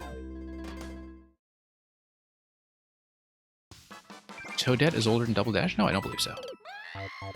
I'm fairly confident that her first appearance was Double Dash, unless she was in one of the Mario Party games in 64 or something. I do not think I can think of a Toadette appearance prior to Double Dash. She has a very brief cameo in Thousand Year Door, but that came out after Double Dash. Like, Double Dash was already around at that point. You can look that up in a wiki if you don't believe me. I haven't double-checked this. I'm just kind of working off memory here. But I'm pretty sure Toadette actually did debut in Double Dash.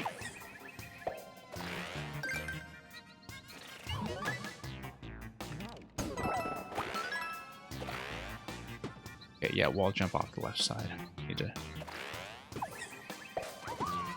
There we go. Yeah, definitely didn't really get the flag there. You can also see that the whole thing was kind of built in the bottom half just to lock the camera scroll, which I think is absolutely necessary for this level to work. But yeah, we were a little bit slow on some of the floating, so lost 5 whole seconds there, which is a pretty big gap, considering that this is auto-scroll, that somebody would really have to hug the right side of the screen and get right to the flag at the very end in order to have that 5-second gain. Because, you know, auto-scroll, how much flexibility are you going to have, right? Like, the time you lose is clearly from the very last screen.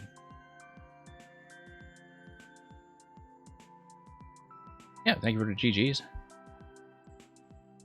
And yeah, I'm just going to take a quick break from that one with something easier. Just to knock that off my list. I actually did have to put together a to-do list because it's so much that I was in the middle of getting through. Yeah, I'll take a look at 1 or 2 easier things first. And then I'll get back to something that's a little more involved, and we'll see how much time I have after that. Oh my goodness, what a list. It's followed so many makers at this point. Yeah, so we'll just take a look at 2 by JSpot, who's usually a maker who is on the more relaxed side, but often has some very good ideas, a mix of levels that are more traditional and a mix of levels that are a little more technically original. Yeah, so we'll do Rainbow Boulevard first, just to take a break with an easy traditional course.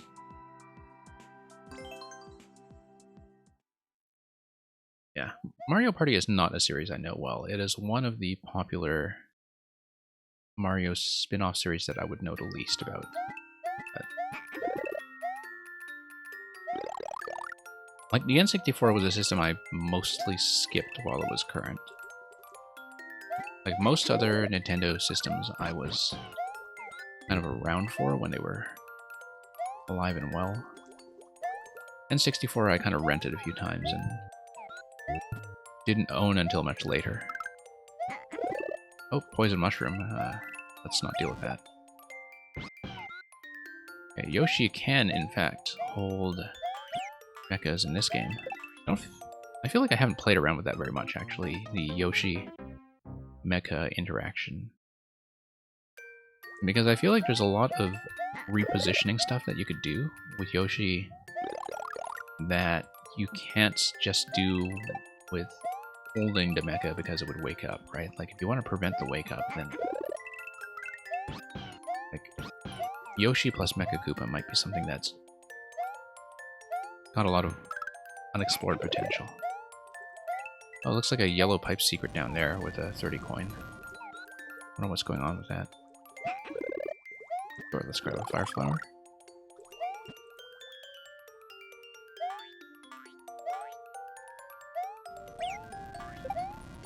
Okay, I took damage, and so that actually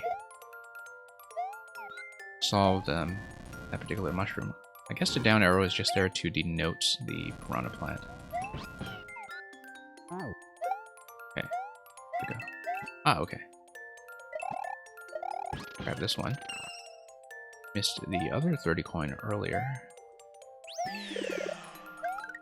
Yeah, sure will. Take Red Yoshi.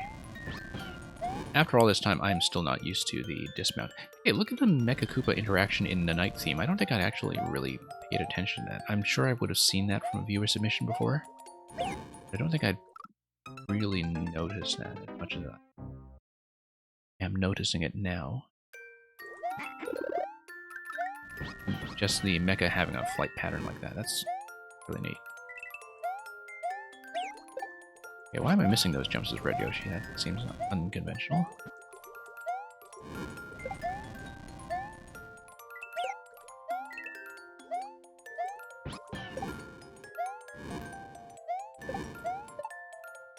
Yeah. Okay, I wonder if there's anything in the middle here. I doubt it, but... Oh, star, okay. Did have to drop Yoshi to do that. But... Okay, this needed fire. We no longer have fire. Would have needed a fire flower specifically.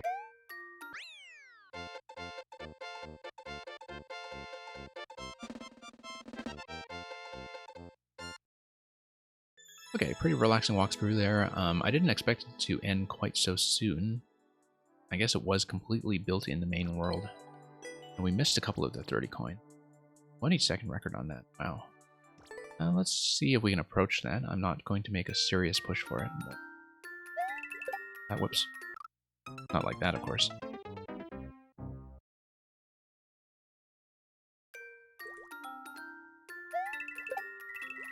Yeah. Oh, well set up for a speed path, actually. It feels pretty smooth. Oh, got snagged a bit there. And came in a little bit low there. What was the starting timer? 2:20. Okay, so we had 6 seconds left at that point. Whoops. Didn't want to bounce on that guy. Yeah, I'm not going to make a serious run at this, but it's sort of nice to see that some of the setups actually do work well for speed. The enemy placements, rather. Whoops. I keep missing the jump there. Gotta get some of these jumps out of my system before I move on to something harder.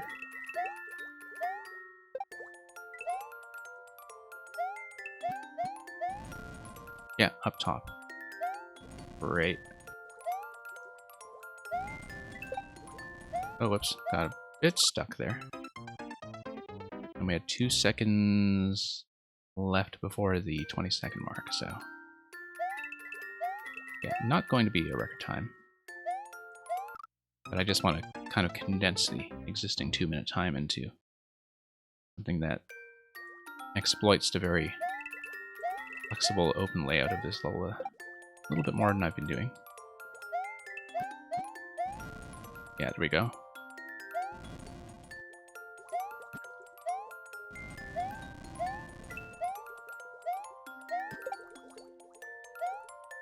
Okay, got a bit snagged there, but you're about 3 seconds off the record, and it's very clear what I was losing time on in terms of running into the pipes and also just backing out of certain things. But I am satisfied. Only 2 seconds off, in fact. The record looks very beatable. But we'll think about that some other time. Let's take a look at the other one here. Mech E Stroke 2. And I think this is a sequel to another cloud-based level that I had seen from JSpot before. Bowser fired Lakitu and replaced him with a machine, and coins optional, which of course means at 14% that we will probably try for them. But let's take a look and see.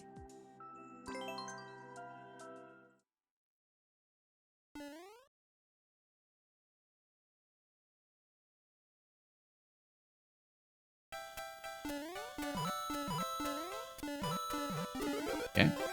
Wow, that's a lot of optional pink coins, actually. It's the full set of 10, which means we are going to be looking for 5 per subworld.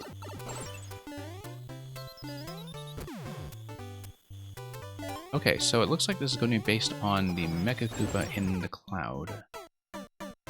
Like I got a little bit sniped by that guy up top, or on a plant that was peeking out of the pipe. And let's just not get hit by icicles this time. A bit more accurate time of it. Okay.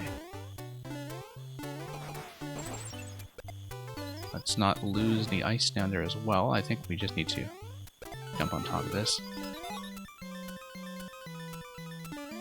I think the Mecha Koopa is not actually accessible, so instead wait for a cannon. Take us up, then survive with the Fire Flower long enough to blast through the left side here.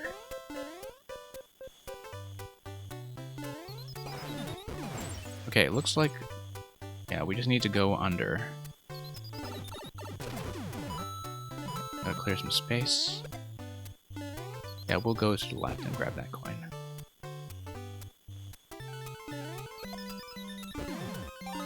And yeah, there we go. Felt pretty good so far. And we'll just drop this. This is going to drop out through the bottom when it comes back down, so we'll just survive this little obstacle here. And yeah, that is 4 coins so far in the main world, but I assume that there is a safety coin at the end when we pop back out. That's why we've only collected 4. Hey Alex, welcome. Alex, I absolutely plan to do your last Into the Mirror level today if you're going to stay. I'm not running the queue, but I was planning to do that one.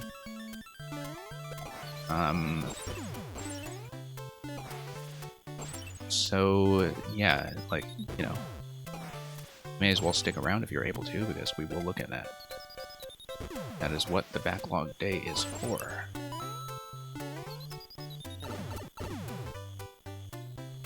So yeah, don't worry about not being able to queue. Like, you know, I did have a plan to include that level, so you can finish up that world and presumably replace that with something else. Okay, so we want to keep the mushroom here and go for this coin.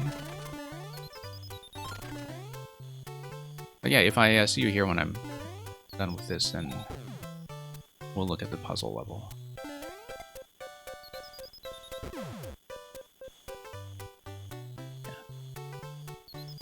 We'll see. Yeah, was hoping to work on that, was maybe hoping to work on the subterranean spike ball level from Electro Dude as well, since I've been grinding that out over so many streams.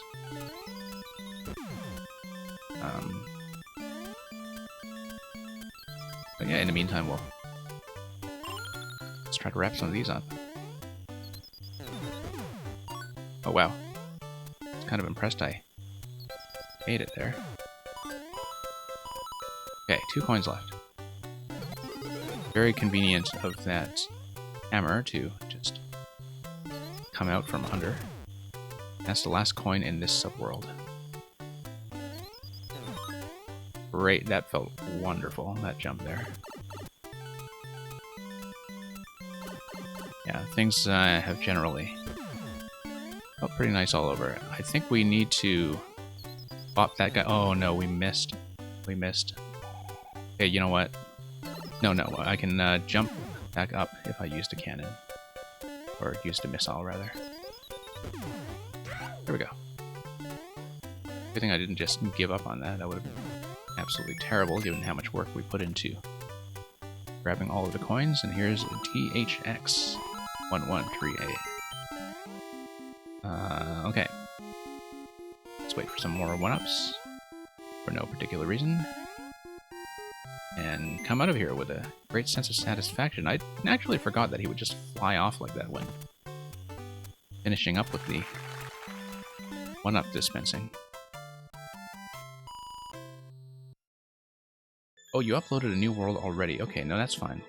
I'll just go through your profile because I think it was the checkpoint puzzle. That was the last one, right? Yeah, that was a nice level.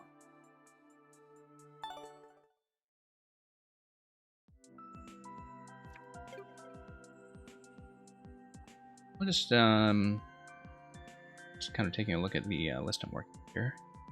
Yeah, actually, let's head over to Alex's profile so I can have as much uptime as possible on the puzzle while I'm still somewhat awake. Right, you already did have a new world with 8 levels in it. Okay, so some kind of story sequence, right? Like I did see you upload some of that stuff. Cap 6, Cap 7, Cap 8, yeah, so got an 8-part story there.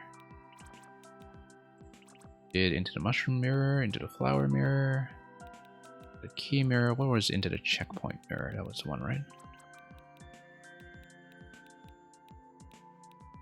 Thought it was the one we hadn't finished yet, and it seems like into the CP mirror. Yeah, that's right. Okay, give me just 1 minute. I'm just going to kind of take a quick water break. I'll be right back in a second, and I will continue this then.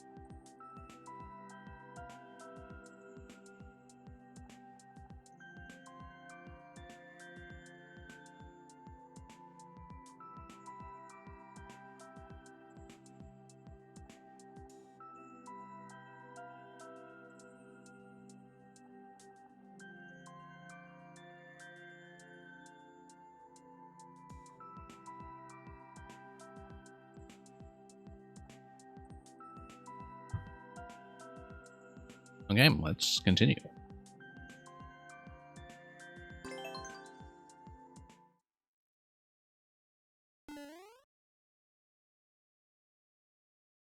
Okay, so we previewed this very briefly in the last stream. And so I'll just need to cover our progress so far. Nothing like brushing your teeth at 3:30? Yeah, I feel like that's not particularly special. I feel like I've done that quite often, in fact. I didn't intend to miss the checkpoint. That was very much accidental. Because we needed to grab the mushroom in order to take damage and go through the icicles. Yeah, I just made a mistake.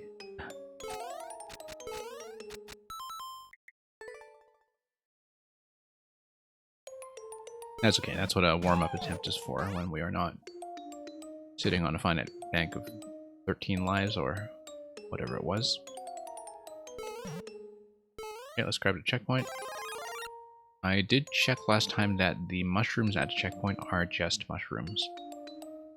For the sake of making the clear checks consistently. Okay, so I don't know what this platform drop here is supposed to do for me. I think it will be a little more obvious once the P-switch is no longer blocking whatever is being blocked. because I think triggering this now wouldn't actually do any kind of meaningful state change. This is a Fireflower log, and presumably this is also where you get to the flag once you find some way to blow up all of the stuff. Like, I would assume that's the flag room. Right? Did we come in here through the door or the pipe? I thought we came in here through the door. Yeah, that's right. So that would be the flag. If it's anything like the other levels in this series. So, yeah, it looks like the final interaction will involve, well, first of all, melting this stuff and breaking everything down there either with a bomb or a big mushroom. Maybe a big mushroom, but then that would require us to take damage to fit into the single slot on the way down. But we'll worry about that later. Let's just go through here for now and see a little bit more of the level.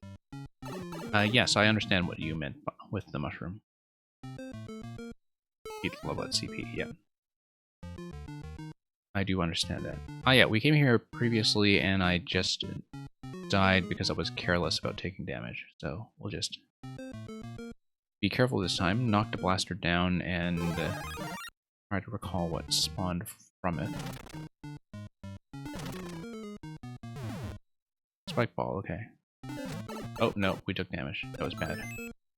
Yeah, we have to dodge that, probably by just getting on top of this platform and then going through here. Yep. Okay, let's start over.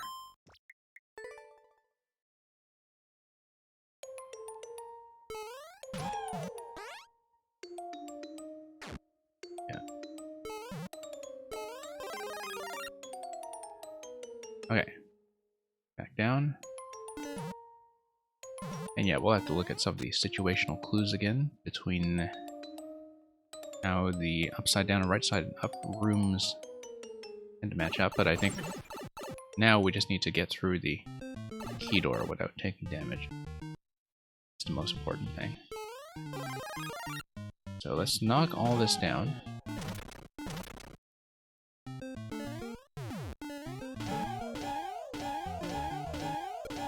Okay.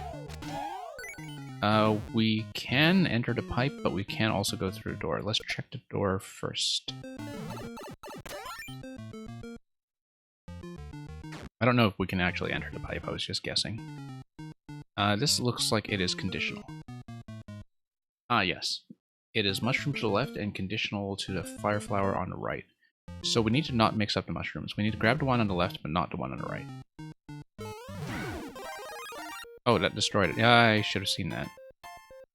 I don't know why I wasn't paying attention to that. So let's grab this stuff. And respawn through there once the P-switch expires. Oh, whoops.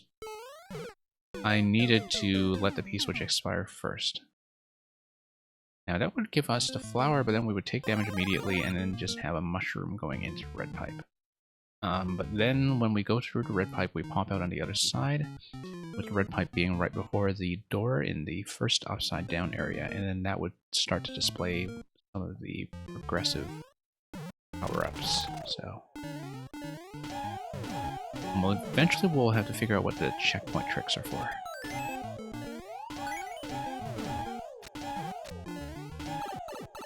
Okay.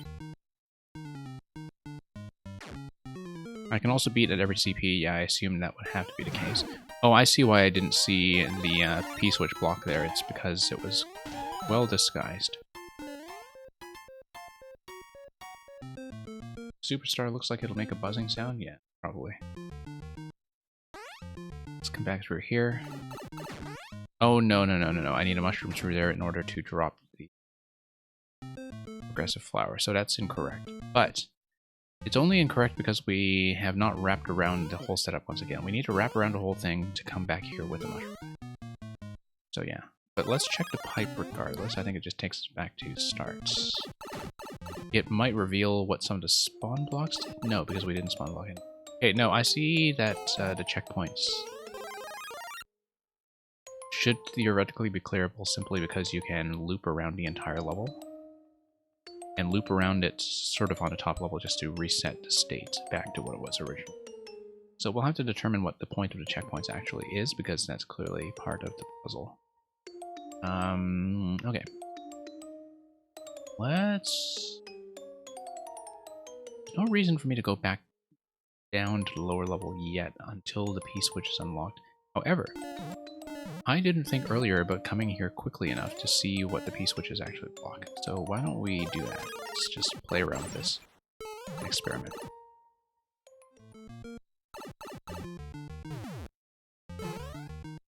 Yeah, grab this. Oh, okay, that was already unlocked with a key. So let's get in there. Let's activate the P-switch.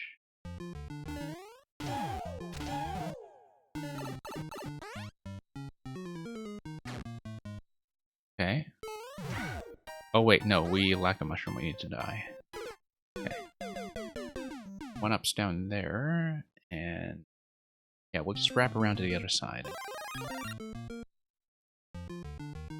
See how everything's going to work. Okay, no. Need to grab the key, first of all. Okay. Grab the mushroom. And get back to the other side while the P-switch is still active. Yeah. Back to the other side. Drops the star. Drops the blaster. Okay. Ah, I see. Mushroom down there. And a POW up here. Now the POW disappears, but it looks like there will be a conditional SMB2. And I assume... well, it might also be Super Ball or something. Super Ball would activate the POW, SMP2 would activate the POW. The thing that would do is get rid of the Piranha Plant to drop the P-switch on the right side. But basically, one of the conditional power-ups will give us POW access while the P-switch is active. So why don't we grab the mushroom down low, although it might also be conditional, so... maybe we can also just wrap around and see what that is, although no, we can't, because that will... yes, we can, because next time we come back through here, we will take damage from the Fire Flower, and we'll come back here with the conditional mushroom and everything. Oh, whoops. That was a mistake. I wanted to grab the mushroom. Darn. Okay, that was a mistake. Start over.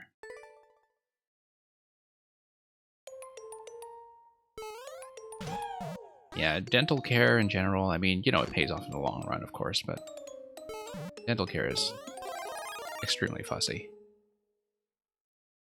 We don't actually need to come down here yet. What am I doing? Okay. Okay, I have an intended progression through this level, and I understand it now. I understand what I want to do. I'm gonna unlock this. Let it fire. Let it break the key.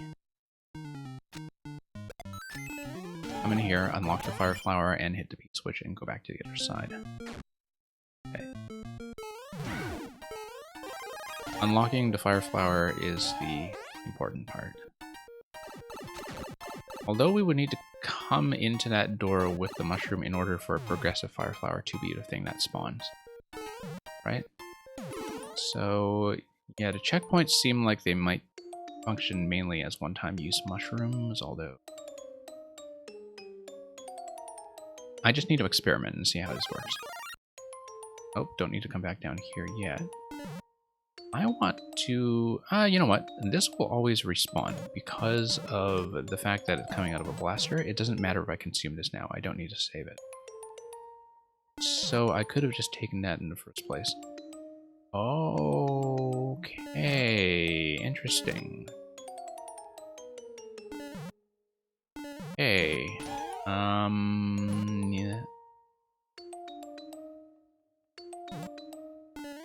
There's something I haven't considered here, but let's get back over to the other side. Try to obtain a Fire Flower.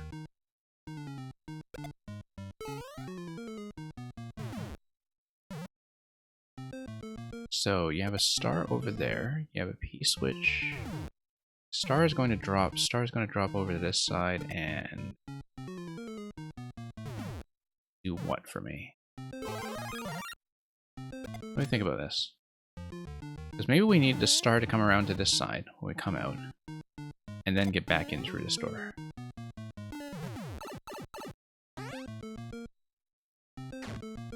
And power-ups are just going to be usable once, right? So...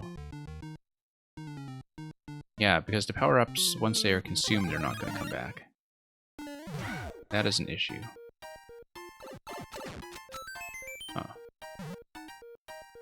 And a star is not actually going to come to this area here. Star pattern appears to be trapped, so... and I'm trapped inside the P blocks anyway, so... let's restart and rethink.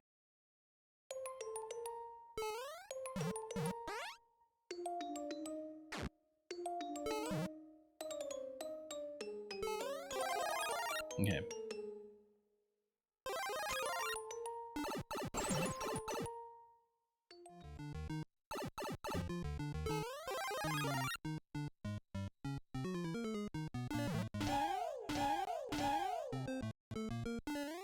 Oh, I forgot to break everything. Hang on. Eventually I want to come out of that door with a fire flower. Take damage, and that turns me into Super Mario with the mushroom, and then I come back here on this side, and then we'll see which conditional power-up being fired out of the blaster. That looks like it's the natural progression. Okay. I guess I haven't really figured out how to make good use of the checkpoints yet.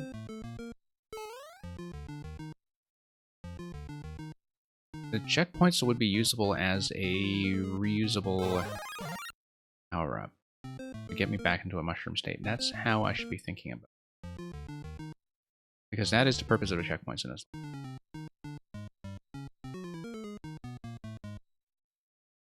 Yeah, because, I mean, they are a reusable checkpoint setup, right? And I should be taking maximum advantage of that. That seems to be the central concept that we are looking for. Let's just wrap around and do this stuff again.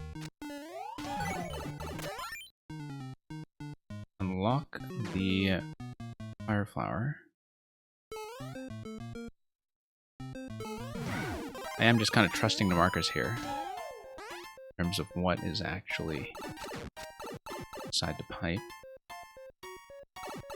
So, I keep missing. Fine, we'll just grab this. Okay. Oh, interesting. So this mushroom can actually go up the trampoline now. Okay. That's potentially interesting. Because I can take damage, be invincible, go back as a mushroom. Now, is there a progressive power-up that I get from the checkpoint? I should have hit the checkpoint and the other side first. Okay, let's try this. No, I needed a P-switch in order to get the blaster to drop a mushroom. That's fine, no. I understand. No, I know I forgot the CP. Or rather, I remembered and I just missed it. But yeah, I need the CP to be available as a mushroom station. That's how this level works. Okay. But I understand the solution to this part now. Damage boost, grab the mushroom, get through here as a mushroom. And then probably the CP gives me a conditional power-up. Let me just make sure I do everything in order. Hit the key. Through here, unlock.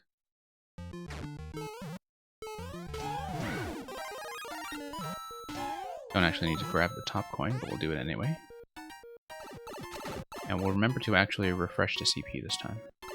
Seems like it's very easy to just fall into there and miss all that. But yeah, here's what we'll do. We'll drop this. There will be another mushroom spawn that comes through. And then we hit, grab, come through. Next we hit the checkpoint to see what progressive power-up we get? Flower. Well, it doesn't matter which power up. The point is to take a hit and to go through that door as the mushroom. That will allow me to go through the first part as a mushroom when the P-switch is still active, and we'll see what kind of progressive power-up is available. Gotta hit the P-switch. Come back through here. So what kind of power-up is there? Mushroom, okay. It's the same, but this might be progressive. Aha! Ah. Now we understand something. Well, now we've seen at least which power-ups are available, and the availability of these power-ups will determine how we progress through the rest. I can see that at some point we need to come back here as the fire flower with the fire flower in order to melt the ice. Once the ice is melted, this setup... Oh, wait. Spawn blocks. Huh.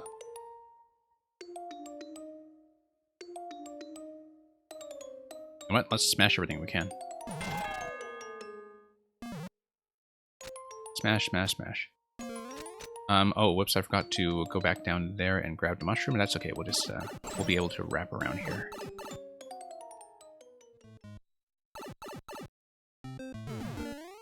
Grab the checkpoint just in case. Go back here with the mushroom.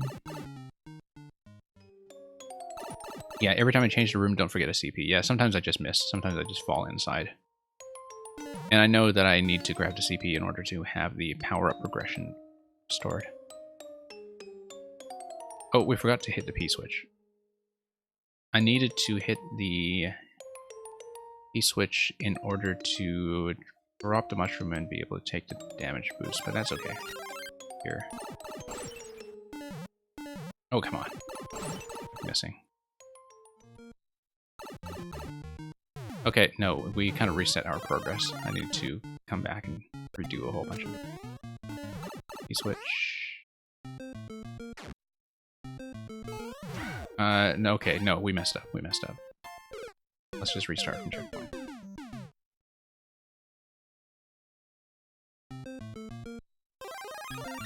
Yeah.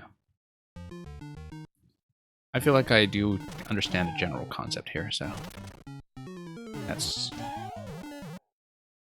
definitely progressing. Yeah. I really like how the checkpoint setup is designed to be clearable, rather.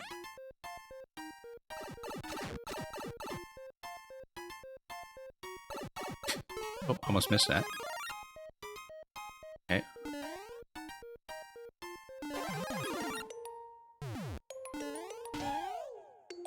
It's not missed a pipe this time.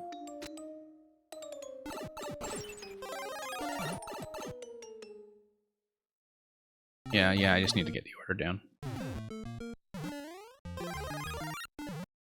I know what to do, it's just that I'm making a few execution mistakes, and I need to get a fire flower successfully to the other side. The way I'll do it is by releasing the star. If I have the P-switch active... Yeah, because if I have the star and the fire flower, when I cross back into the upside down world, that allows me to destroy the ice blocks. And so that's what the interaction with the star will be. But I do feel like I understand the concepts of the puzzle.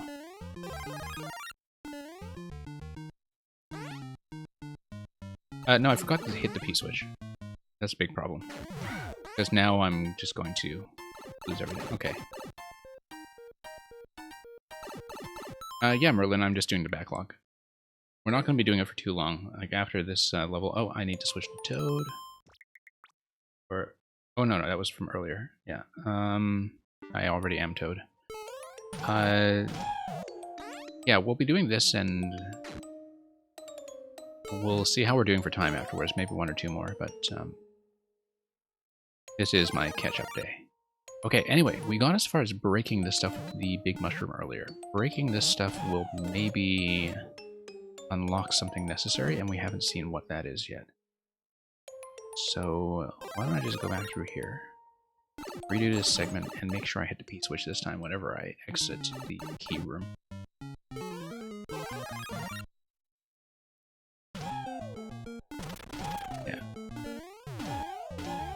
Yeah, this has been a very interesting puzzle series.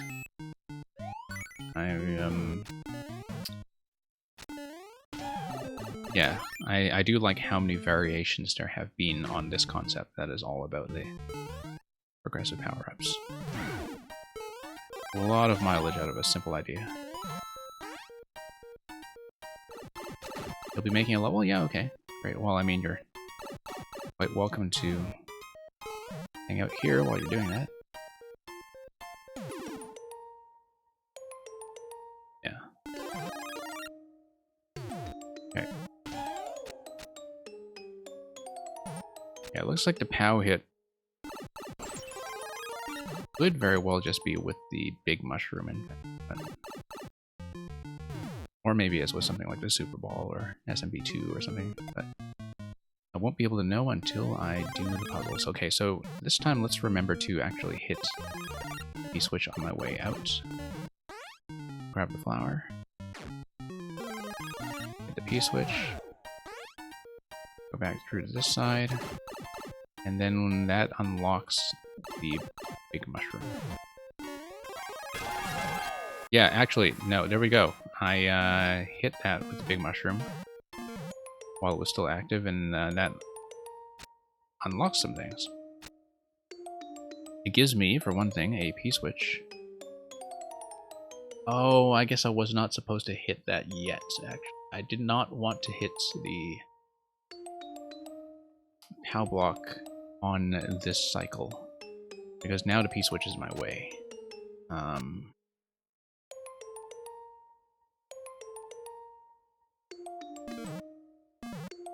Yeah, it is possible to sneak through now, of course. That's important, because it means that I can come back down. Although I think that means that if I jump down now, that would actually lock me. Like, this would be a lock, right? If I came down here with the big mushroom, I wouldn't be able to get back up. And I wouldn't be able to take damage. That's okay, puzzle level, like we're used to these locks. Yeah, I did this out of order. I'm not supposed to hit POW yet. I am supposed to... Oh, no, no, no, that's not true. I hit the P, because if I hit the P, that's what unlocks the star when I come into the other side. If I unlock the star, that gives me the opportunity to come back with Fire Flower. Okay, so I do want to do that. I want to grab the star and the Fire Flower. And then that takes me through. And that takes me through.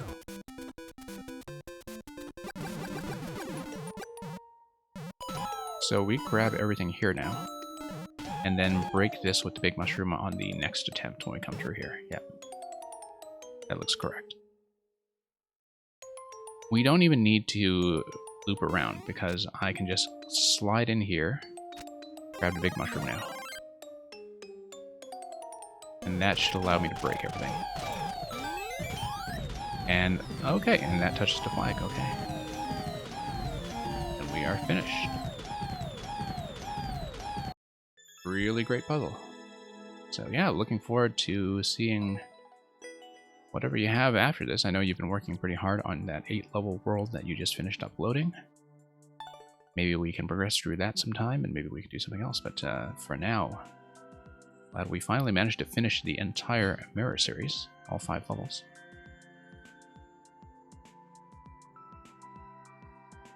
And yeah, let's look at my list to see if there's like something easy we can do as a quick break. Oh, no, I know what I want to pull up. I'm going to pull up one kind of easier level, and then I'll probably finish with another kind of long attempt on the spike ball level afterwards. But I'll try to do a sort of high clear rate puzzle first. Next time you're a new saga. Yeah, okay, look at that.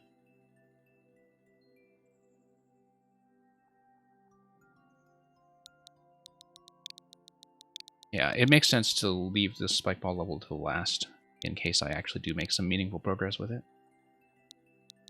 Since it is, you know, it takes some effort. But in the meantime, we'll look at Escape the Museum of Modern Art. Now, I've shown off a number of modern art levels on this stream, but not this one, which is new to me. Did play a Portal on-off puzzle level by Krakowski earlier in the week and found that to be terrific. And so this is a puzzle designer who's kind of relatively new to me, but who had very impressive so far. The legend tells of a magical masterpiece locked away in the archives.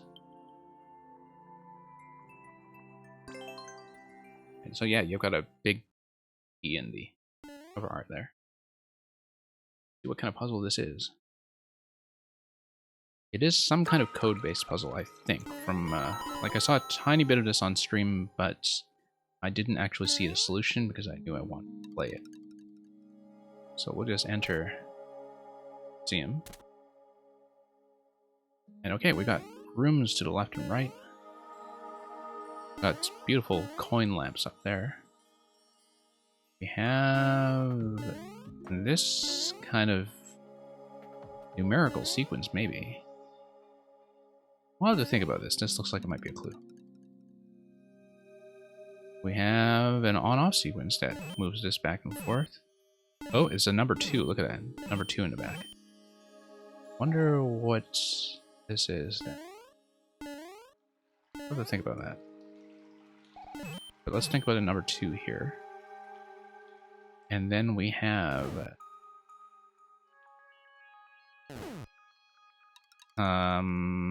okay. And this is just a straight up alternating pattern. We'll just have to try to remember that. I don't know what the significance is yet, but...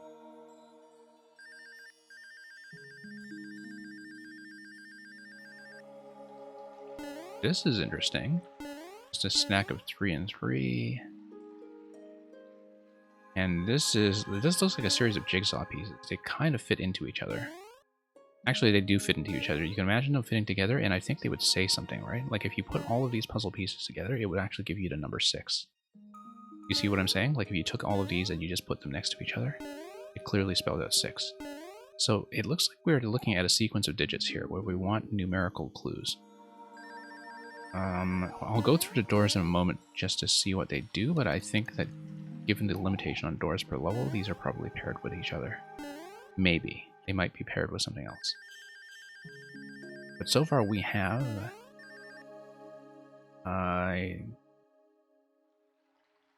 Oh, maybe I need to read this like a number where the left arrows, for instance, would give you the number 3. You see what I'm saying? If you only read the left arrows and you just kind of blank out the right arrows in your mind, you see the number 3. So this is going to be 3. This is 2.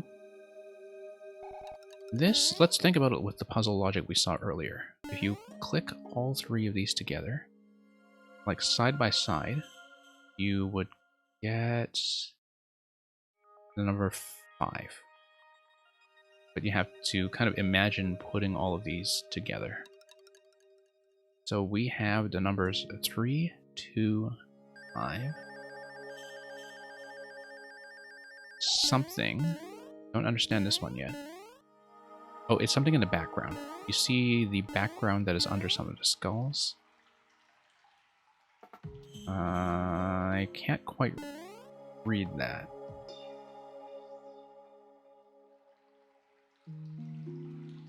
But it looks like it might be a 7? I don't know. It looks like it might be a 7 because it's along the right side edge. Let's go all the way to the bottom though. I might be wrong about that. But it is clearly something to do with the objects that are under the skull platforms. Which look like they might actually be flowers. Like, I think they look kind of like fire flowers. But anyway, so far we have the numbers 3, 2, 5. I feel like this is 7, and we should maybe try 7. Once we get to whatever code room there is. And then this is 6.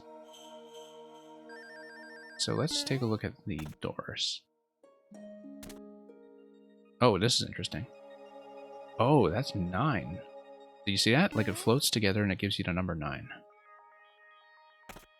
So I don't know what the code order is going to be.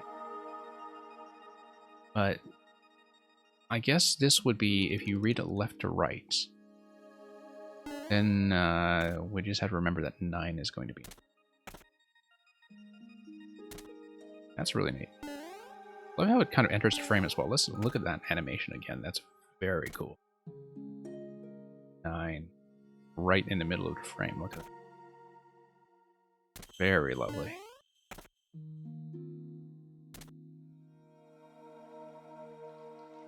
This, I think you just need to break.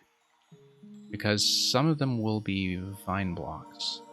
And so if you break them all and you come back here, then that should reveal the number, right? I feel like that's got to be what is happening here. Just smash everything and see what was actually a vine block. Come back.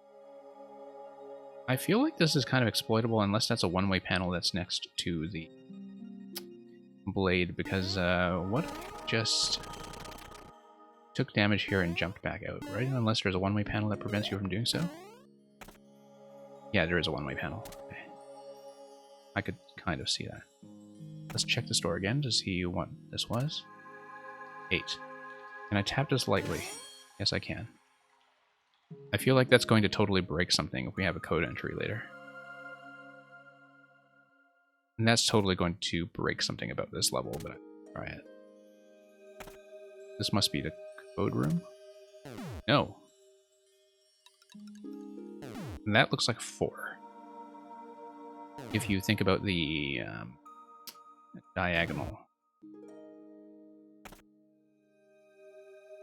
Okay, so what do we have so far? We have 3, 2, 5, 9, 4, 8,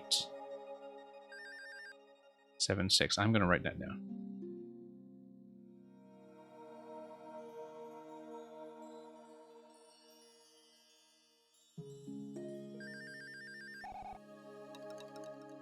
Now, where is the actual code entry? Did we see an exit pipe? Or an exit door? Oh, this is the pipe. Okay.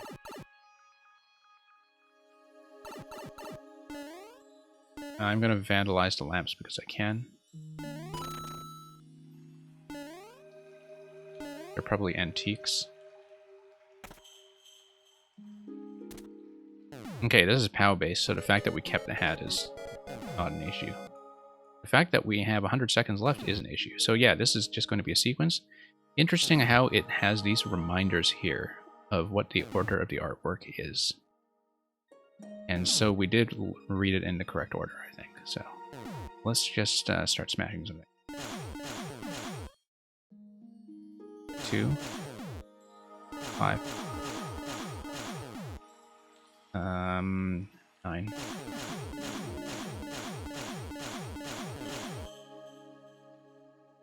4.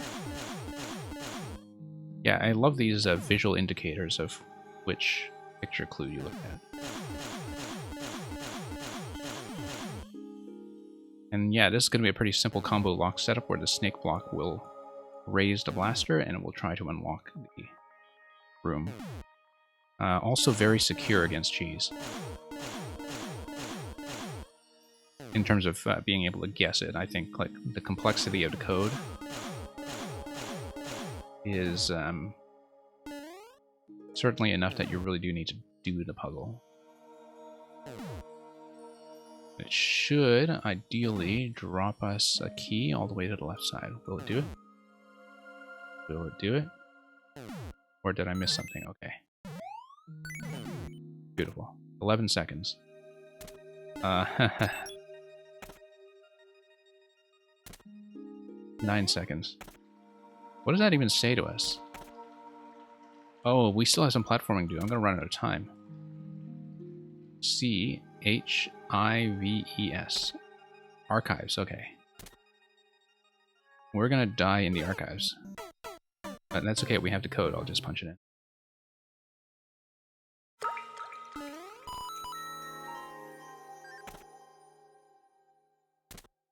Okay, oh, whoops. Wrong. I mean, with a code-based level, we're not going to get the speed record. Somebody else would have already tried to speed through it this way, I'm sure.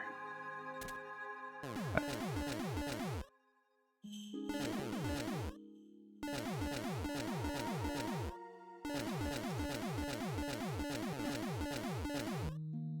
okay.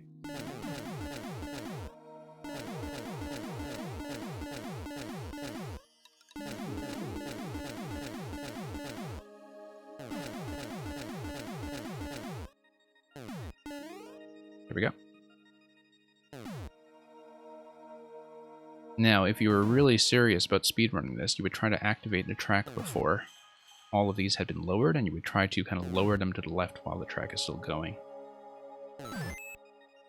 The issue with doing it that way, of course, is that you wouldn't necessarily have a good idea of how far along the track is, so let's just enter the archives once again. And yeah. Interesting. Looks like a clock. Like the Dali melting clock. Oh, I get it. This is Edvard Munch's To Scream. Look at that. It's To Scream. That's so cute.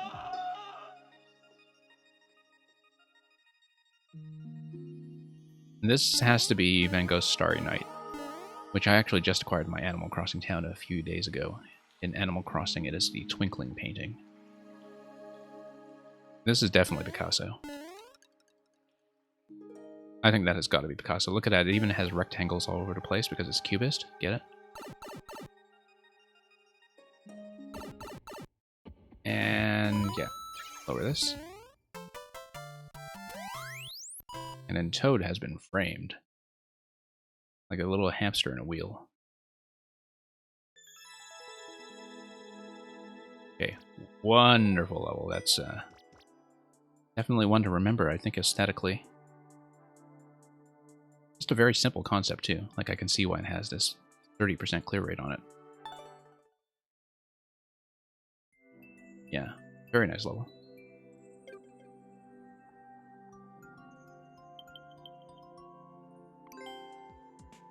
Okay. Let's get back into the fight.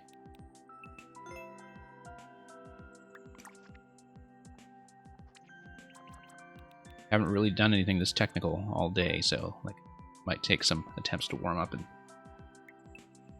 get into it again. But we've been making some meaningful progress, I think. And hopefully we'll be able to see a little more of the level. I don't necessarily expect to finish it today, because I don't think I'll be running for that much longer. But we'll put in at least a fair number of attempts.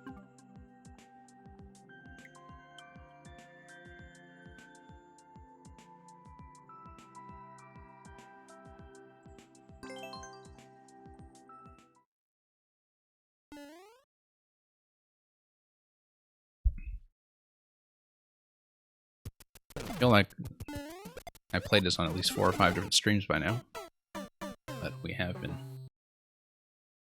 learning it every time, so.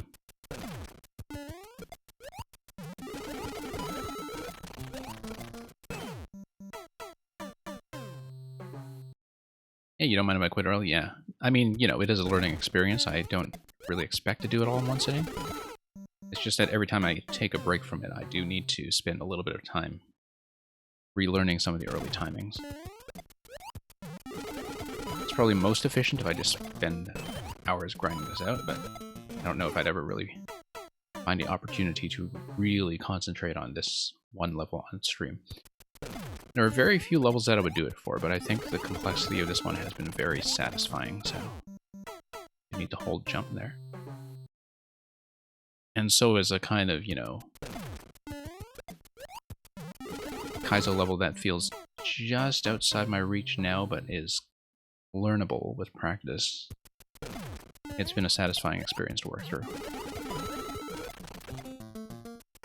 There's also a bit of sunk cost fallacy going on where I think, like, I've put in enough time in this level at this point that eventually I do want to beat it.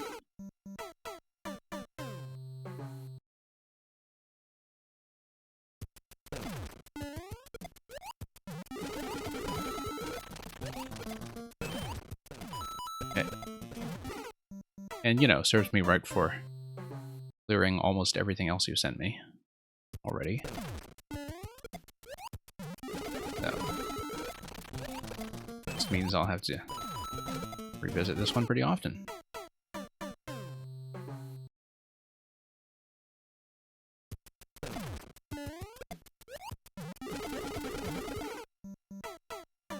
I just need to get back up to speed again.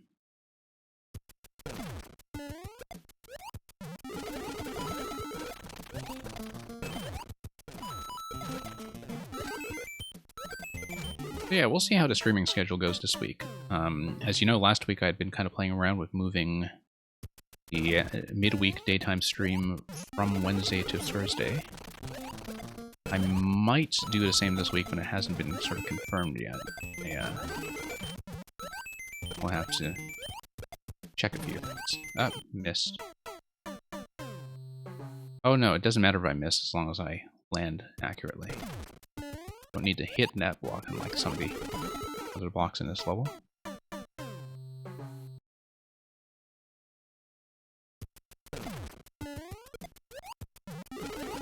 But yeah, we'll see. There's definitely some other stuff that I've been putting off playing just because I've been so focused on Mario Maker lately.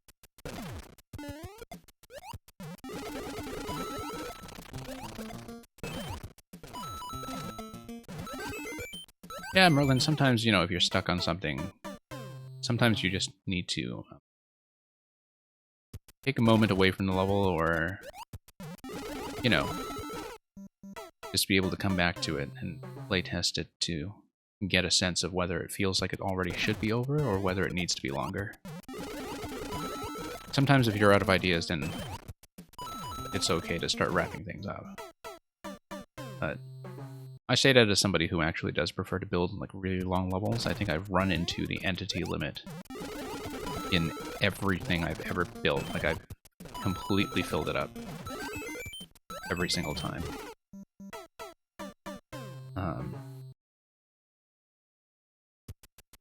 But, you know, levels don't necessarily need to be that complex.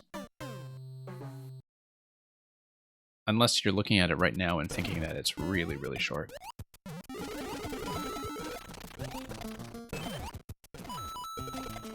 Really depends on the concept, of course. Oh, whoops. Hanging a little bit too far to the right. I can see why you put that indicator for the high Goomba a little bit to the left, just so the player has some warning to clear over the spike.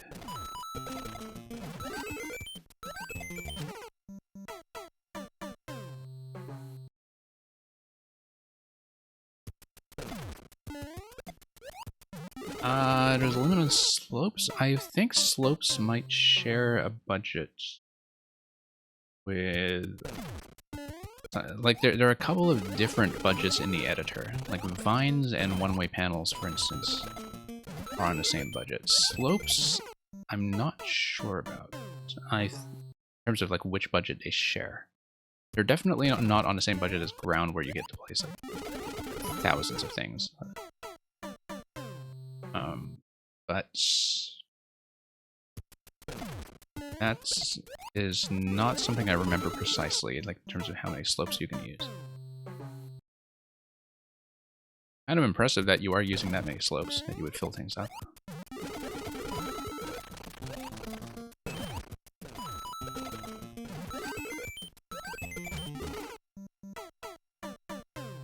But yeah, you know, obviously in levels where you just have tons of stuff spawning from bricks,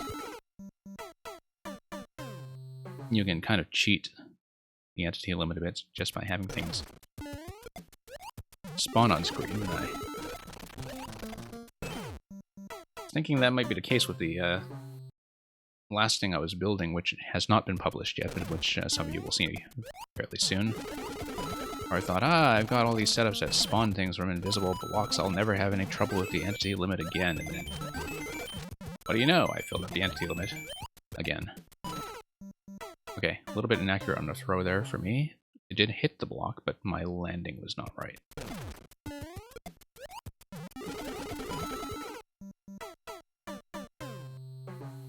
Yeah, semi-solid vines, mushroom platforms, bridges. Okay. Yeah, Merlin, it definitely feels like you had a very consistent method for decorating the world that you were working on.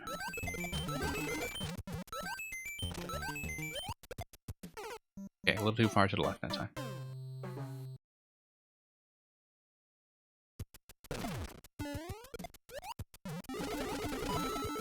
Yeah. Well, I mean, well, there are a couple of reasons why I tend to run into the entity limit. First is that I build a lot of off-screen setups that can be quite complex. And second is that I don't tend to use the one-tile spikes a lot. And one-tile spikes, of course, are just very cost-efficient in terms of just eating into your ground tile budget. You know, sharing a budget with bricks and hard blocks and so on. I don't really tend to use them on screen very much at all, actually. Partly because I think they're ugly. But, I mean, they're extremely useful and they're extremely cost-efficient in terms of like having lots of functional elements that are all over the place. But the fact that I don't tend to use them usually means that I have workarounds to damage the player. You know, using things like the grinder blades, etc., that do take up entity budget to set up. And so it's not surprising to me that like the cost of not using spikes on screen very much, one-tile spikes, is that I have a lot of other things to constrain the player's movement that would eat up budget like crazy.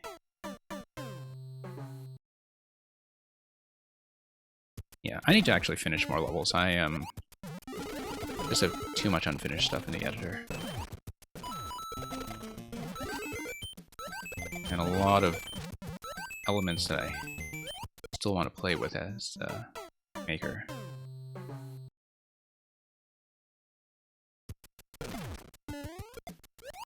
You know, I see all these really interesting tricks all the time when I do viewer levels, and also just go through the backlog levels in terms of tech that I wasn't necessarily aware of, and there's so much of it that I don't end up remembering what I want to play around with.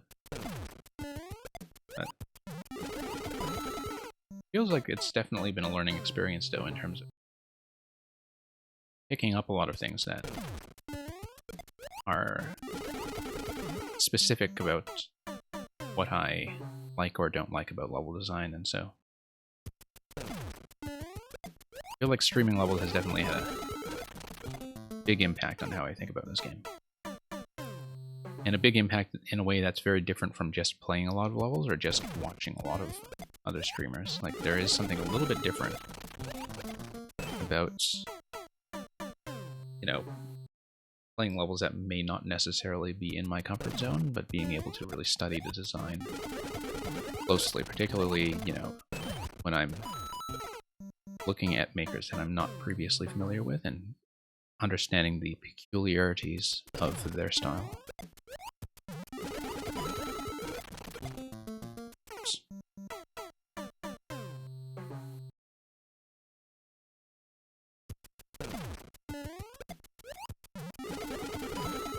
Well, I am sort of getting further in terms of having, I think, a much better median distance in this level than I used to.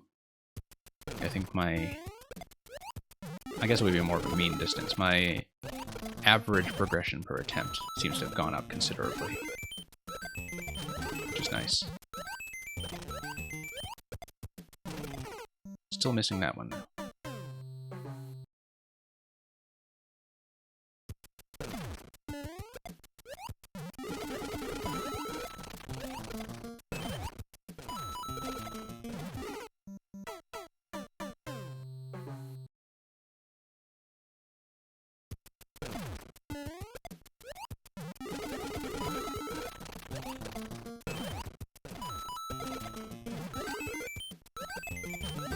Okay. Yeah, still not quite getting that release and fall quite right.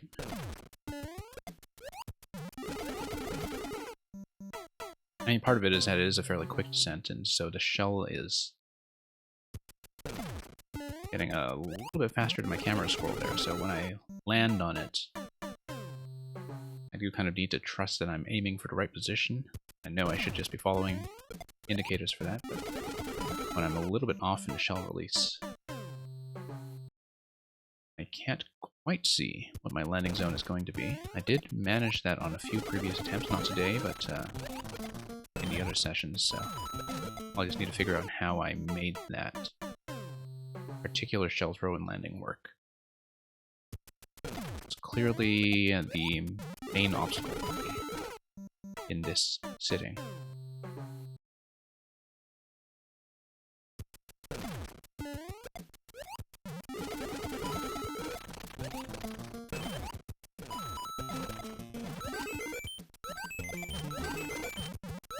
Yeah. Really enjoy the setups in this level though, or I wouldn't be spending so much time with it.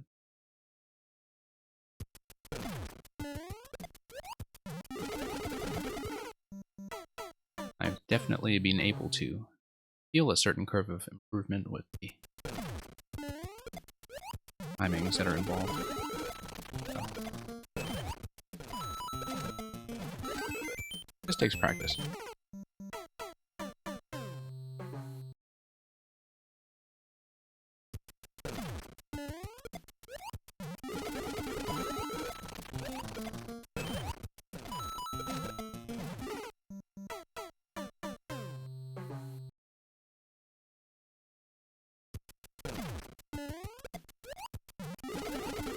We'll just keep going.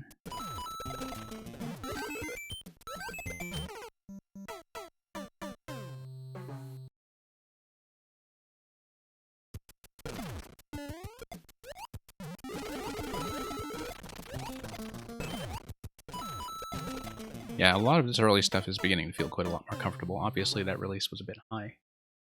I didn't get the deflection back on the shell, but, you know, just little adjustments that need to be made here and there. Didn't hold jump long enough.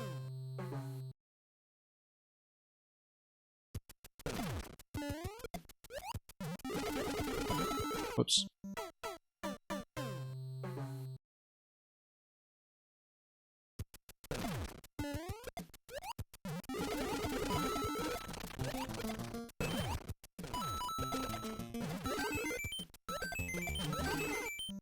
Yep, coming out a little bit low towards that spike. That is a problem that we had previously, adjusting around that spike, either on the right or the left side as we fall in on the right.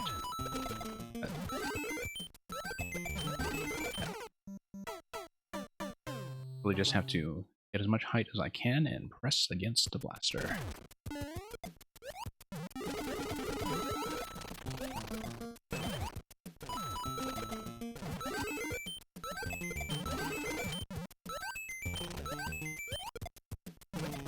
Yeah, the release is coming in a bit low. I think I'm missing that target block completely. While the target block isn't absolutely imperative, it is going to help me line things up as I fall a little bit blindly off that, you know, very big drop there that requires that I just line things up and follow the indications. Because, yeah, it does require a certain trust in the indicators there simply because I can't see the objects. That's the only spot so far where that's true, though. I mean, in the rest of the level, the pace at which I'm gaining or losing height is very easy to track with the eyes. So, I haven't been too worried about that. And yeah, the shell actually does remain on screen for that. Just have a little bit of trouble sticking at landing. And the shell is coming in a bit too low in general.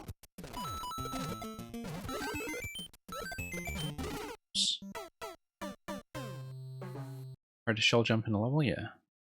Feels late, really, because I see this shell just deflecting really low.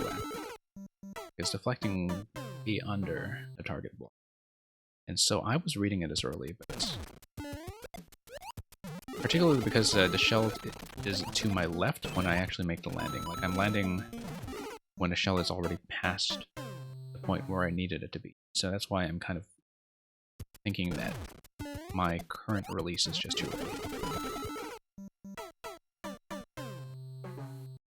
Deflecting low because I'm throwing it too early. Yeah, that's what I'm saying. I've been trying to release it on the marker, but it definitely feels like I am throwing it much too early, and it's sailing past me on the lower level once I get down there. Okay. I thought I was pretty close to getting it right on the marker, though, so I don't know if something to do with the way I'm holding the jump, or some other adjustment I have.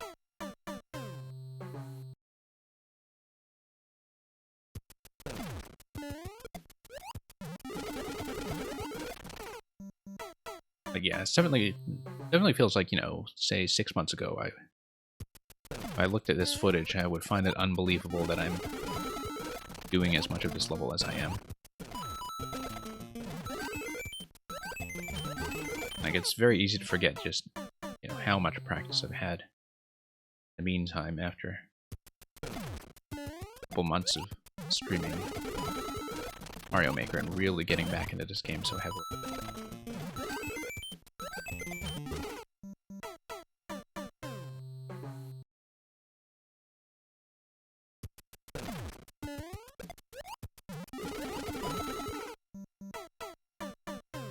So we'll just need to get back to that point in the level and try to progress beyond that. Like, I have not gotten to the personal record in this level just yet.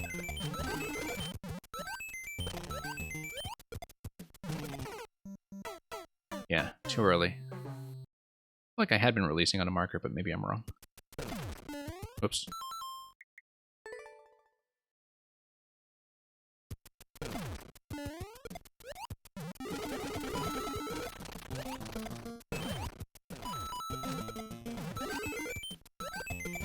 I'll have to think about what you just said about the timing, because I can't quite visualize it just yet.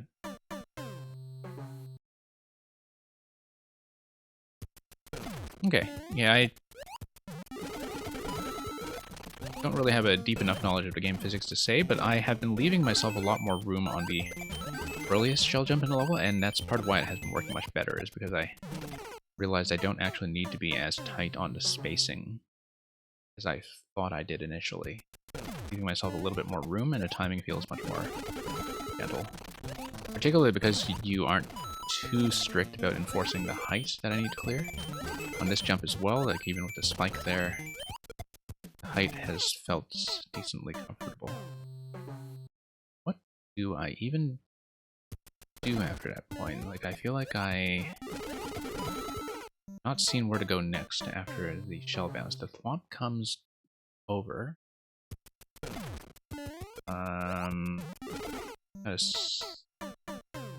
No, the thwomp is just there for the seesaw interaction, right? Okay. Yeah, because I jump on out of that shell. I feel like there's going to be some kind of grab because of that mold, right? I have to read that again. I've passed that at least once. Yeah, because what do I do here? I jump, then I feel like I need to rebounce in order to grab the shell. Yeah. I need to think about that. Because you have the spike ball rolling over, and of course this level is based around that spike ball, just carving a path. Go. Re-grab it, and I shell jump right after. You're writing a description in Nintendo censorship. Oh, in terms of words that it's not going to like include, or substrings that it doesn't like, you know, basically you want to say, Mario has decided to eat a shiitake mushroom, and then it'll just censor the word shiitake for the obvious reason. Or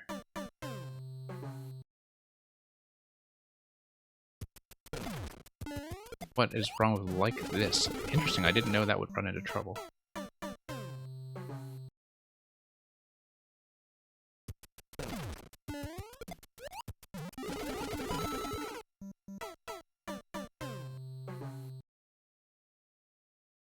Yeah, I'll have to think about it. That does look a little bit suspicious.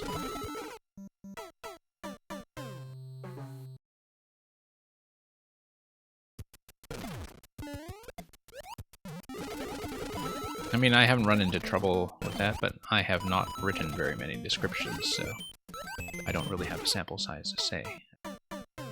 Yeah, Nintendo's kid-friendliness can be pretty strict sometimes.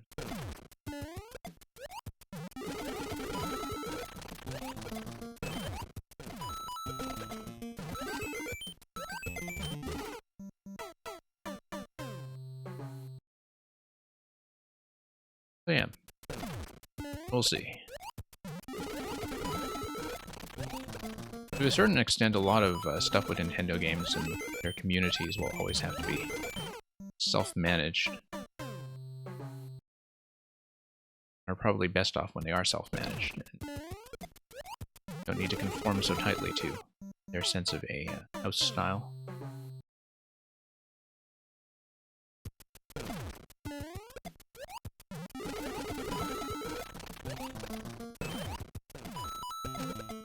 Yeah.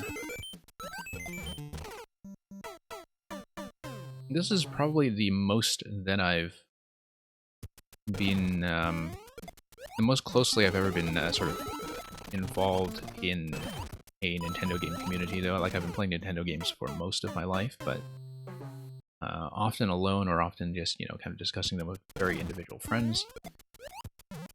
In terms of actually getting into a network around them, really, you know, being in an environment where you recognize a lot of other people's names and also their level building styles, etc. And certainly never was nearly this involved with any of their other more community or multiplayer-oriented games. Endless Expert also triggered it. Oh, I see, I see. Yeah, because they try to prevent people from, like, kids from trying to cheat the system by splitting words apart or restringing them together. Yeah, with things like spaces.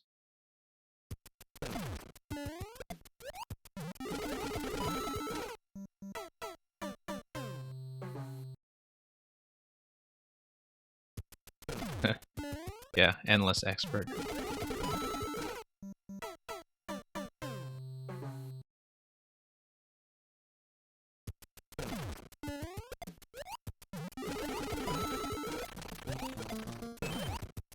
Yeah, I haven't played Endless at all in the longest time. Like, I played, you know, a sort of modest streak in Endless Normal early on when the game came out, just to kind of see the tuning of some of those courses.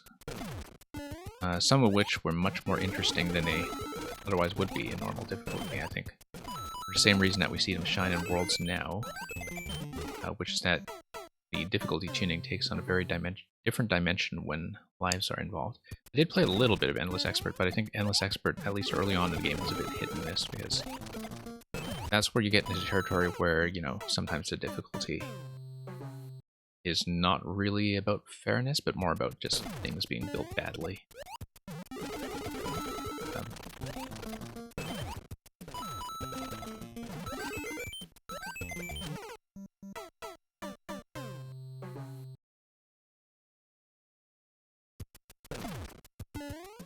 Yeah, Asses Allowed for some reason. Yeah, I think that one would just be much too difficult to exclude as a substring. It just runs into far too many conflicts. Like, if you wanted a level description, which is like, you caught a sea bass, although it's more of a C+. Like, you couldn't do that because of a sea bass, right? Which, like, there's a lot of stuff that Nintendo would kind of get in trouble with, according to their criteria. Yeah. You know, it's funny because I have definitely run into some people who are, I think, obviously children who are trying out swear words for the first time, who try to scrawl them visually with a freehand illustration in the comments. It's one of those things where, you know, in some ways I don't particularly envy a level really blowing up into a high level of popularity, because you can see that some of the comments are just absolutely dreadful. You not only have people spoiling puzzles all over the place, but also just like, I know early on in this game, people would see a plant somewhere and they would all write a comment saying "plant gang," and then they would see a mole and they would all say "mole gang," and so on. And you know, I missed Miiverse comments in theory. In practice, a lot of comments in this game have just been noise. Which is too bad, because I like the commenting system as a method of interaction, but it's just not the same thing as something like a Miiverse thread where you get to follow up and discuss things with people.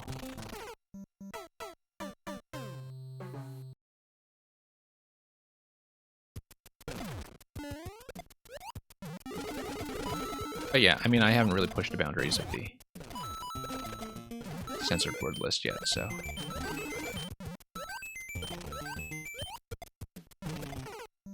Yep, too early on the release. Yeah, because the mole needs to be alive. I need to land early enough to rebounds to do a shell grab.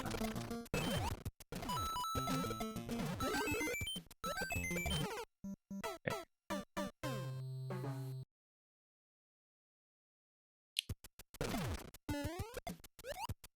Yeah. I don't remember much about the sort of moderation policy on Miiverse. I didn't run into it very much. I did use Miiverse somewhat actively in terms of, you know, posting screenshots there and scoreboards and so on, and actually having some interesting interactions that, you know, kind of made sense because everybody there was there to play Nintendo games and get involved in Nintendo games, and I think it's a very different environment. Like, I have no desire whatsoever to ever be blasting my screenshots or videos onto a social media account the way the Switch has them integrated. Particularly because I have a capture card, and if I want video, I can just, you know, record video properly. But part of it is that, you know, I've always been very annoyed whenever I see other people that I kind of know in real life have their feeds clogged up with stuff that is being spammed automatically from video games and from various platforms. Like, that's just a very easy ticket for me to mute them. So,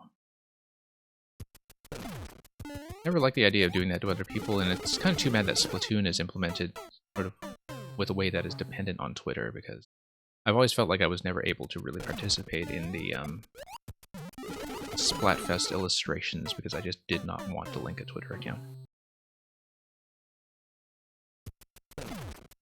Oh, you were part of an infamous group of Miiverse memers. I do wonder if I came across your path of destruction.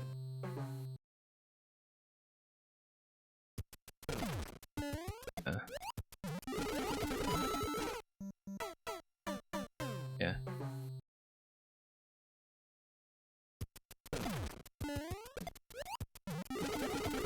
I think I did occasionally comment on people's early versions of levels, like, to tell them if there was something like a soft lock.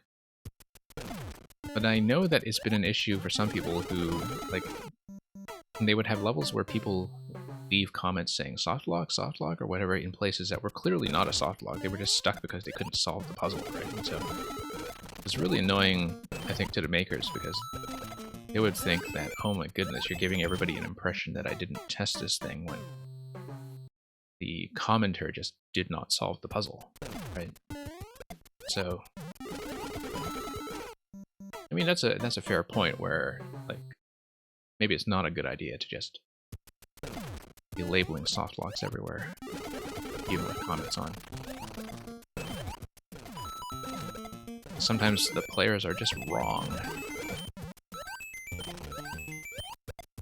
But then I'm spoiled because, you know, I get involved in the viewer level scene in Twitch, and so when there are bugs or locks, I can actually see them.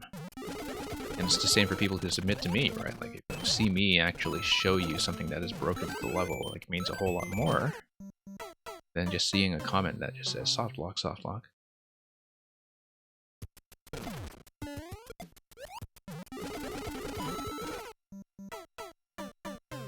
You took over the Legend of Zelda community, Wii Fit, and even Super Luigi U. I didn't have Wii Fit on the Wii U, but new Super Luigi U, like, I feel like I might have come across that.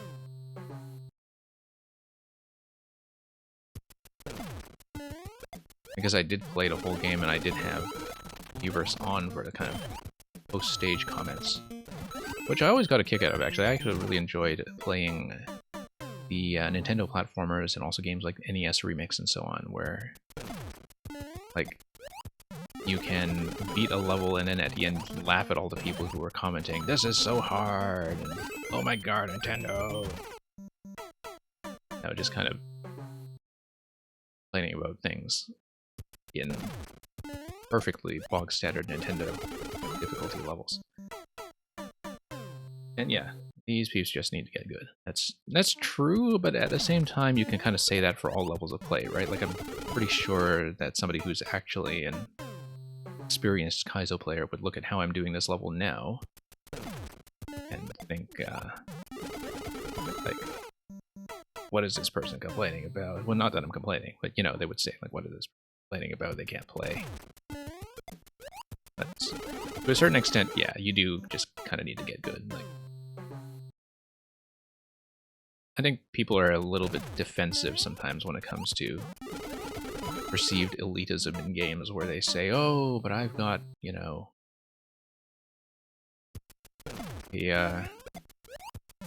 I've got 7 kids to feed at home, 8 if you count Bowser Jr. And I have no time to get good at video games and learn anything." The thing is, it's not necessarily about putting in tons and tons of hours. It would be for Kaizo, because you actually need to practice and get the technique down. But, you know, when it comes to a lot of game knowledge, particularly with difficulty level and strategy games and such, like, a lot of it is just about playing smarter and using your time more efficiently. Yeah, I see. Drop the shell when it's in midair the way that it was landing right there. And then, yeah, drop the shell, land on the mole to pick up the shell. So every time the shell has been killing the mole, the timing has been. That time the drop was fine, my drop was bad. And yeah, okay, if Kokopoda, you need to go, then, you know, have a good sleep. Hope the level building has been going well, and thank you so much for dropping by for so long tonight. Hope to catch you when I am running viewer levels later in the week. Or in some of the weekday sessions. Yeah. Always appreciate having people here to just drop by and watch and talk, even when I'm not necessarily doing a viewer queue, like just to listen to me talk about some levels and talk about game design in a very general sense. Nice to have that interaction.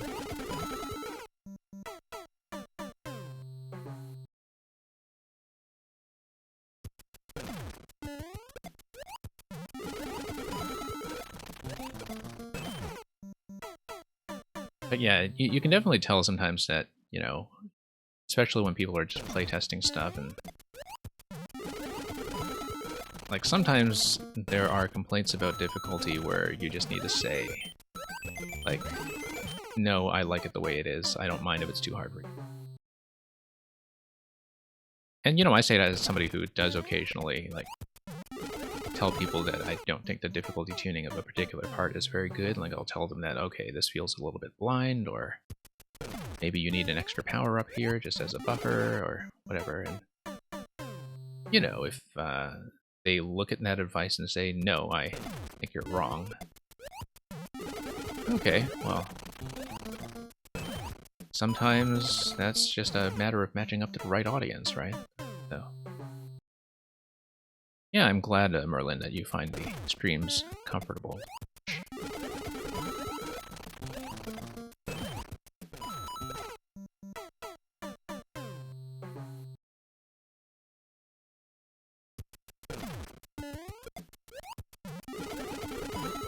But yeah, I find that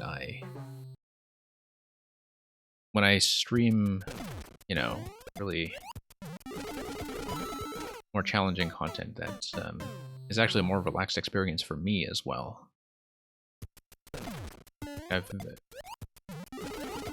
rarely found much of an occasion to kind of get very frustrated with something I'm playing on stream, even if I can't pass it, or even if I have a lot of bad attempts repeatedly, because I think the fact that I'm talking about what I'm doing often does help with that, because it means that I'm kind of focused on solving the problems and trying to get better at the game and trying to fix things that I'm doing wrong and identify the problems. And when you're playing by yourself in isolation, when you don't have a kind of social space to interact with, it's much easier to just kind of rage privately, right? And lose patience and quit and do all those things, but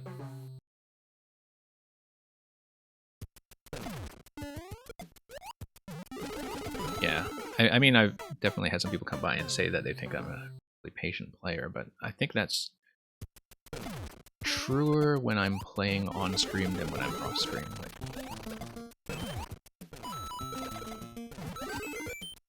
But I know that's definitely not true for everybody. That some people, when they do play on a live stream, they actually have, I guess, more of a passionate reaction to what they're seeing rather than less. I find that, like, and it is very much a personality thing, I think, that I've discovered from not only doing my own streaming but watching a lot of streamers, is that people react differently to challenging video games and, you know, the potential kind of stress or difficulty barriers that come from them. That psychologically, like, some people kind of become more intense, and some others tend to become, like, sort of more analytical, and I tend to be, of course, on the side of being a little more analytical when I fail at things. But and it's strange that that's the case for Mario Maker, because Mario Maker is a game where, like, if something is not working in a level, you would think it's kind of more likely to be something that's just the developer's fault. Compared to a professionally designed video game where, you know, like, where there's been much more of a professional effort at quality assurance to make sure things are not flat out broken. Like in Mario Maker, you're much likelier to come across stuff that really is legitimately broken. And yet at the same time, I find that, you know, for the most part, I'm willing to kind of work with what the designer is giving me and trying to figure out why they did the thing that they did, and even if I disagree with it.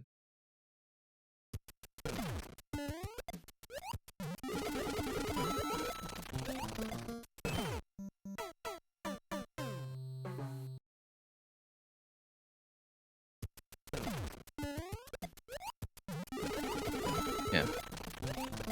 We'll see how much longer I stay on it. I really do want to figure out some kind of consistent method to get the really high shell throw going, because it's such a consistent obstacle for me at this point that it is going to be a major roadblock to progressing through the rest of the level and making decent attempts at anything else that comes after it. So I feel like I do need to at least figure out a good method for it. And then that will be a decent breakthrough to get me through the rest of this level afterwards. The way that, you know, earlier obstacles like the spiny shell, I feel like I've kind of mostly figured that out now in terms of how I want to approach it. I don't have that approach nailed down for the big drop with the red shell yet. I feel like that does need to be developed.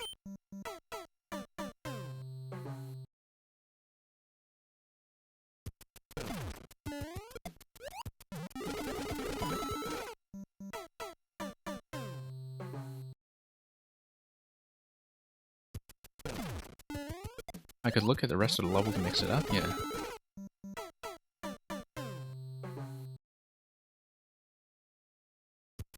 Oh, with the practice door. Yeah, I've ignored the practice door the whole time. I don't know why. I don't think I've even bothered to look at it, to be honest. I think I just didn't notice it was there. Oh, I see. And so, like, there would be some kind of on-off enforcement to prevent you from finishing the level at the practice door, right? Like, that looks like how it's going to work, because, like, normally if you come through here, the gate is open. Yeah. Right, because that's going to be... I'm kind of glad you do have a midpoint practice door then, because, like, that would, solve a couple of things. Once you get past that early shell jump. I'll think about that. I feel like I might want to discover that in a separate session. Like, maybe next time I look at this, I will start at the midpoint and learn it like it's a new level. And that seems to make more sense than kind of spending too much time previewing it now. Like, I might do 1 or 2 attempts on it just to see. But yeah, I think I just completely blanked on the existence of the practice door. I wasn't even paying attention. Good to have that there, though, given that we don't have editor access anymore. Okay, no, I need to let that thing drop, and I need to aim for the booze. See that? Okay.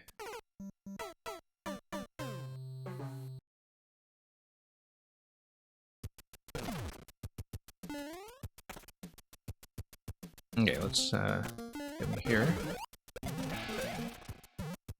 Oh no, I need to go for... Shall I drop the muncher and then what? Let's take a look. Right, I dropped the muncher and it's a shell jump off that block. The shell jump off that block takes me over and to the next obstacle, which is the red shell that goes over to booze.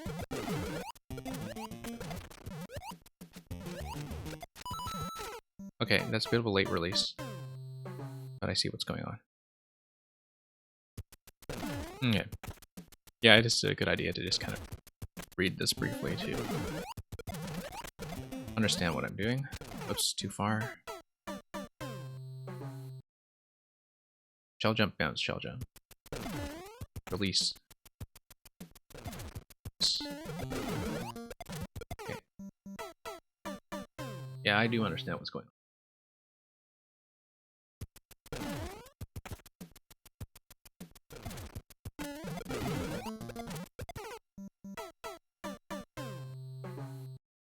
Yeah, although I'm not going to seriously grind it out, I'm just trying to do a bit of a read on how this is going to work. This is an extremely elaborate level, like, even by the standards of the things you've shown me previously. I can see why you're proud of the options in this thing. Because there is a lot of interaction between moving parts all over the place.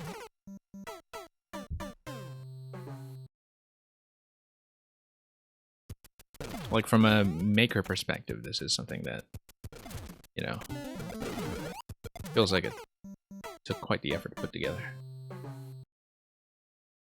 Just in terms of getting things to line up.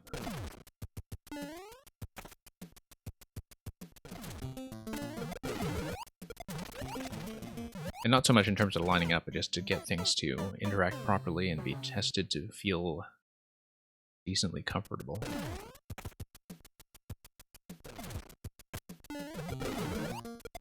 Yeah, you can tell that I don't play enough levels like this when I don't think of looking for practice doors. It was kind of the same with the Koopa and pipe level that we saw from Sneak In yesterday, actually. I just didn't think about the practice pipe.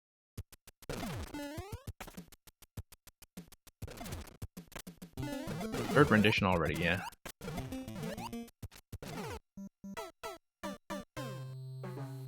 Okay. Over... Yeah, it looks like there would be a lot of things to just have to check with a quality test in terms of making sure this is playable in the long term.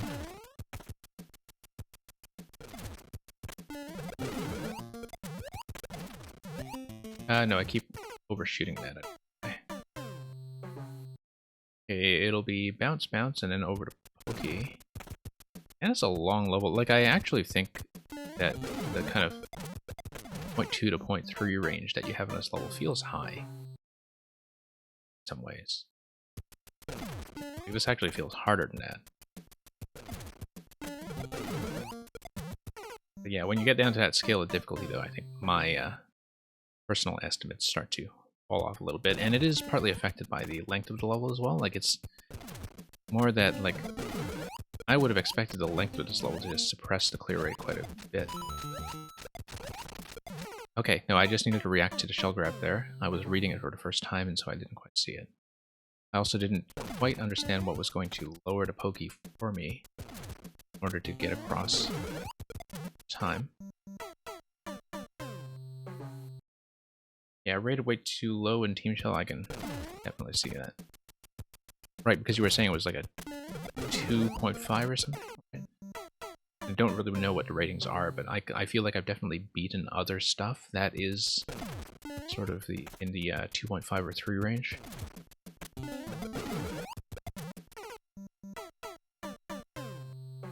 So I just get that maybe you just had a player evaluate this who was just very good at following markers and landing each jumps.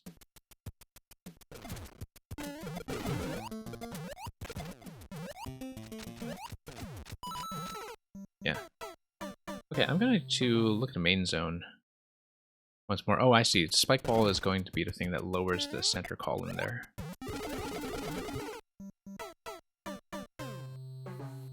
2 to 3 is usually the difficulty you go for, yeah. I haven't really been catching up on Team Shell levels, you know, properly. I just play the ones that are by the makers who come by or who are already known. Because I'm not active enough in the making side of the game to really follow a lot of the community projects.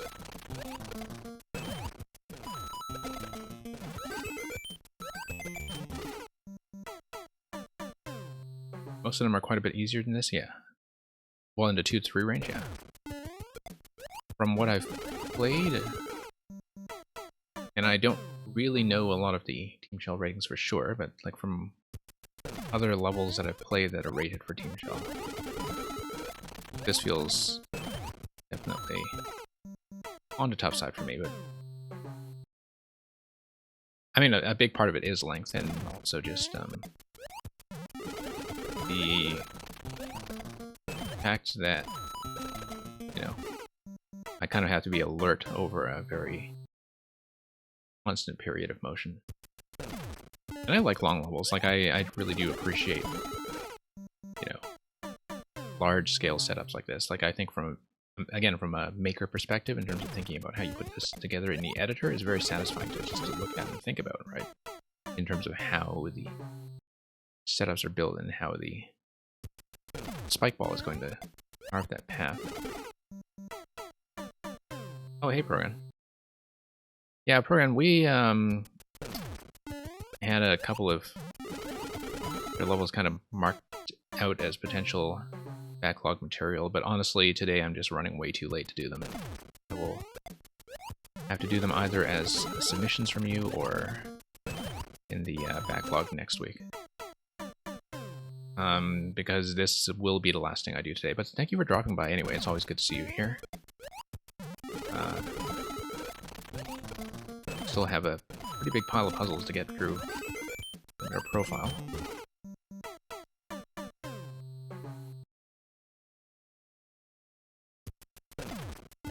But yeah.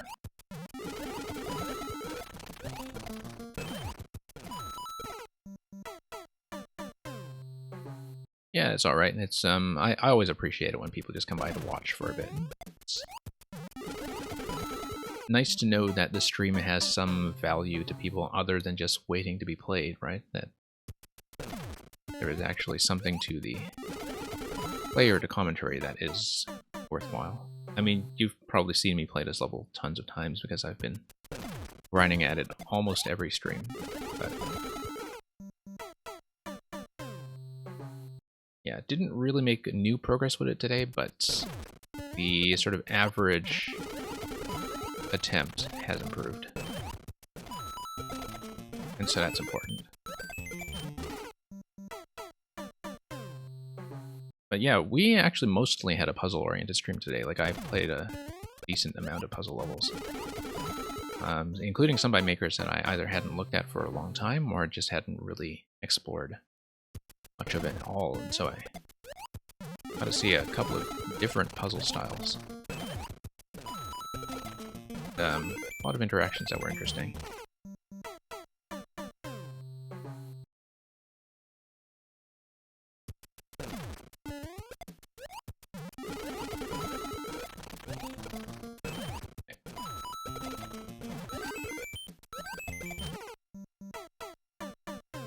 Yeah, I'm gonna see if I can get a good attempt on that red shell. Then I'll probably call it after that. But yeah, next time I look at this, I will definitely, I think, start from the midpoint and just work on the practice segment for the second half. And we'll just kind of continue to learn this in pieces because, you know.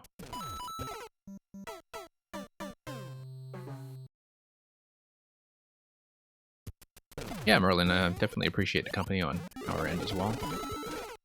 I think that's sort of necessary in order for a stream to kind of survive, especially once things like viewer levels start to taper off, although I mean, viewer levels kind of remain very active all the way to the end of Maker 1, so I'm not too worried about that. But certainly if I'm kind of getting back at some content that is not Mario Maker, you know, I want to keep it interesting to Mario Maker people because that is the community that I've been building here.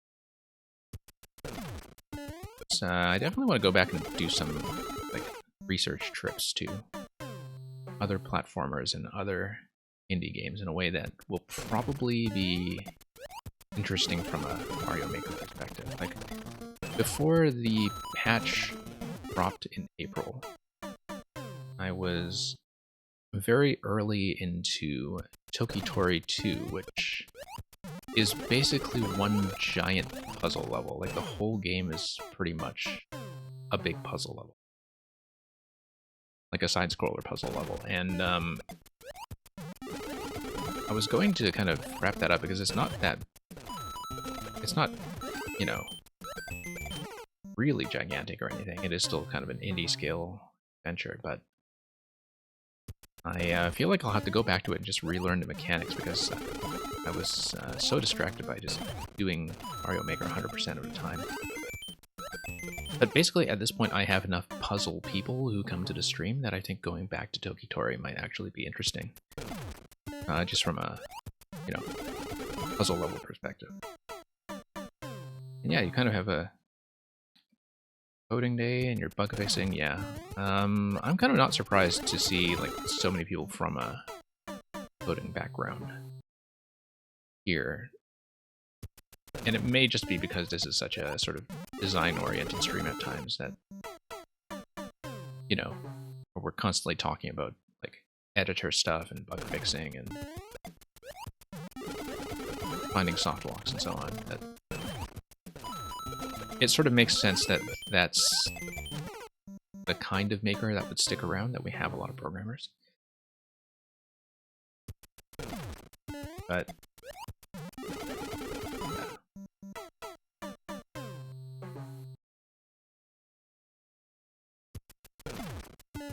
yeah, depending on the scale of problem you work on, you definitely, I think, after a while,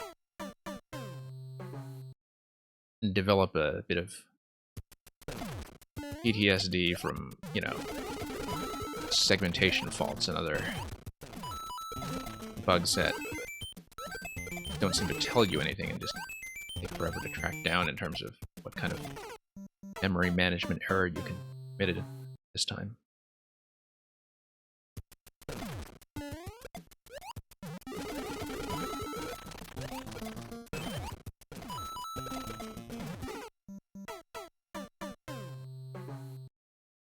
That's the thing that I've actually appreciated about Mario Maker is that like it gives me a lot of the pleasures of programming, but with theoretically less low-level bug fixing, or so I thought. And then I actually started trying to make, you know, decently complicated contraption, and then realized that most of my time was spent like fixing spawning bugs from things being like one tile away from where they needed to be, or from things spawning in incorrectly because I slow down or turn backwards at a very specific square. Yeah, luckily Python just, well, I mean, you know, if you're not working really close to the metal and you're just letting most of the abstractions take care of themselves, then yeah, it's nice just to have all the garbage collected for you, right? And not have to worry so much about memory allocation. I think though people who are good at that stuff, like who really know how to work on the memory level, and who work on like C and really understand things like pointer arithmetic, like, they, when they're good enough at that sort of thing, I think they actually really appreciate that level of control and efficiency where, you know, at that point, if they're very experienced with not running into the common bugs that make like memory manipulation so difficult,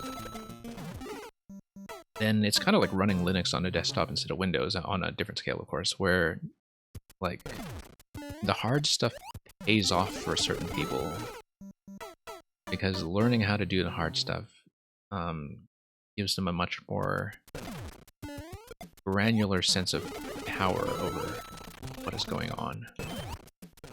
And so I totally understand and appreciate why people would, you know, be specialists in that specifically, like in things like C and memory allocation. Yeah, I'm way out of practice with that stuff.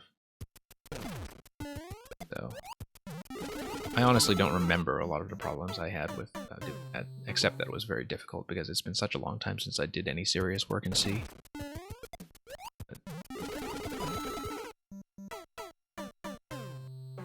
Okay, I think I'm gonna have to bail on this pretty soon. We've been crashing against it for some time. But, you know, this has been a long-term effort, basically, while we wait for Electrodude to make more levels and perhaps some easier levels, but who knows. I've been doing some of the hard ones as well, like down to the 1% range, but this one feels kind of beyond me for now. We had been making decent progress, though. Like, we hadn't gotten further in this level than I had previously, but the average attempt had improved by quite a bit. Yeah, but I feel like I'm not really able to improve on it further in this sitting. But yeah, halfway point. I feel like I'd actually gotten to somewhere close to the halfway point, like the normal way at least once. Definitely, it was the falling and rising platform that I remember that being the kind of limit of the progression. That was fairly close to halfway. I do see how the on-off gate works from the previous screen, given the setup for the practice door that takes you directly to the second half. I do understand what's going on with that. Thank goodness. 44-second clear check time. Like, clearly we're not, you know, too far off, but like it feels much longer than that simply because it is just constant action. Your next one is going to be between this and your 0.09. Well, okay. I don't think I've actually tried your 0.09. I think the clear rate just scared me right off. We might look at the early rooms with that at some point. I don't expect to do much with this. Definitely not today. Wow, what a layout. Quite a bit longer too, 1 minute 17. Very impressive of Reebox to do that, but you know, Reebox is a pretty good player. So yeah, plans for this week. It's going to be viewer levels again. Once again, you know, last week we started changing our schedule a little bit, and I will probably be continuing to play with it a little bit this week. Going into next weekend, 4YMM is fairly imminent. So I'm hoping to show off some levels by some of the creators in that group as well, just to kind of get warmed up for the release of the first batch, which will come on Sunday the 28th, I think, to mark the first anniversary of Super Mario Maker 2. Other than that, yeah, I'm going to see about getting the Discord server set up for this channel. I still have to, find a time to kind of put that together properly, but when that is finished, there will definitely be a link and announcement in the channel for those of you who are interested in joining, and then things will be maybe easier to coordinate with you folks who are the regulars who want to see some of the longer and more complicated levels played. And also just give me some recommendations for, big stuff like puzzles, boss rushes, the usual thing that we spend way too much time on. So in the meantime, thank you all of you for dropping by for this session. And thank you so much for watching. I will, as usual, scan around for a raid to send you all towards.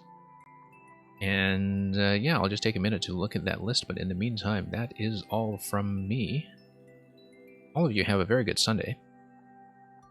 So, yeah, have a good day/night, or whatever. I mean, I know most of your time zones at this point, actually, from when you choose to be awake and when you drop by. So, have a good day, all of you. And yeah, you need to get some work done, so, well, happy coding, happy debugging, I guess, as far as that could possibly be a happy activity. And thanks once again. Until next time.